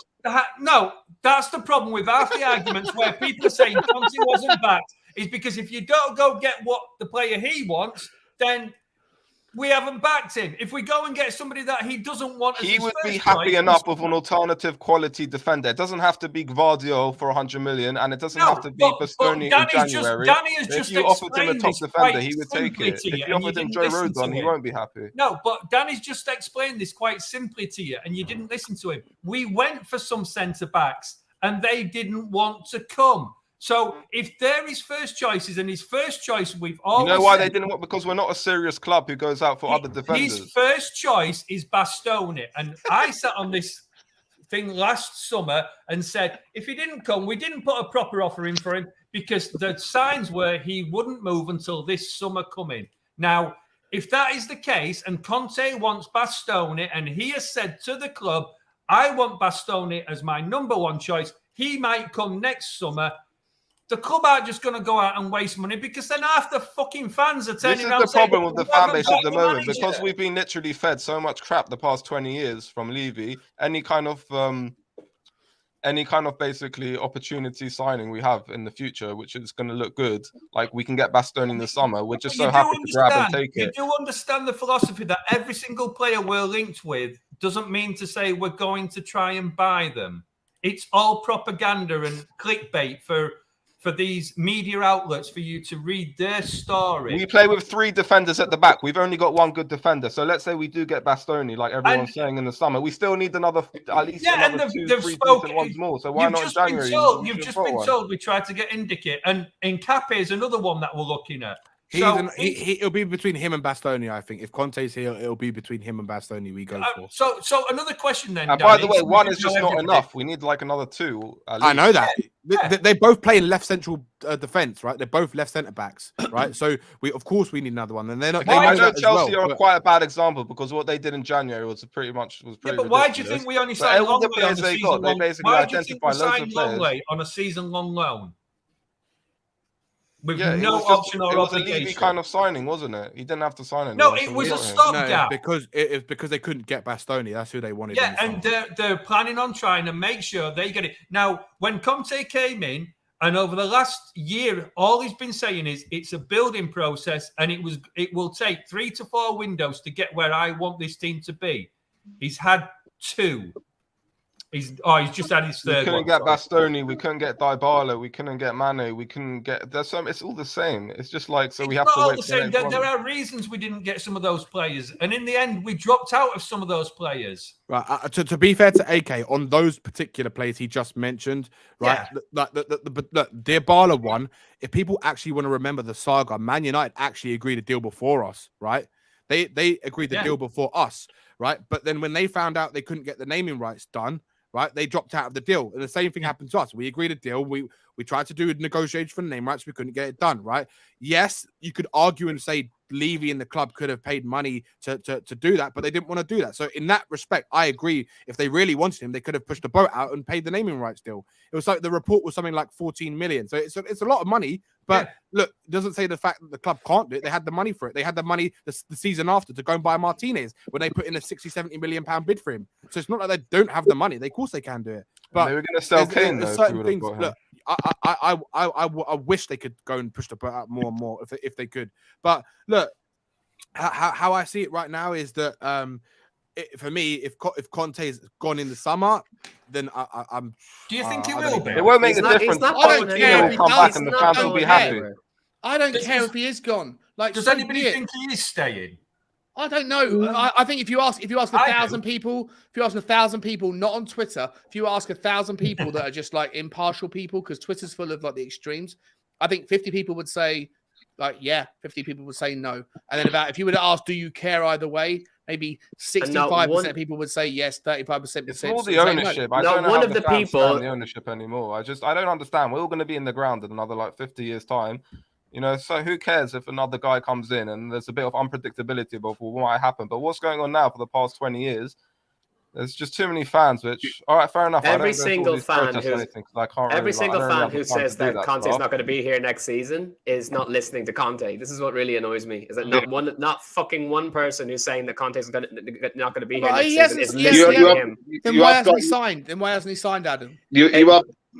He probably isn't going to be here next year, by the way, Adam. Like all the signs are saying he isn't going to be here. Even the what signs? What signs? Like you just listened to Sean telling you he's got nowhere else to go. Why hasn't he signed yet? That's probably the biggest indicator. And apart from the fact that because he's got more leverage if he doesn't sign, he doesn't really see. Yeah. You have got a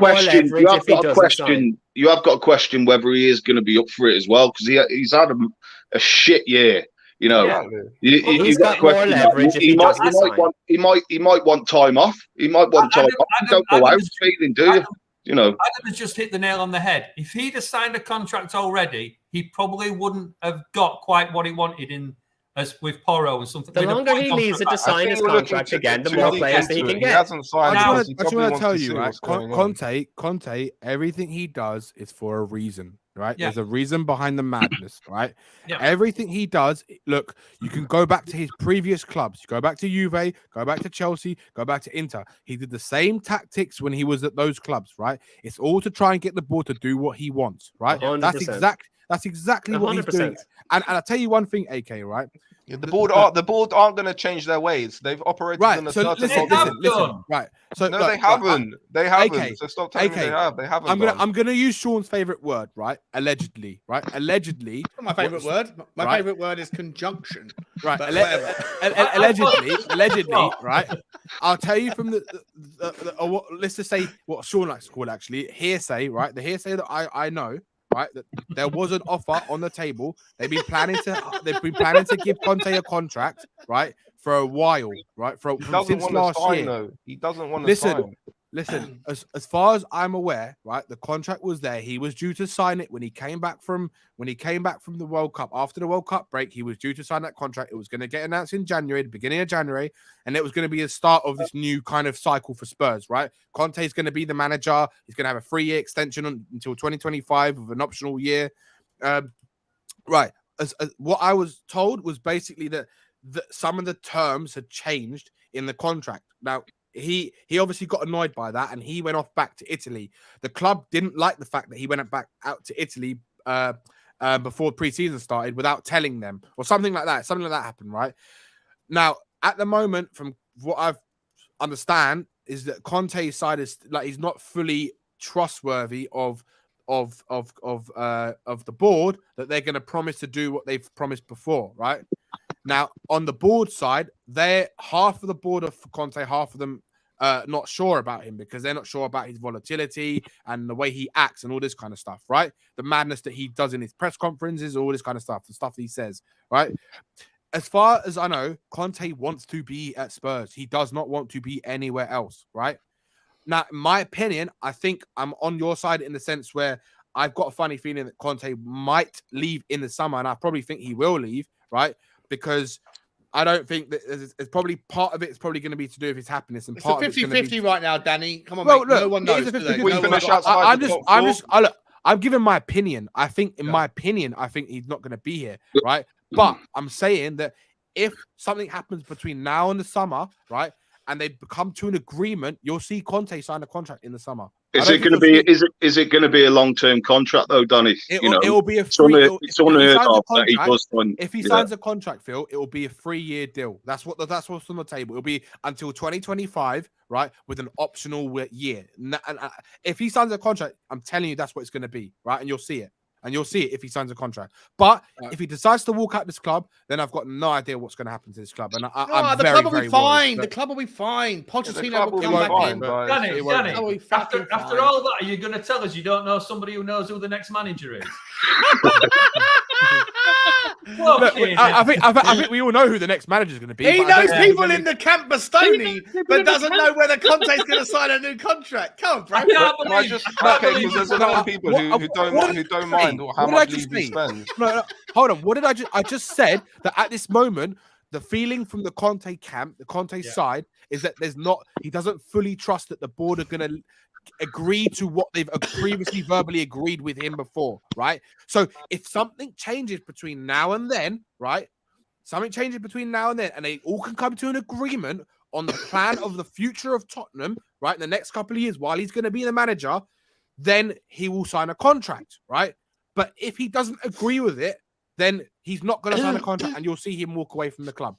And that's it, right? The club won't sack him. He's not going to walk away until that point where his contract is actually up. The contract should have been done a while back. Should have been done. It's been prolonged to But the thing is, if both hang on, wait, sorry, one second. Someone needs to jump off. Adam, William Cahill, mate, thank you for coming on. You got to go. I've got your live stag media. Can you grab me the Amazon link for your video? 100%. Guys, listen, Adam's a friend of the show, a lover of the show. Like, I love him to pieces. He's like my side chick, and he's done some wonderful work in the world of film. He's created a film. It's a horror, like a dark comedy kind of zombie flick, and it's out there on the Amazon space, and I'm going to grab the link for it right now. If anybody's interested in that stuff. Yeah, I'll go and check it out. Or just wants to go and show some love to Adam, then hit that link, and I think you can rent the video for a couple of quid, and you can buy it for a few more. And listen, it would mean the world to Adam to get those reviews up. So if you are gonna rent it and watch it, or buy it and watch it, then please leave a review, please leave a rating, because if it gets to a certain number that isn't too far away, then it can start to go global and make Adam's efforts start to pay some dividends. Well, Sean, make my dreams come true. He needs to get the money together to get a ticket so he can go see Pierre Hemel Højbjerg's playing. I'm going to be at the AC Milan game on March the 8th, mate. So don't worry, I'll be watching. He ain't going to play. Have your shirt. Oh, hang on, I've been told it doesn't come up as a link. Lisa's saying it doesn't come up as a link. What, this one? This one here, Amazon.Toronto or Amazon.to. If you can't see that, if you guys can see that, can you see that? Or can you copy that, write that down? Yeah, do Adam a favor. If anyone's interested if you're either interested in horror flicks or if you're just interested in helping a friend out, he's a great guy. Love Adam. It's more comedy than horror, so anyone who's afraid of what's the film called? It's called Follow the Dead. You can search that on Amazon, can you? Yeah. It's all about Antonio Conte's time at Tottenham Hotspur.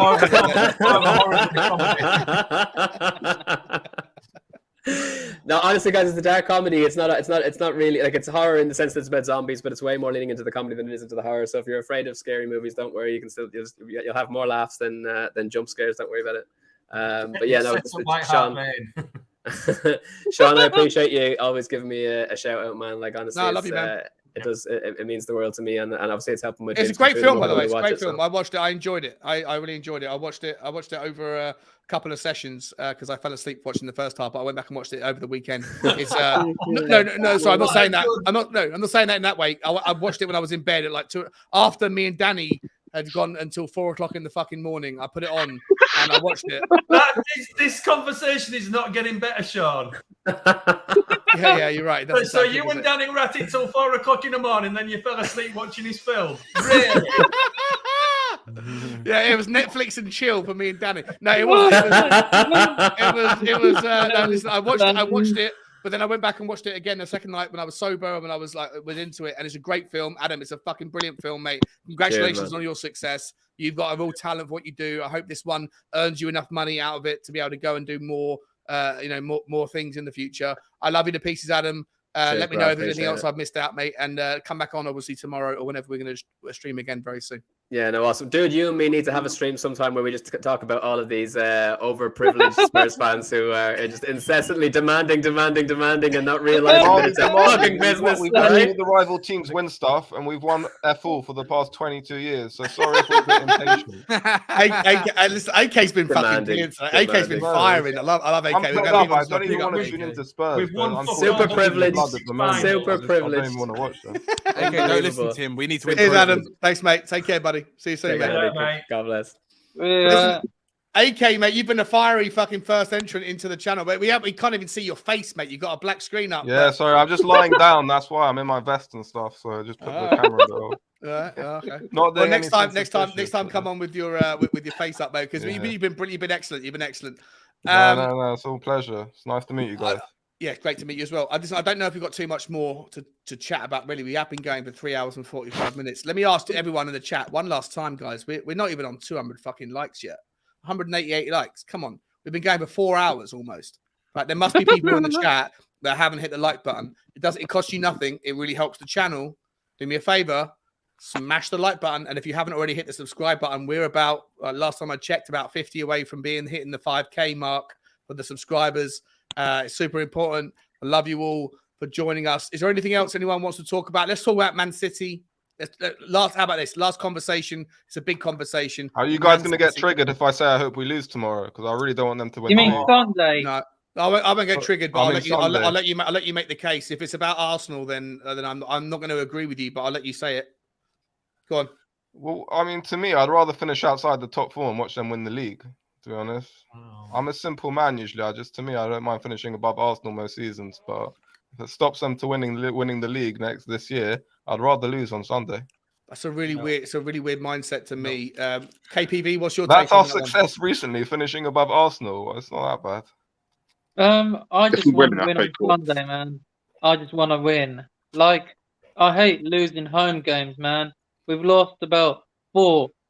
Newcastle, Liverpool, Villa, Arsenal, 4, and this could be number 5. Like, I don't know when the last time we lost 5 home games. I'm getting sick and tired of us losing home games at the new stadium. Like, Chelsea always win here, but I don't want us to lose 5 home games. When was the last time that happened? No idea. But if we beat City, we gave them the league, basically. You know that. What, we give those lots. We're also back in the top 4 race. If we lose to City, Can I ask you a question? Would you rather miss out on the top 4 and them not win the league, or get in the top 4 and then win the league? Absolutely not. Absolutely not. If we win an FA Cup, yeah.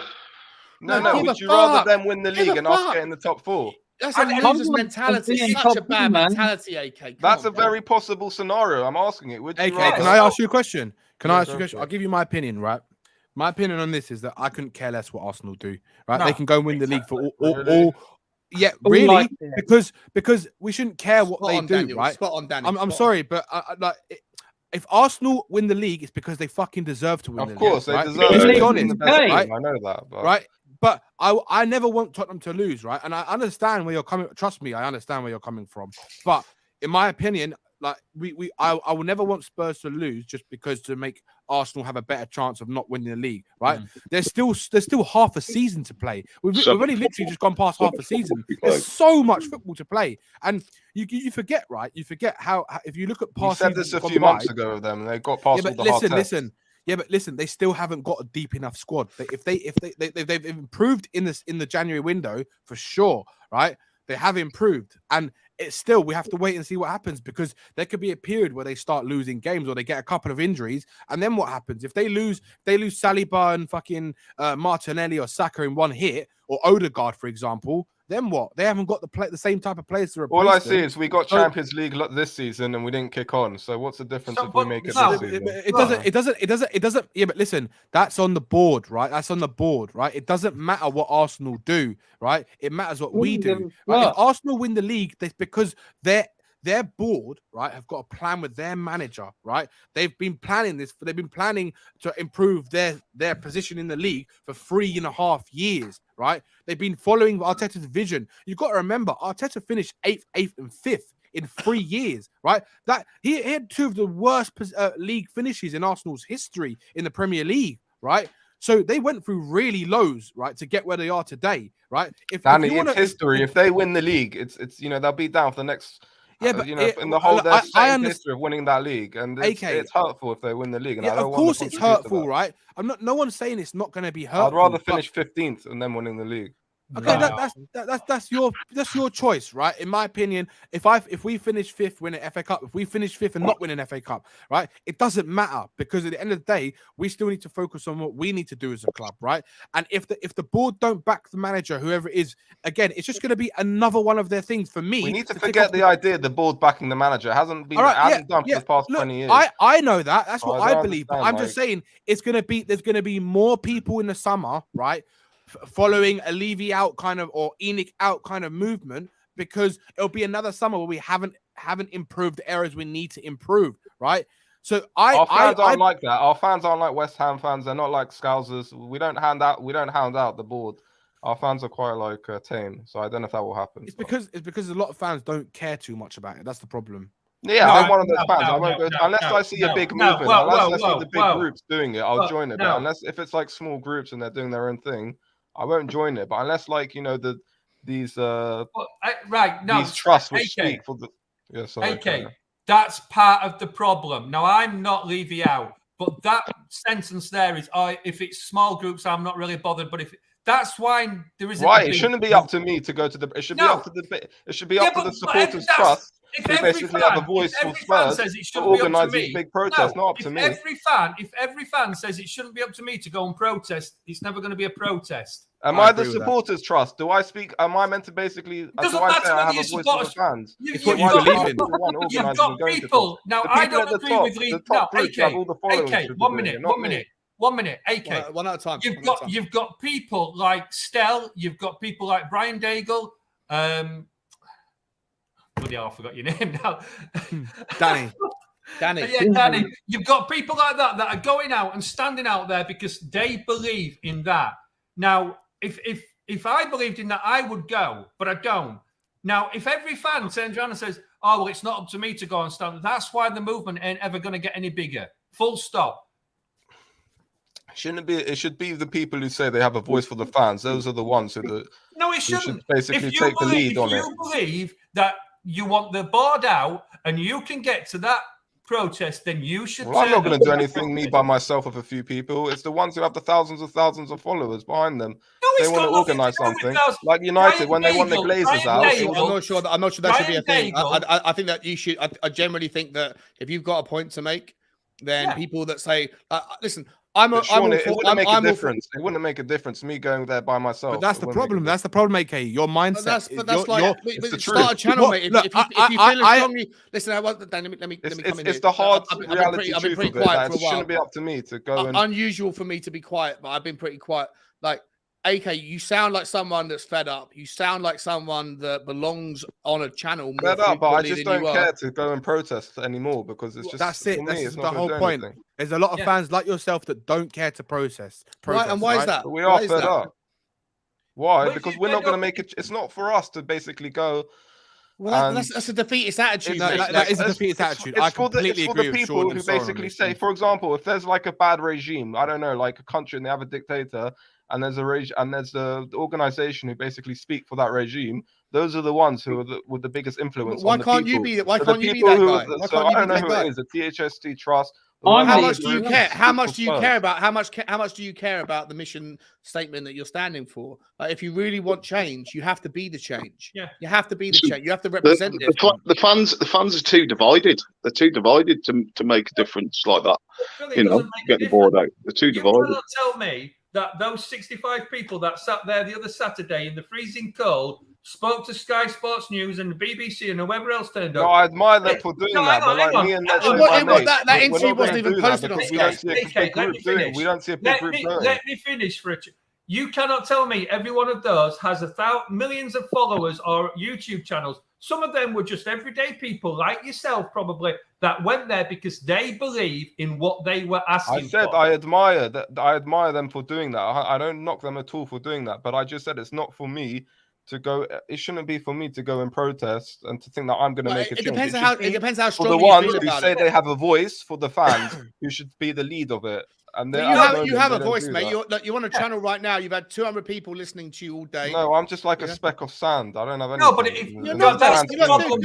you've come onto my channel. My channel's not. I'm not a major channel, right? But no, I'm not talking about channels in general. I'm just talking about me protesting. It wouldn't make a difference. It would need like.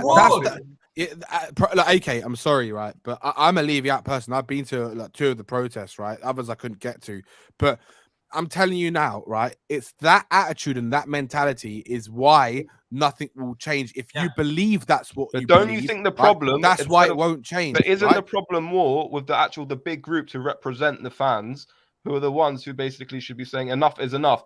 Those are the ones that should be targeted. And not do you want to know a little secret, AK? Do you want to know a little secret, right? I can tell you this, right? If it was up to Daniel Levy, that supporters trust wouldn't be a supporters trust, right? I can tell you that. What they have, look, listen. Hold on, Sean. Can I just finish? You can finish, but just give me 5 seconds. The equivalent of the supporters trust is the equivalent of a union, right? In the transport world, or in the fucking nurses or the teachers. Everyone that's striking right now Like in government-based industries where government pays their wages, the union is there to represent the rights of the workers. The supporters' trust is the equivalent of a union for a football club. So they can't go against the board. Is that what you're saying? They should be going. They should be holding them accountable, but they have to do it on a more consistent basis, which is the whole point of the entire first hour of the show. Right, my take is that the supporters' trust have been way too fucking weak in the past, and suddenly they pivoted under the weight of pressure to go to this snarky fucking system. They pivoted because of the change of people in top in the board. Right, the two people who ran it before they changed last year. Right, there's new direction with the way the supporters club wants to run. Right, and I can tell you with. The problem is that Daniel Levy, he doesn't want to work with the supporters trust. He doesn't want to do anything to do with them. Of course he doesn't. Of course he doesn't. Of course they have to work. Look, of course. I don't blame Levy anymore. I don't blame Levy for operating how he does. He sees this as a business. He wants to extract what he can. It's more to do that, fans should really, the ones who have the kind of the influence, they're the ones who should kind of like fans like yourself.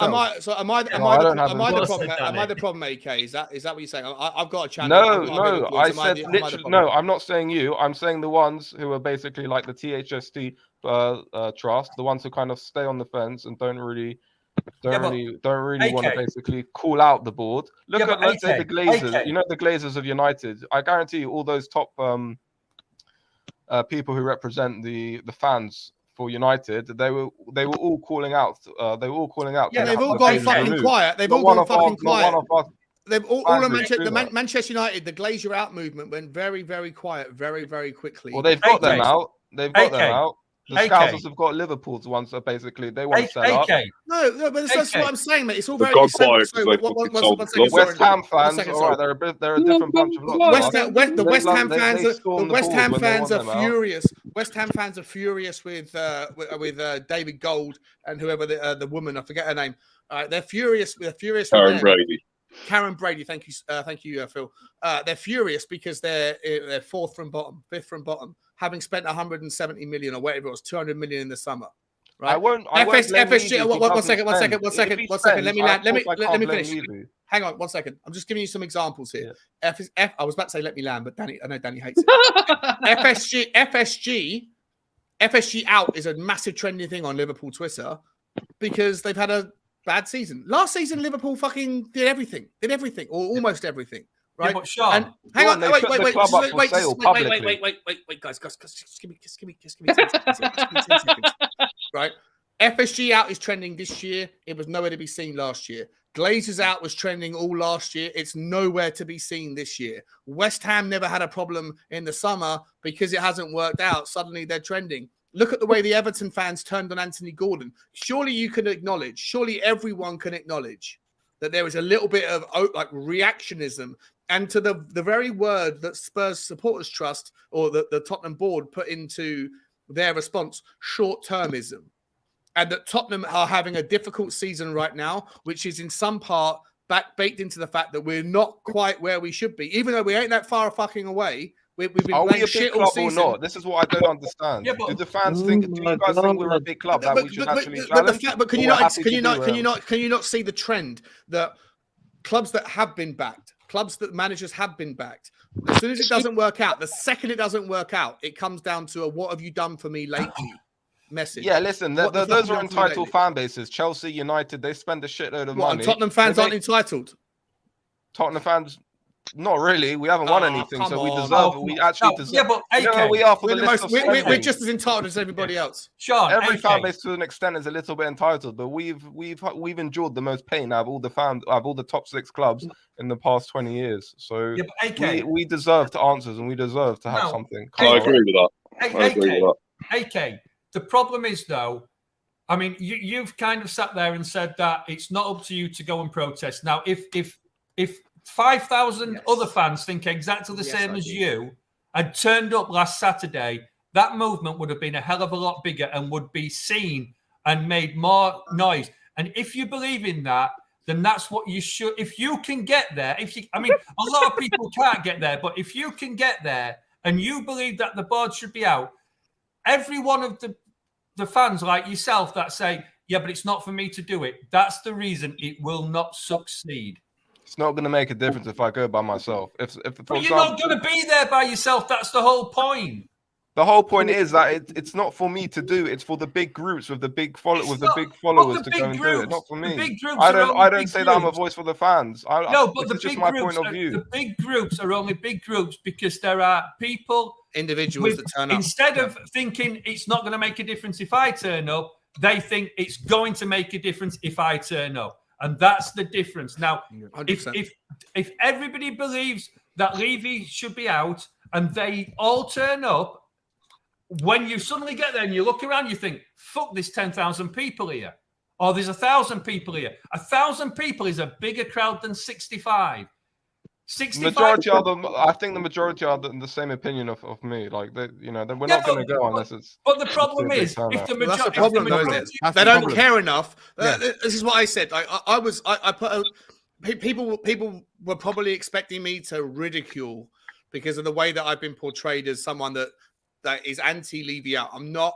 I never have been. But the next day after that protest, I put out a video, and I spent of the 12-minute video that I did on my Tottenham walk. I spent 6 minutes of it saying fair fucking play to everybody that went and protested. Fair play. You stood out in the cold. It was a freezing cold day, and whether there was 50 of you, 30 of you, or 80 of you, whatever it was, you did your job. What I have a problem with is the people that live 10 minutes from the fucking stadium, 10 minutes from the training ground, that go onto every Twitter, and it's very easy to hashtag every tweet with hashtag Levy out, hashtag Enoch out.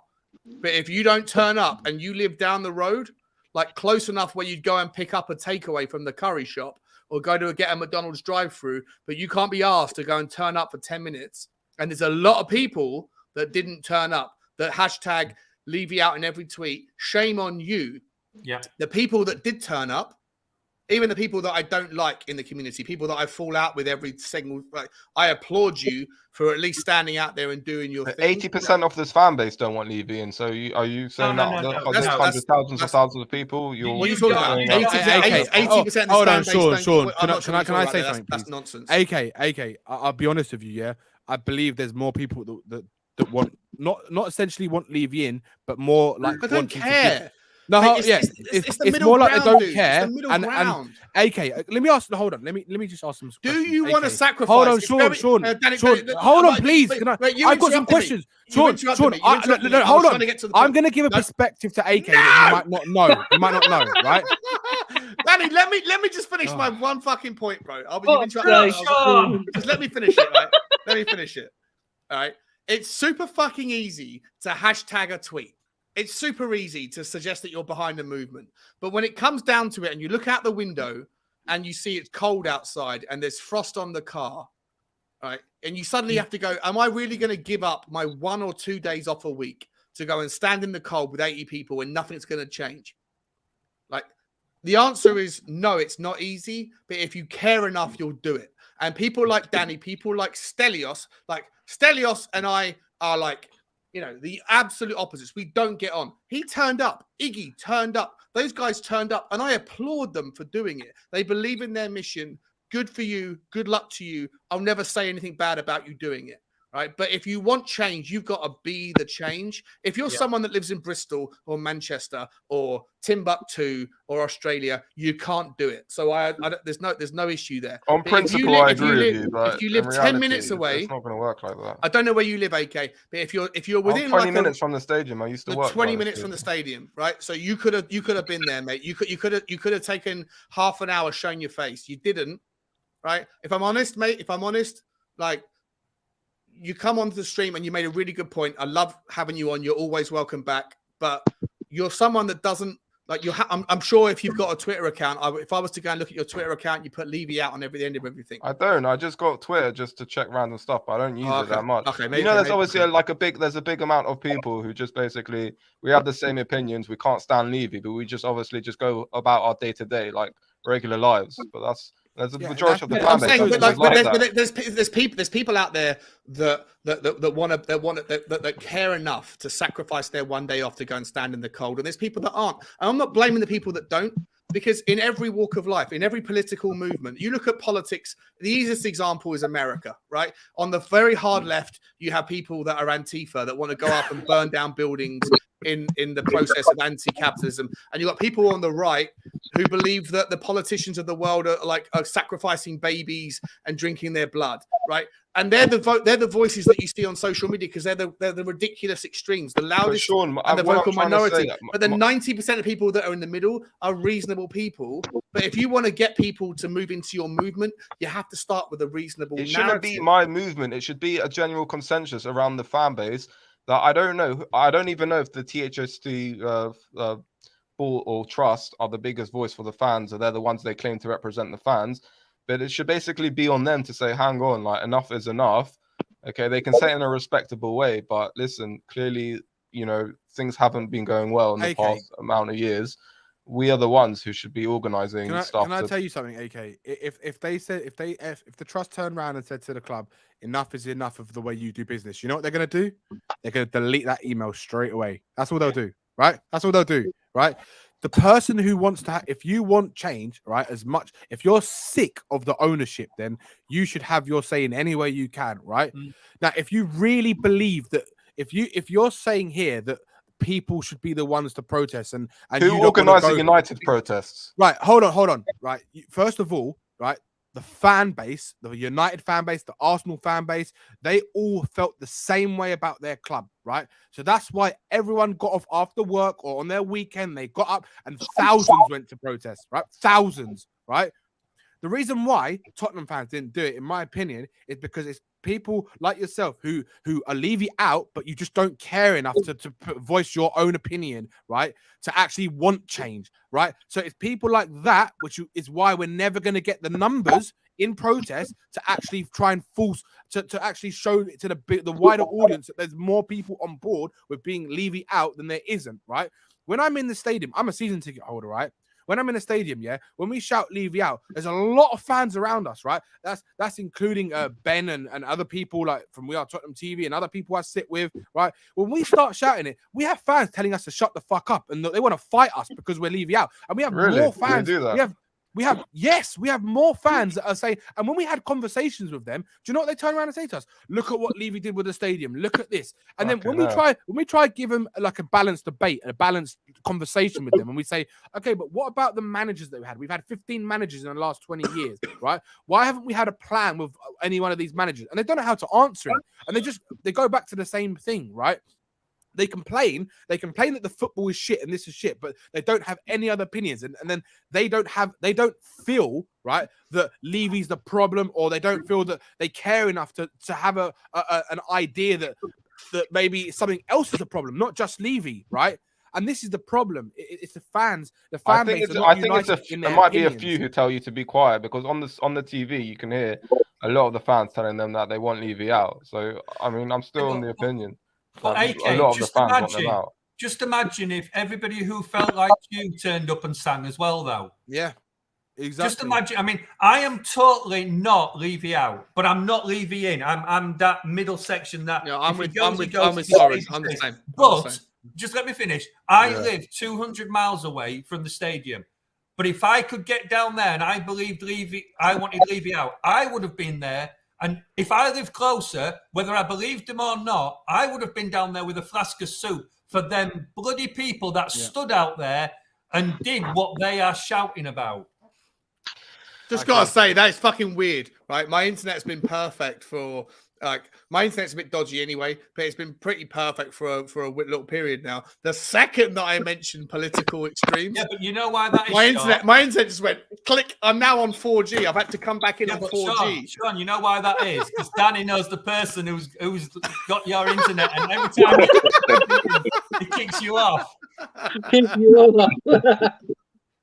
But anyway, I'm going to have to go. But guys, listen, we gave it 4 hours. We gave it 4 hours. I think we got to the point now. My back is going to die, but I'm off. Someone just wrote, guys, I'm the type of guy to start a fight in the pub and run away after. No, you're not. I mean, I just want to say one thing, though, before we all do go, that a lot of what Danny has said tonight has been absolutely spot on, and I don't necessarily agree with him very often. But a lot of what he has said tonight. I think most of the Spurs fans are on pretty much the same level. Yeah, I think we we're just all kind of disagree with the end route. Yeah. 100%. But 100%. Absolutely, same as Sean's just said, absolutely big up to people like Stel, Brian Daigle, Iggy, Danny, everybody that believes Levy should be out should try and, if you can. I won't be able to join you. I can't join you because I don't reflect and I'm the same. Them the same way you guys do. But I respect your right to protest. Big up to you. Listen, we've had about 20 people on today, like we did on Friday. Like we did on what day we today? Friday. On Wednesday night, madness. I absolutely love it. There was lots of animosity, lots of fun. I want to go round the houses. Before any of you jump off.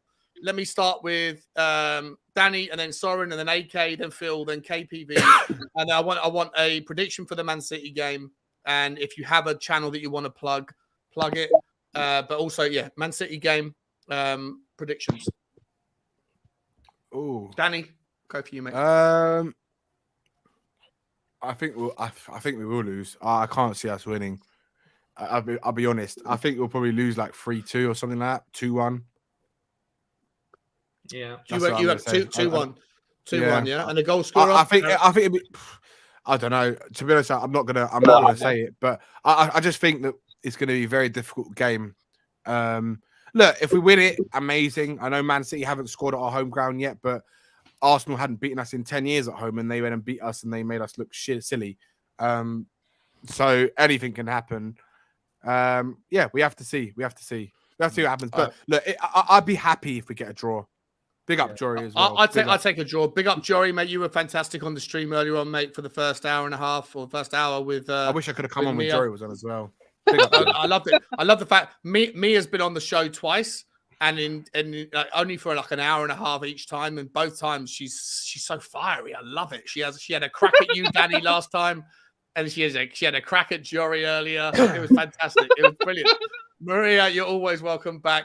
Danny, Jory, thank you so much for the super chat. He says, listen to Danny. He's a boy. Danny's saying 2-1 Man City. Soren, are you saying something different? Before I answer, I just want to know if Danny knows anybody in the VAR room or the referee, because if he's got an influence already, then I'll go with his prediction. I wish I did, mate. I wish I did. Put it this way, I would be a richer man if I did. Yeah. Danny's not just an ITK, he's an ITVAR. He's in the VAR room. I said to somebody earlier that I could see a draw at the best. So I'm going to kind of stick with the draw. At the best, it's a draw, yeah. Yeah. I don't honestly see us winning. And I don't honestly... Yeah, I'm going to stick with a draw, a score draw, because I think there will be goals. Yeah, there'll be goals for me as well. AK, mate, listen, dude, AK, please... if you don't mind, mate, if you've got any interest, I don't know if you want to come back on. I hope you can, mate. I'm going to try. You've been brilliant value. I'll drop something in. I'm going to try come back on next time I see you guys online. Put it in the private chat, mate, and I'll add you to my WhatsApp group of people that are panel members in WhatsApp. AK, what's your score prediction for City on Sunday? I don't think the players will turn up actually on Sunday. So I think we'll lose. Plus, I don't mind if we lose. Like I said. Yeah, I heard you say it earlier. Yeah. Devastating. I know. Sorry about that. It's all right, mate. Listen, have you got a channel or like a Twitter? Anything no. I just from time to time I come online here or there. All right, mate. Well, you've been fantastic, man. A really good, guys. addition to the show. Phil, my man, what's your prediction for the game on Sunday? Yeah, I'll be pissed if Porro don't play. Absolutely pissed. I think the fans, he will start. I think the morale of the fans will be fucking low if he don't start as well. He won't be starting. He's not starting, Phil. Yeah, I don't think he'll start. Because I hope he does anyway. I think we'll have a better chance if he does start. I think he comes straight. I think he comes straight. Yeah, I think he comes on. But I don't think he starts. You want to just fucking play him? The guy's familiar with the 3-4-3. He plays 3-4-3. It'll make such a difference to our play if he does start. Yeah, everyone's imagine in here's your starting lineup. Number 1, Hugo Lloris. Number 24, Pedro Porro. Yeah, that's what I mean. This is what we need. This is what we need. Do you know what I mean? In the fan base, we need a bit of that. Get the new signing in. Do you know what I mean? But in regards to the score, I'm going to be optimistic because I always am. So I'm going to say 3-2 Spurs. And I'm going to say Kane's going to break that record. And Sonny's going to get on the score sheet as well. I've had a cheeky bet. Just want to say big up to you guys. It's always good to be on the stream with you. And Sean, great show as always, mate. Phil, mate, love you, man. Listen, I still don't have. I think are you in the Irish Hotspur WhatsApp chat? Yes. Yeah. Oh, okay, I'm going to steal the number. I'm going to put you into my little panel thing. I'm going to get you on more of a mate because you're a legend. Love you to pieces, my man. No worries. You can drop off if you need to, but I agree with you. 3-2. KPV, where we going? 3-0 Tottenham. Kane, Son, Kulu. Get in there. Love it. Kulu, man. Give me a ginger from Sweden, man. He already scored against City. Kulu can become the first Tottenham man to score in 3 consecutive games against City. Like, I think Kulu is the only man that will become the first player to score in 3 games against them. So, like, let's hope Kulu does that. This guy below me, KPV, he knows stats. He knows stats. I was listening to him on I think it was We Are Tottenham TV the other day, and he was like, you were talking about a player that left Atletico Madrid and went to Manchester City, and not only the conversation was random. That Ben and Sim, they brought up that as a random conversation. And they were like, is there any player that's come over? And you named the player, the year, and the fucking transfer fee. I was like, what the hell's going on here? KPV remembers like transfer fees from 2011 for players that didn't even play for Tottenham. KPV's the new Martin Tyler, man. Fucking hell, he knows his shit. And it's live. It's live. Go on, Ben. So, big up, everyone. Anyway, I'm off. And I'm not letting anyone say we're going to lose because I am tired of us losing at home, man. This will be 5 times if we lose. So I'm not having it. Yeah, Tottenham win, and let's continue that record of not letting them score because it ain't going to happen. So 3-0, Kane, Son, Kulu. Kane's breaking that record. 3-0, and Kulu masterclass, man of match incoming. Well done, KPV, mate. Thank you once again for joining us. You're always welcome on here, mate. I love you, buddy. I'm also going to go 3-2. I'm with Phil. I think it's going to be a high-scoring game. I'm going to put out a little video of interesting bets.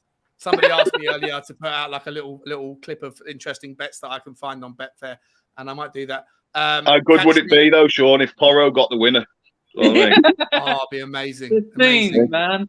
The thing. If what Danny's saying is true, and I'm guessing it is, that he had the option to go back to Man City in the last minute and he went, fuck that, I'm going to Tottenham. One of our own. One of our own. He never kicked the ball, but he's already one of our own. Pedro Porro. He's one of our own. Hey. Hey. All right, guys. What's the other chant, though? They come out tomorrow one. Oh yeah, well listen, no.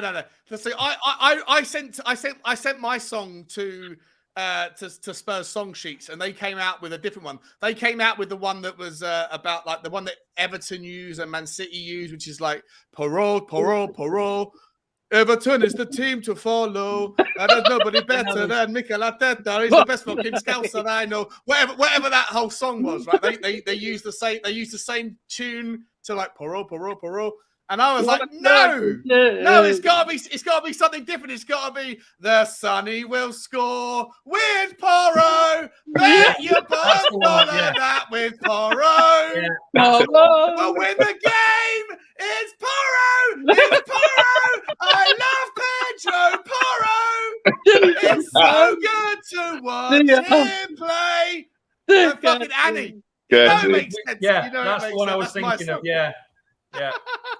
Whatever happens, Spurs are the best. I mean, anybody that wants to see us lose, then sorry. Yeah. But especially when we play Chelsea and João Felix is on the pitch, he fucks who he wants.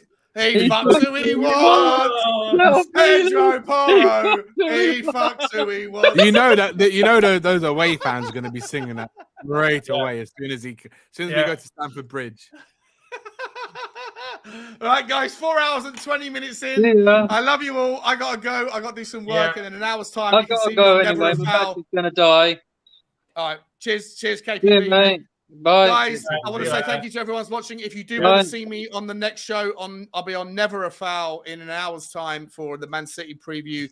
After that, I don't know where I'll be this evening. I'm sure there'll be somewhere that I'll pop up. But I love you all. Danny, thank you so much for coming on. Soren, you've been absolutely amazing as possible, as always. Same with you, Phil. I want to say thank you to, I'm going to get all this wrong, Mia, to Joracle, to Anthony. AK, to Anthony, Frank. to KPV, to who else was on? Kuva. Who? Frank. To Frank. Yeah, he didn't even say a word, did he? Never got a word out. I think there was somebody else as well. I forget. But listen, guys, wonderful. I hope it was a good show. I hope it was interesting. Fucking 4 hours and 20 minutes. I've got to get back to doing a couple of. I've got to limit this stuff in the future, but we're going to wrap it up there. Love you, like you, and please hit the like and subscribe buttons and the notification bells on your way out, guys. I will see you on the next one tomorrow. As always, come on, you Spurs. Come on, you Spurs. Leave you out. Come on, you Spurs. See you guys. Ciao, ciao.